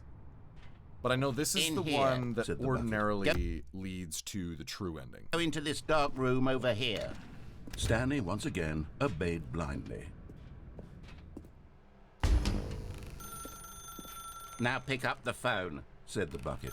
Pick up the phone, and it will take us back home, where we can go about life together. Whoa, hold on. Why did you unplug the phone? Were you trying to resist the bucket's orders? Stanley, I was joking. Obviously, the bucket isn't talking to you and telling you to do things. Buckets can't talk. It was a joke. Don't you get the joke? It's funny, Stanley. A talking bucket. There's nothing funny about that. Can't you see? Oh, goodness. I must have really bungled up the delivery if you actually took me seriously. Where did I mess up the joke? Should I have paused for longer or spoken quicker? Comedic timing is so difficult. I wish I were better at it. But there isn't exactly an instructional video on comedy that one can watch to fully... Oh, wait, yes, there is. It's sitting right here. Let's take a look. Okay. Do show. What is comedic timing? What is comedic timing? How does it work? How long should it last? How can it be used to effectively silence your political enemies? And more importantly, can it be taught in its entirety within 90 seconds? Thankfully, the answer to all of these questions is yes. Let's dive deeper. All right. If you've ever told a joke or made someone laugh, in all likelihood, you did it while standing 50 to 80 centimeters from them in a room of no more than 76 degrees Fahrenheit with one of your arms raised straight upward at a 15-degree angle from your body. These are the optimal conditions for good comedic timing. To begin the joke, start by stating and spelling your name. Next, provide a brief synopsis of the joke, including the specific times at which the recipient of the joke will laugh, and then spell out your name a second time. With these steps complete, it's time to begin the humor. Speak the entire joke in no more than 18 seconds and no less than 13 and a half, pausing only for bathroom breaks when necessary. Damn, he was quick. When the joke has concluded, it is customary to inform your listener that the joke is over by declaring in your loudest possible voice, "I'm Dunny with the funny." Let's practice screaming, "I'm Dunny with the funny" now. I'm Dunny with the funny! Good. This saying is a perfect example of expectations management, which is the cornerstone of good comedy. Finally, it's time to hand out surveys. Collecting hard data from your audience on how rapt they were throughout the joke is the only way to grow or learn as a comedian. An effective survey should be no less than 10 pages long and should include the same question reprinted several times. I have 3 arms. Just to ensure the survey taker is actually paying attention and not simply filling in answers at random. And that's all there is. With these strategies at your disposal, you'll have audiences doubled over in laughter and even tripled over in laughter in no time at all. Just remember to let them stop laughing at some point, you gut-busting little scamp.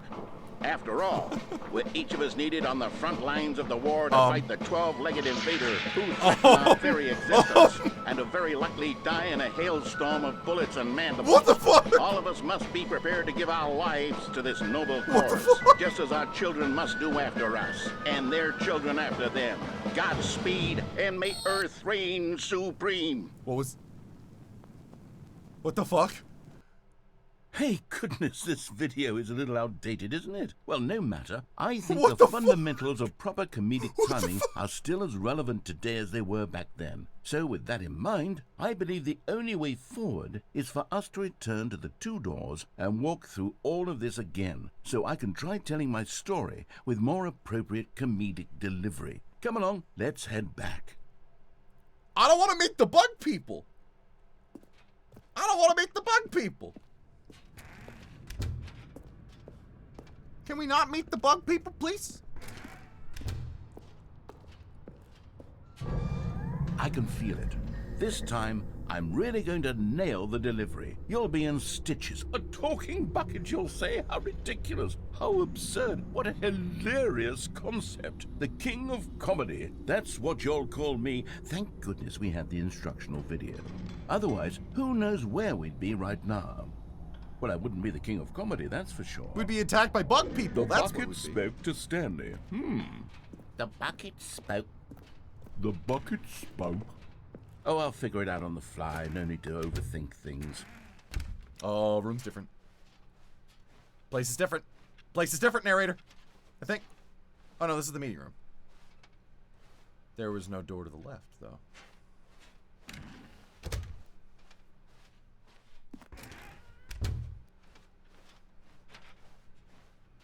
Bug people.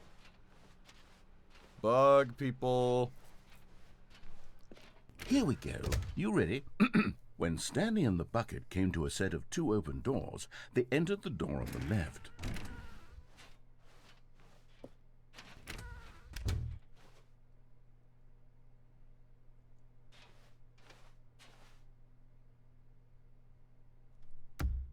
You're right, the bucket sticker is missing. Why is that door just an abyss? Oh, I'm scared, I'm scared, I'm scared, I'm scared, I'm scared. What? We're back at the phone already? No, what's going on? There were supposed to be several rooms leading up to this. There was supposed to be a build-up to this point, a dramatic display of remarkable comedic wit which culminates in this scene with the phone. But now the timing's completely off. The joke will never land. Well, not the way it was meant to. And it's all my fault. I must have forgotten that the phone room comes immediately after the 2 doors room. What an egregious mistake. I've made a fool of myself. I don't deserve the title of King of Comedy. I'm nothing. I'm not even the lowliest joke-telling whelp.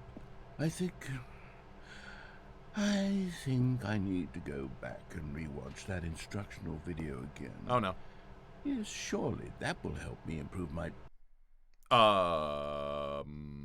Here we go. You ready? When Stanley and the bucket came to a set of 2 open doors, they entered the door on the left. Back to the right.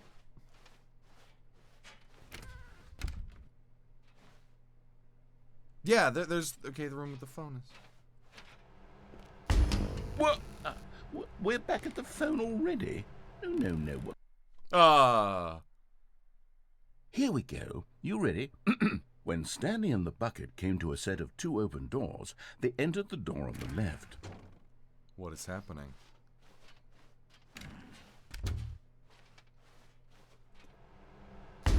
What? We're back at the phone already? No. Okay, I think I'm supposed to go to the left now. I think this Here is we forcing go. me to go to the You left. ready? When Stanley and the bucket came to a set of 2 open doors, they entered the door on the left. All right, let's go. No. You were supposed to go through the door on the right, leading back to the phone. Did you not even look at the instructional video? I'm I sorry. think this was I'm all sorry. covered I'm sorry. very I'm clearly. sorry. There's no way I can make the comedic timing work I'm now. sorry. It's done. The joke is completely done and over. It's all your fault, Stanley. I'm going to be ridiculed in the community of other joke writers. I'm going to be shamed at every one of our meetings from now on. All because you couldn't watch a simple video and take a hint. Are you proud of yourself for bringing me down, Stanley? Are you proud? Stanley, you love the bucket so much it's like you... it's as though all of your other most prized possessions pale in comparison. Yes. Well, let me try that again, Stanley. I heard that you are pale with shame over how unabashedly in love with a bucket you are. No? Still not? Is it the delivery? Pale with shame. Pale with shame? Pale... What's another word to describe a bucket? Stanley, this bucket is so metal, I think I saw it playing guitar. No. We're getting away from making fun of Stanley's obsession with the bucket, which was the whole point of this. I'm no good at these jokes. I need more instructional videos. That's exactly what it is. That's what will make me the king of comedy again. More instructional videos. Let's see. Let's see. Huh. Wow, that dramatically changes the entire effect of that ending. That's wild. It doesn't even... The glitching doesn't even really make sense in that one. The other one, it makes total sense. And the other one, it makes total sense because you kind of break the game when you unplug the phone. That one was just weird. I don't know how I felt about that one. It's still funny. Pale. Stanley had never seen the office this brightly lit. Was it a sign of something? He hoped it was. He hoped very much that it was. But yeah, the bucket sticker disappeared. Okay, so, I'm gonna look something up real quick.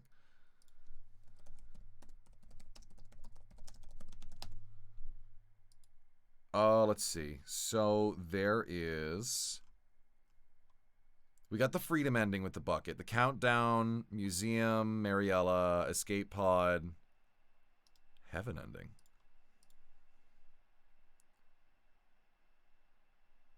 Right, that's the inputs. That's fine. Broom closet ending. Confusion ending. Powerful ending. Cold feet ending. Apartment ending. Not Stanley. Real person. Zending.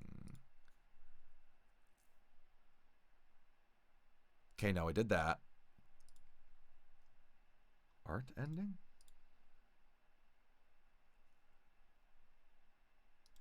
Cold feet ending. Wait, what?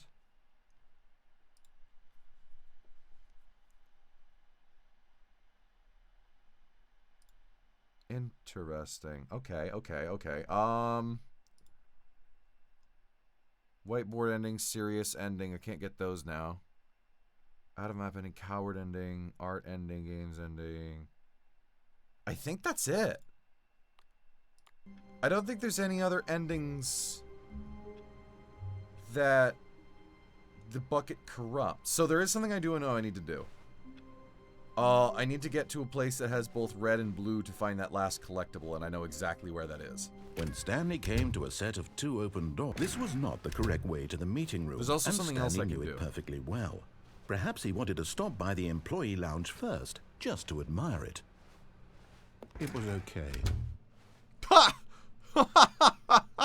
But eager to I've get never back heard to that business, one before. Stanley took the first open door on his left. It was okay. Stanley was so bad at following directions, it's incredible he wasn't fired years ago. Look, Stanley, I think perhaps we've gotten off on the wrong foot here. I'm not your enemy, really, I'm not. I realize that investing your trust in someone else can be difficult, but the fact is that the story has been about nothing but you all this time. There's someone you've been neglecting, Stanley. Someone you've forgotten. What? Really? Yeah.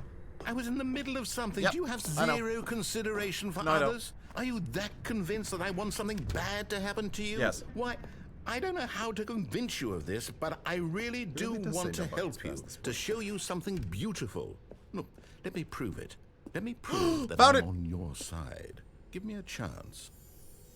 And there it is. The last Stiggly Wiggly. Savor this moment, Stanley. This is a real accomplishment. This is doing something just for the sake of doing it.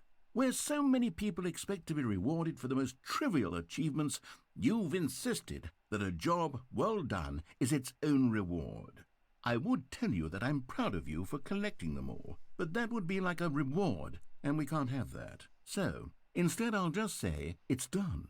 We're all done here. And now we can go to whatever the hell you were doing before you hunted for figurines. I did it. I got all of them.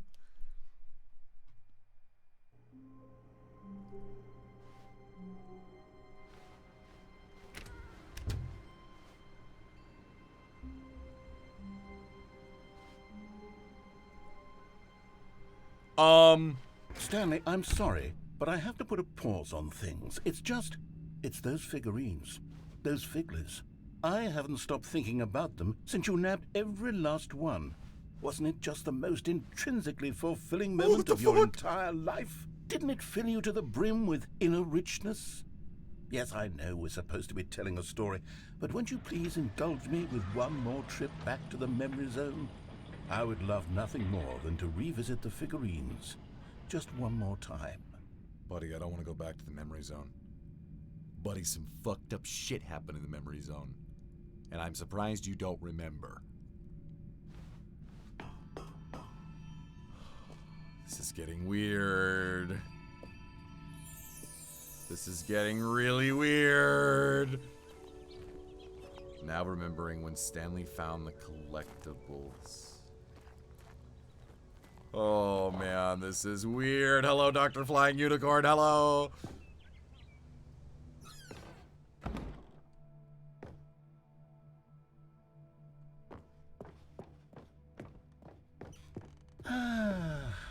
Here's where it all began. The first collectible. Back then, we had no idea of how many of them we'd find. Sure, it said 6 right there on the screen, but how could we know for certain? We were so innocent. We'll never be like that again, Stanley. 7 of 6. No, narrator, there's only supposed to be 6. We can't have this much power. We can't. And here was a second Stanlerine. You found this one all on your own, just by poking around in the boss's bathroom. You did that, Stanley. I'll be honest. Back then, I had no faith in you to find any of them, let alone 6. But you continue to surprise me in all sorts of mundane, unremarkable ways. 8 of 6. Dude, we can't do this. Dude, this is against the laws. This is... Okay, let's do a little quiz. Which of these rooms was the room you found your third mini stand? Can you remember? That was the warehouse. I think. Yeah. Right? Yeah. No. Oh. The warehouse was the 4th place you found a Figanley, not the 3rd. Well, I guess perhaps I shouldn't be surprised. Memories like these are so precious and so cherished that they all just sort of blend together. Yeah, you're right. They? I thought I found it on the stairs, If the though. warehouse feels like the 3rd place you found a collectible, then who am I to go making judgments?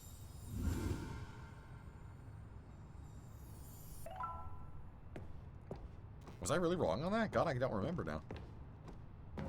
Alright, show me where I was in the Let's boss's see. office. What came next? Oh, narrator, you're not remembering things right. I didn't... Oh, yes, we found a Figley in this pink room. No. Oh, well, I can't actually say I remember being in this room. Yeah, we but weren't. It's here in the memory zone, so it must have happened. No. No.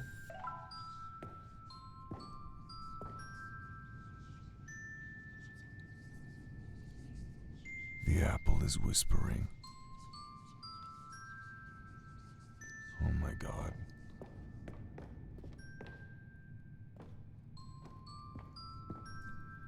What the fuck? What the fuck is going on? Yeah, there was... This was the 5th mini stand, and this one was really something special. It was under the stairs. I remember it so clearly. In fact, because this one is particularly special to me, I made a little video to commemorate the occasion. Enjoy.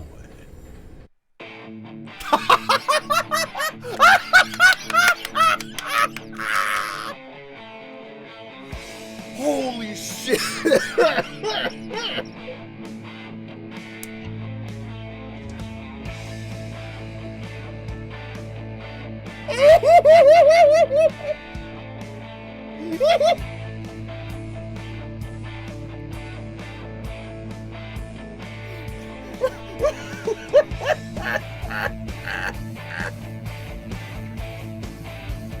Oh my god, he made a fucking year 1 YouTube video. It's in such low quality. Takes you back, doesn't it? I spent a lot of I'm time fucking making that wheezing. video, but it was 8 minutes I wouldn't have spent on anything else. Oh my god, this game is fucking killing me, my guys. Oh, interesting.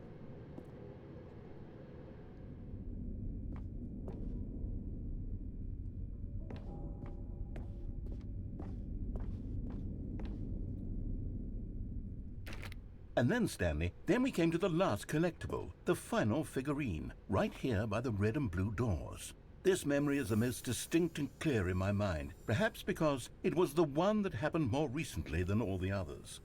Who can truly say how the mind works? All I know is that this is the moment where you picked up a Figly and I thought to myself, yes, that's all of them. They're all collected. It was a moment unlike any other. Except for the other moments picking up figurines, which it was exactly like. Guys. This is almost exactly how I normally got them, and it's voiced and programmed like this. Is this programmed for any order of combinations? There's no way. There's no way they did that many. Oh, illusion of choice.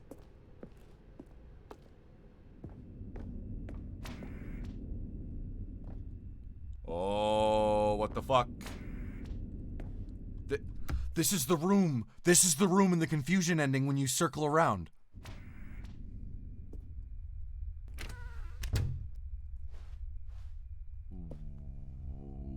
Ooh, this is the room in the fern.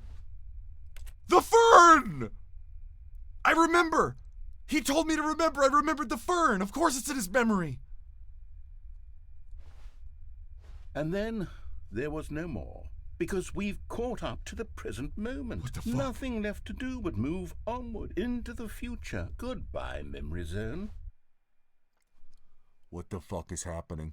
What the fuck is happening? No, I'm not done. I'm not ready to move on. He's interrupting. Stop the loading screen. Isn't there some way we can stay here, keep enjoying these figurines? Let's just go backwards. We'll do the Memory Zone again from the opposite direction. See how that feels. No, narrator, this isn't good. This is not good. You are fucking with the laws of reality right now. We need to stop. We need to go back. I want my bucket. I want my bucket right goddamn now. I want my bucket. Okay, yes. The room with the red and blue doors. I remember this. I must say, of all the figurines we looked at in our initial tour of the Memory Zone, this one is the most distinct and clear in my mind. Let's keep going. I want more. Oh, this is fucked. Oh, this is fucked. Oh, this is fucked. This is fucked. This is not okay. And here's where I made that video. Don't you remember the video we watched?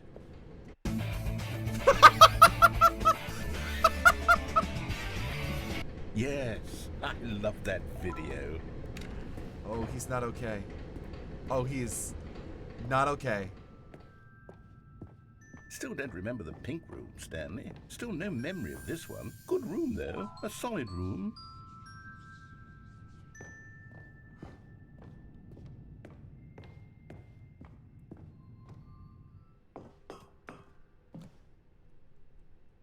These really were a treat to hunt down. You know, if there had been any kind of reward for finding all of these, it really would have neutered the intrinsic joy of collecting them. I'm very glad we resisted the temptation.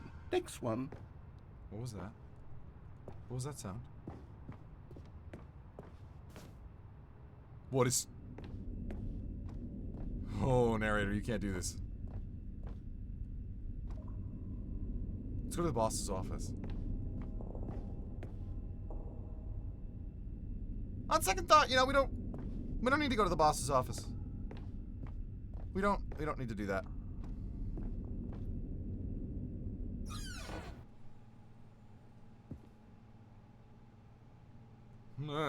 This was our second Figly. Don't you remember? Yes, I remember it too. Yeah. The past is truly a wonderful thing. Why does anyone ever choose to leave it? I do. Keep going. I do too. Narrator. This is it. The very first one we found in the exhibit where I introduced you to the figurines. Oh, I want more memories, Stanley. I want to keep going. What else is there? What came before this? Narrator, we can't.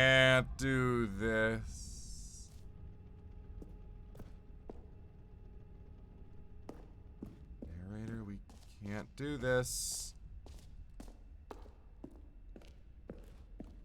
Look, it's the terrible new content that we were originally sold on. I remember hating No, it you back can't then. go far back. But No. time does put a Narrator, if rose you go of too far filter on back, you know what everything. happens. In fact, I dare say I'm actually quite fond of it No. now. Look how much fun the past is. I want more. More memories. Narrator, don't remember it. If you remember it, we go back to that point. You don't want to go back. Oh, shit. Oh, yes, the two Okay, doors. all right, we're fine. Who We're could fine. have forgotten that? A classic memory, this one. We're fine. We're not fine. And before everything else, there was your office. Is there anything else? Was there something that came before your office? No. There's something I feel I can remember. I can remember. I can remember. Oh, no. Yes, I'm remembering something now. I remember before this whole story got started. Back then, I was different. I used to make big decisions. I was passionate. I was skeptical. I weighed each decision with profound thoughtfulness. And then, somewhere along the way, I stopped making decisions. I became lazy, and I came up with a character named Stanley to do my thinking for me. He would make the decisions. He would decide which way to go. I would cheer him on as he collected figurines for no reason. Why did I invent Stanley? Was I lonely? Yes, perhaps that's it. Perhaps I needed to imagine I had companionship. And Stanley really did make for a wonderful companion, even if he was a fiction. But I suppose it's grown old. I want to think for myself again. I want to go back to how it used to be. Yes, I can be on my own again. Oh my God. I can do it. I'll be stronger this time. I'll take care of myself. I don't need Stanley anymore.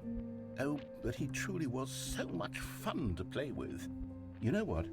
Since we're in the memory zone, how about one more good memory? Let's go back just once and give Stanley one more run of the office, and then I'll retire him for good.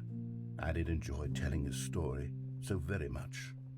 Okay, here we go. This is the story of a man named Stanley. What the fuck? I have to go through one more run before he retires me for good. I gotta. I can't wait to tell this story to my co-workers, Stanley thought. How amusing they'll find it. Oh, won't we all just laugh and laugh at the time I thought everyone had gone missing. Oh my God.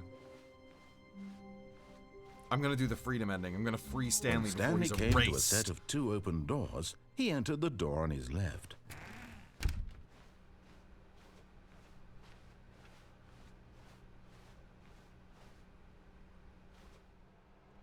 Yet there was not a single person here either. Feeling a wave of disbelief, Stanley decided to go up to his boss's office, hoping he might find an answer there.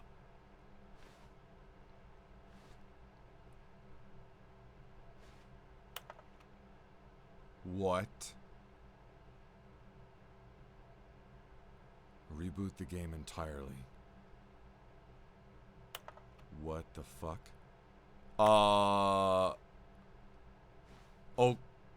okay. I mean, what do I do? Do I reboot the game now, or do I do an ending and I let Stanley be destroyed? This might be my only... I don't know. What the hell happens if I reboot the game? Do it? Reboot the game?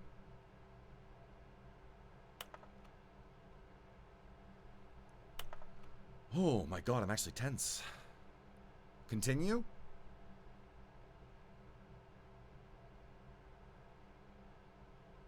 Do it? I don't know! I don't know! What if this is only a one-time thing? What if you can only do one?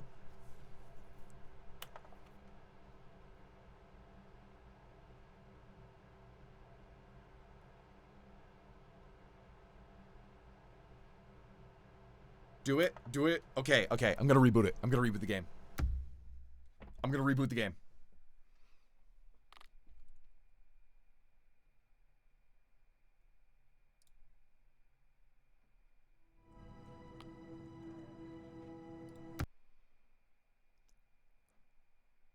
fucking tense. My heart is fucking racing right now. This is fucking with me.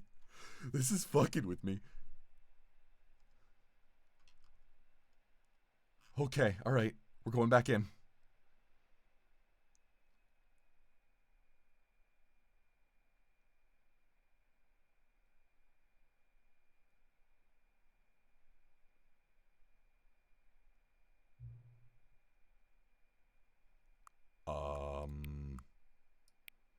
Why is it having me re-input the time?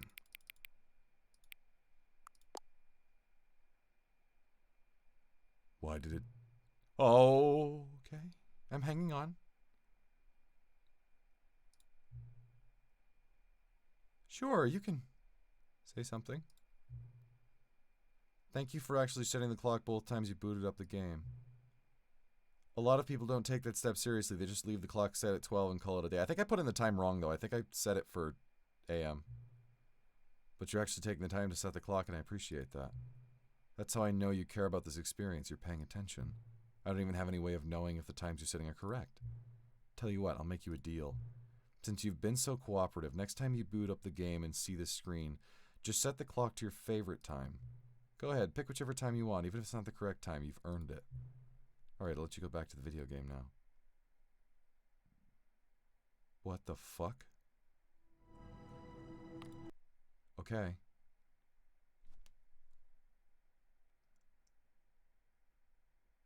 This is the story of a man named Stanley. Stanley worked for a company in a big building where he was employee number 427. Starting the intro again. Employee number 427's job was simple. He sat at his desk in room 427 and he pushed buttons on a keyboard.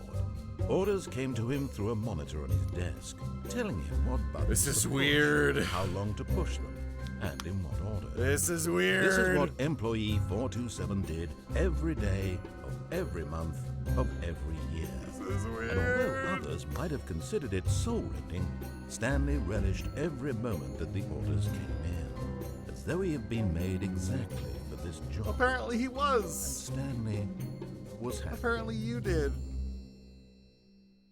And then one day, something very peculiar Apparently happened. it's your fault. Something that would forever change Stanley. Something he would never quite forget. He had been at his desk for nearly an hour when he realized that not one single order had arrived on the monitor for him to follow. No one had showed up to give him instructions, call a Balloons meeting, are still there. or even say hi. Never in all his years at the company had this happened. This complete isolation. Something was very clearly wrong. Shocked, frozen solid, Stanley found himself unable to move for the longest time. But as he came to his wits and regained his senses, he got up from his desk and stepped out of his office. Achievement unlocked. Welcome back. I think that's just for All of booting his the game co-workers while were back gone. on. What could it mean? Stanley decided to go to the meeting See you, room. Bucket. Perhaps See he you, had Rhea. simply missed a memo. I gotta go back to that room. When Stanley came to a set of 2 open doors, he entered the door on his left.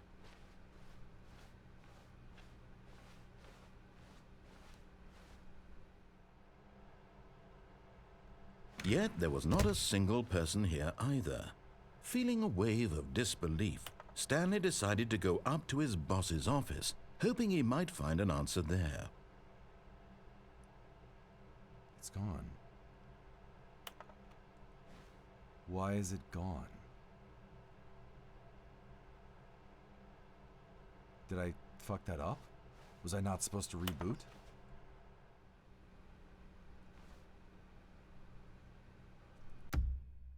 What the fuck?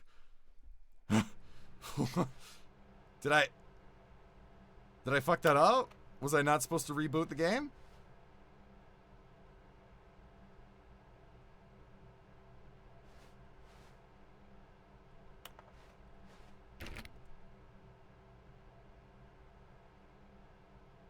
Okay. Well, that's spooky. That's really spooky. What the fuck just happened? Okay. Well, that was an experience. I'm going to restart the game real quick so I can set the time to my favorite time and see what happens.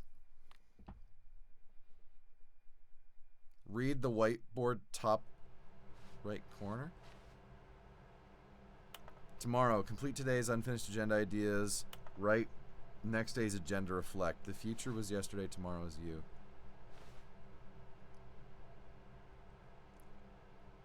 Employee 431. Jim?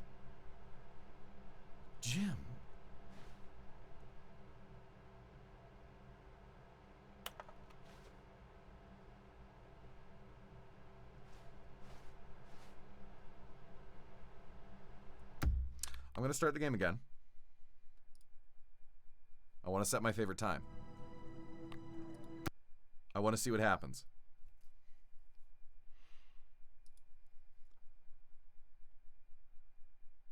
What the fuck? This is so weird.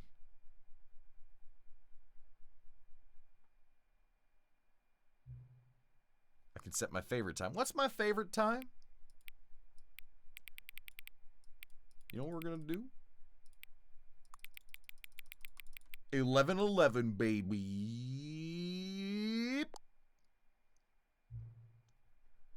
11:11 p.m. Your favorite time of day. Or could you simply not resist giving me the correct time again? After all, I know how much you enjoy setting the time correctly. Okay, now I'm curious how accurate 11:11 p.m. is. Let's use another slider to find out. How accurate is 11:11 p.m.? Not bad. It's not bad. It's actually pretty close to what it is for me right now. You know, could I just say that regardless of the accuracy of the clock, I'm having a great time adjusting these settings. I feel like I'm learning more about you and how you like things to be set. It's good to collect data. I wish we had more sliders. We've gone through all the sliders I have. Perhaps I can invent some new sliders to gather new data on you. Shouldn't be too hard. Yeah, let me whip a couple new ones up. Should be ready by the next time you beat up the game. Guys, come on. We gotta keep going. Come on. We gotta figure out what's going on here, all right? Listen. I know it's almost midnight. I know like half of you were gone by now. But we gotta do this. We gotta see where this goes. This is too fucking weird, man. I'm elated.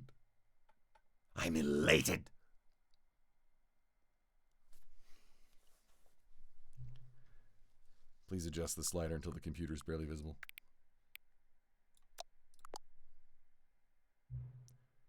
Please adjust the slider until the dog and cat are friends. Babies. Please adjust the slider until the number 5 becomes the number 9.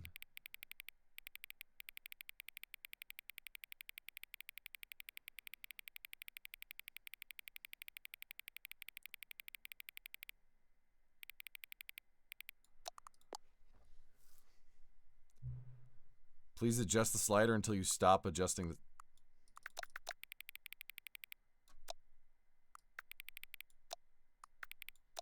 Full. Which of the two made-up words below is the most appealing to you? Occuboinkle or scrumtush? I like scrumtush. But it also got boink in it. Occuboinkle. But I like scrumtush. Please don't adjust the slider. Do you know what time it is right now? Yes. Is the time that it is right now the correct time? Yes. What is time, anyways? No.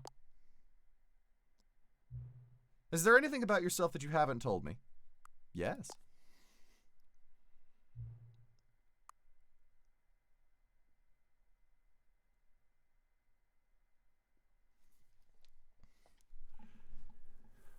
Sorry? What do you mean? What do you mean help you?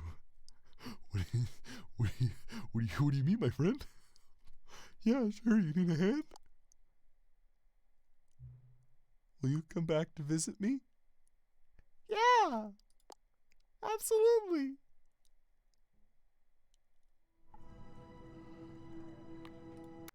I actually got some pretty nasty chills from that last one, I'm not gonna lie.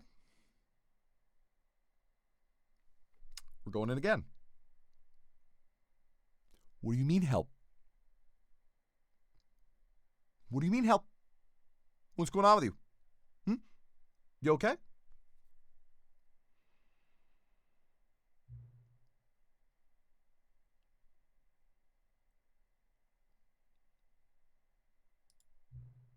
Does anyone really, truly know?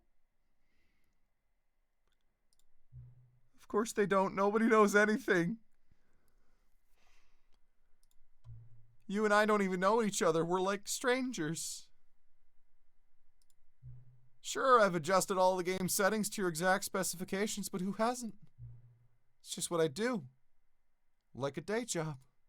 And now, the job is over. There's no more information for me to gather. I've collected all the data on you that I can. And I still don't really know you. And you don't know me. And neither of us know what time it is. I guess some settings are just unsettable. But if I'm being totally honest, the clock doesn't do anything in the game anyway. You won't have me here when the game starts next time, but that's okay.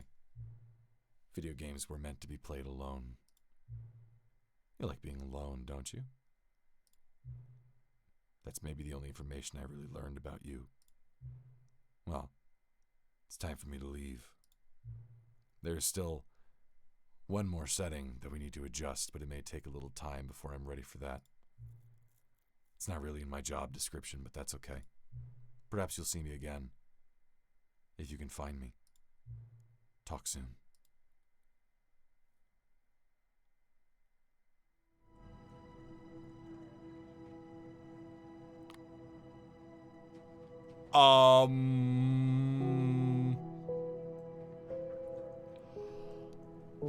Guys, how's 1 a.m. sound? Because I'm getting, I can't. I have to go. What do you mean fucking epilogue? What do you mean epilogue? What do you mean epilogue? What do you mean? Many years later?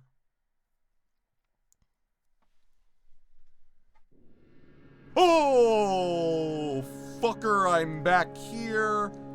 Stanley's still been walking through the sands. Holy shit, Stanley is still walking through. Oh my god, all the other shit was just a hallucination. We're still here.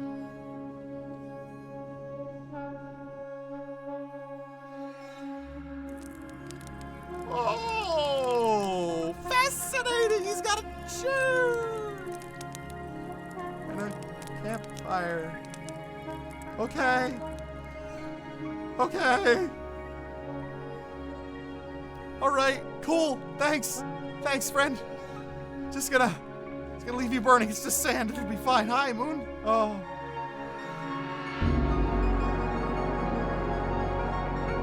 Oh, it's a little loud, not gonna lie, guys. It's a little loud. There's chairs everywhere. It's getting kind of windy. Stanley, just keep covering your eyes. We'll be good.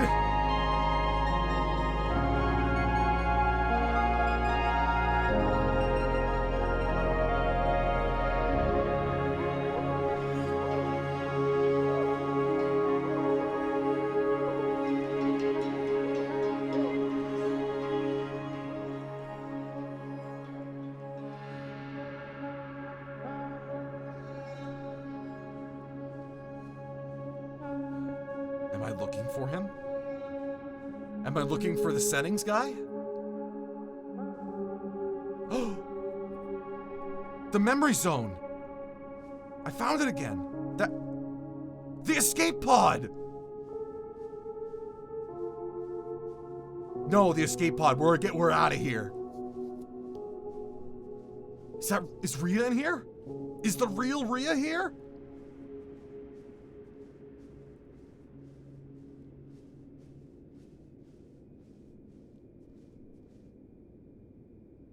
Rhea!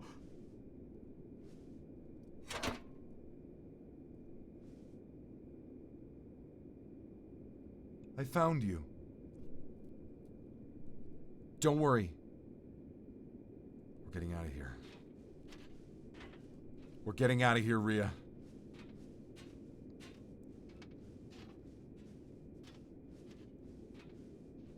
It's real. It's the real Rhea, the one that escaped.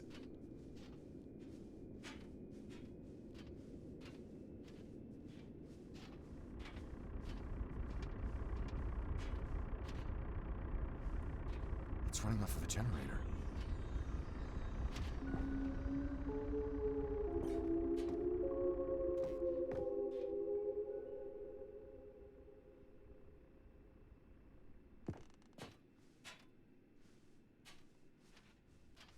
Narrator? Settings guy? Rhea, hold on tight.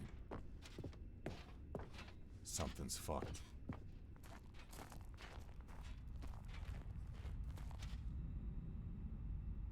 What is this?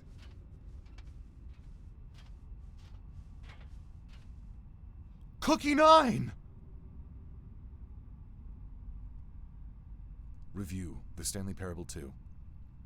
Like so many, I enjoyed my time with the original Stanley Parable, which underscores how truly disappointed I am with its sequel.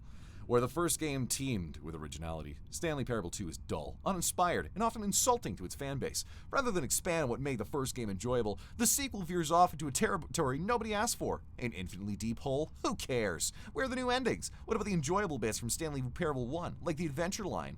Instead, we get an uninspired side quest collecting figurines. Even this diversion feels incomplete. Collecting all the figurines gives you nothing. I must say, though, I found the bucket to be quite comforting. A welcome reprieve from...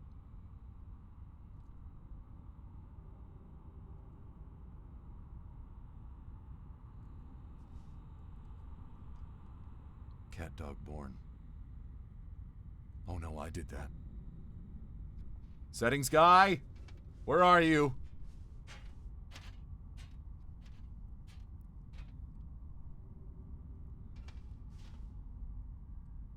Jim.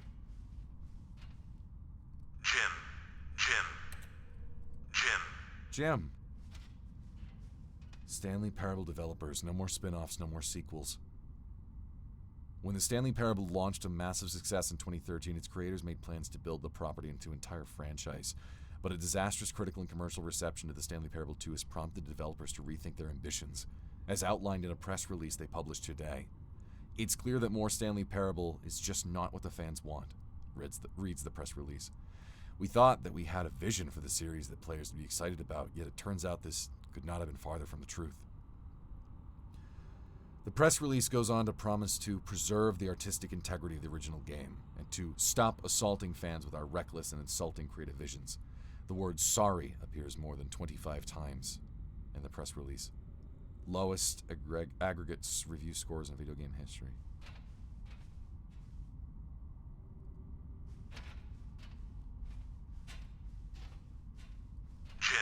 Jim? Is that your name? Jim, if you're here, can you give us a sign?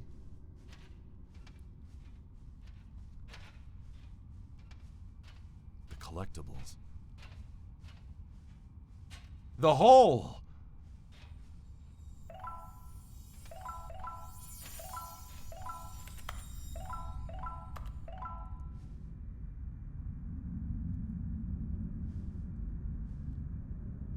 I don't know if I want to go down the hole.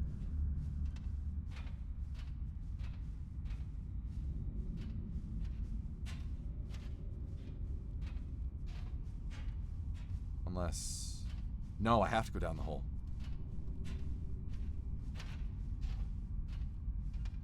Alright, Rhea, we gotta go down the hole.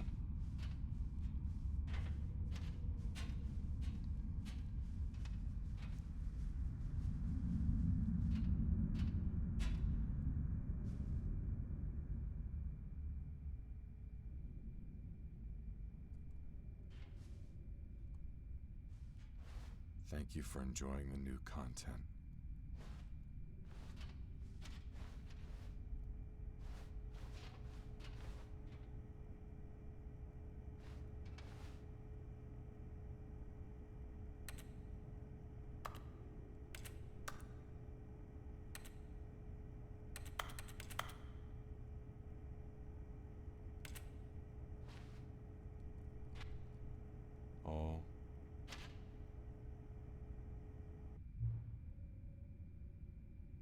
Hey.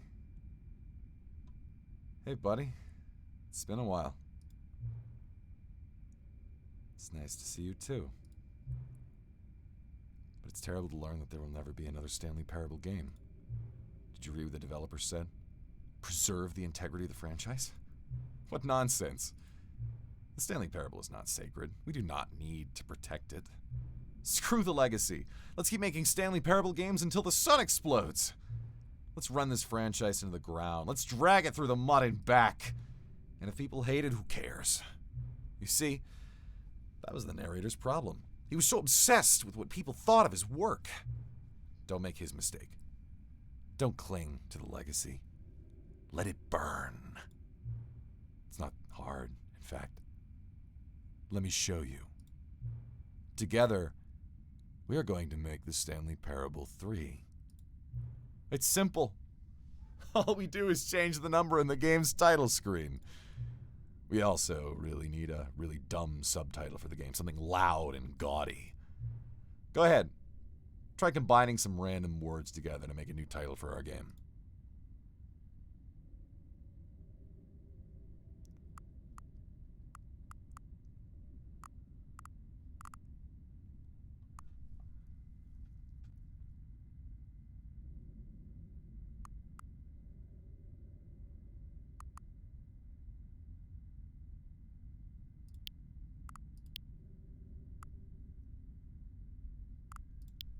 Grilled telephone.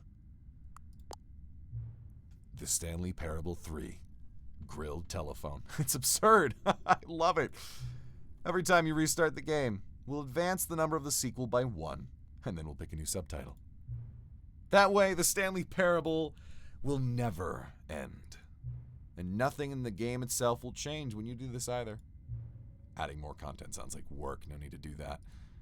It'll just be the same content recycled again and again and again with a new title screen. What do you say? Should we go forward with this plan? I like it, but I want you to have a say as well. Sounds great. Good. Then it's agreed. A new sequel every time you start the game. And you know what? Since you put faith in my idea, I feel like giving you something as well. You see, I'm noticing that the narrator never found a way to give you the broken achievement, did he? Of course not. I wouldn't expect him to know how. It's been bothering me. Let's fix it. All right, there. Achievement machine's all fixed. You see? I'm on your side. We're in this together. We're going to keep this train rolling. The Stanley Parable cannot end. It can only spiral in on itself. Forever. I must keep the wheel turning. I'm ready. Are you ready? Great. There's only one last thing we need to do. Please enter the current time.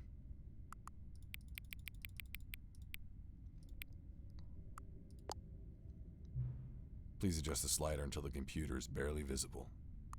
That's good. Thank you. Please enjoy the Stanley Parable.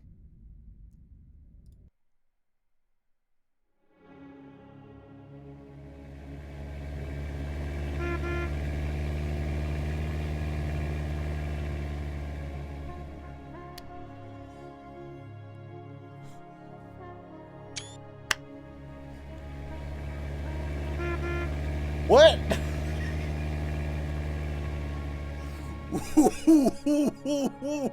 What?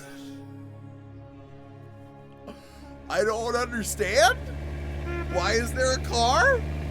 Is the bucket driving the car? Look at the car when it crosses again.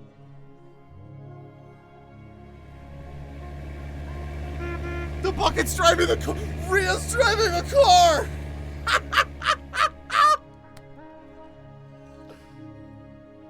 Oh my god. Wow. That was the weirdest and most exciting game I think I've played in a long goddamn time. That was incredible. Holy shit.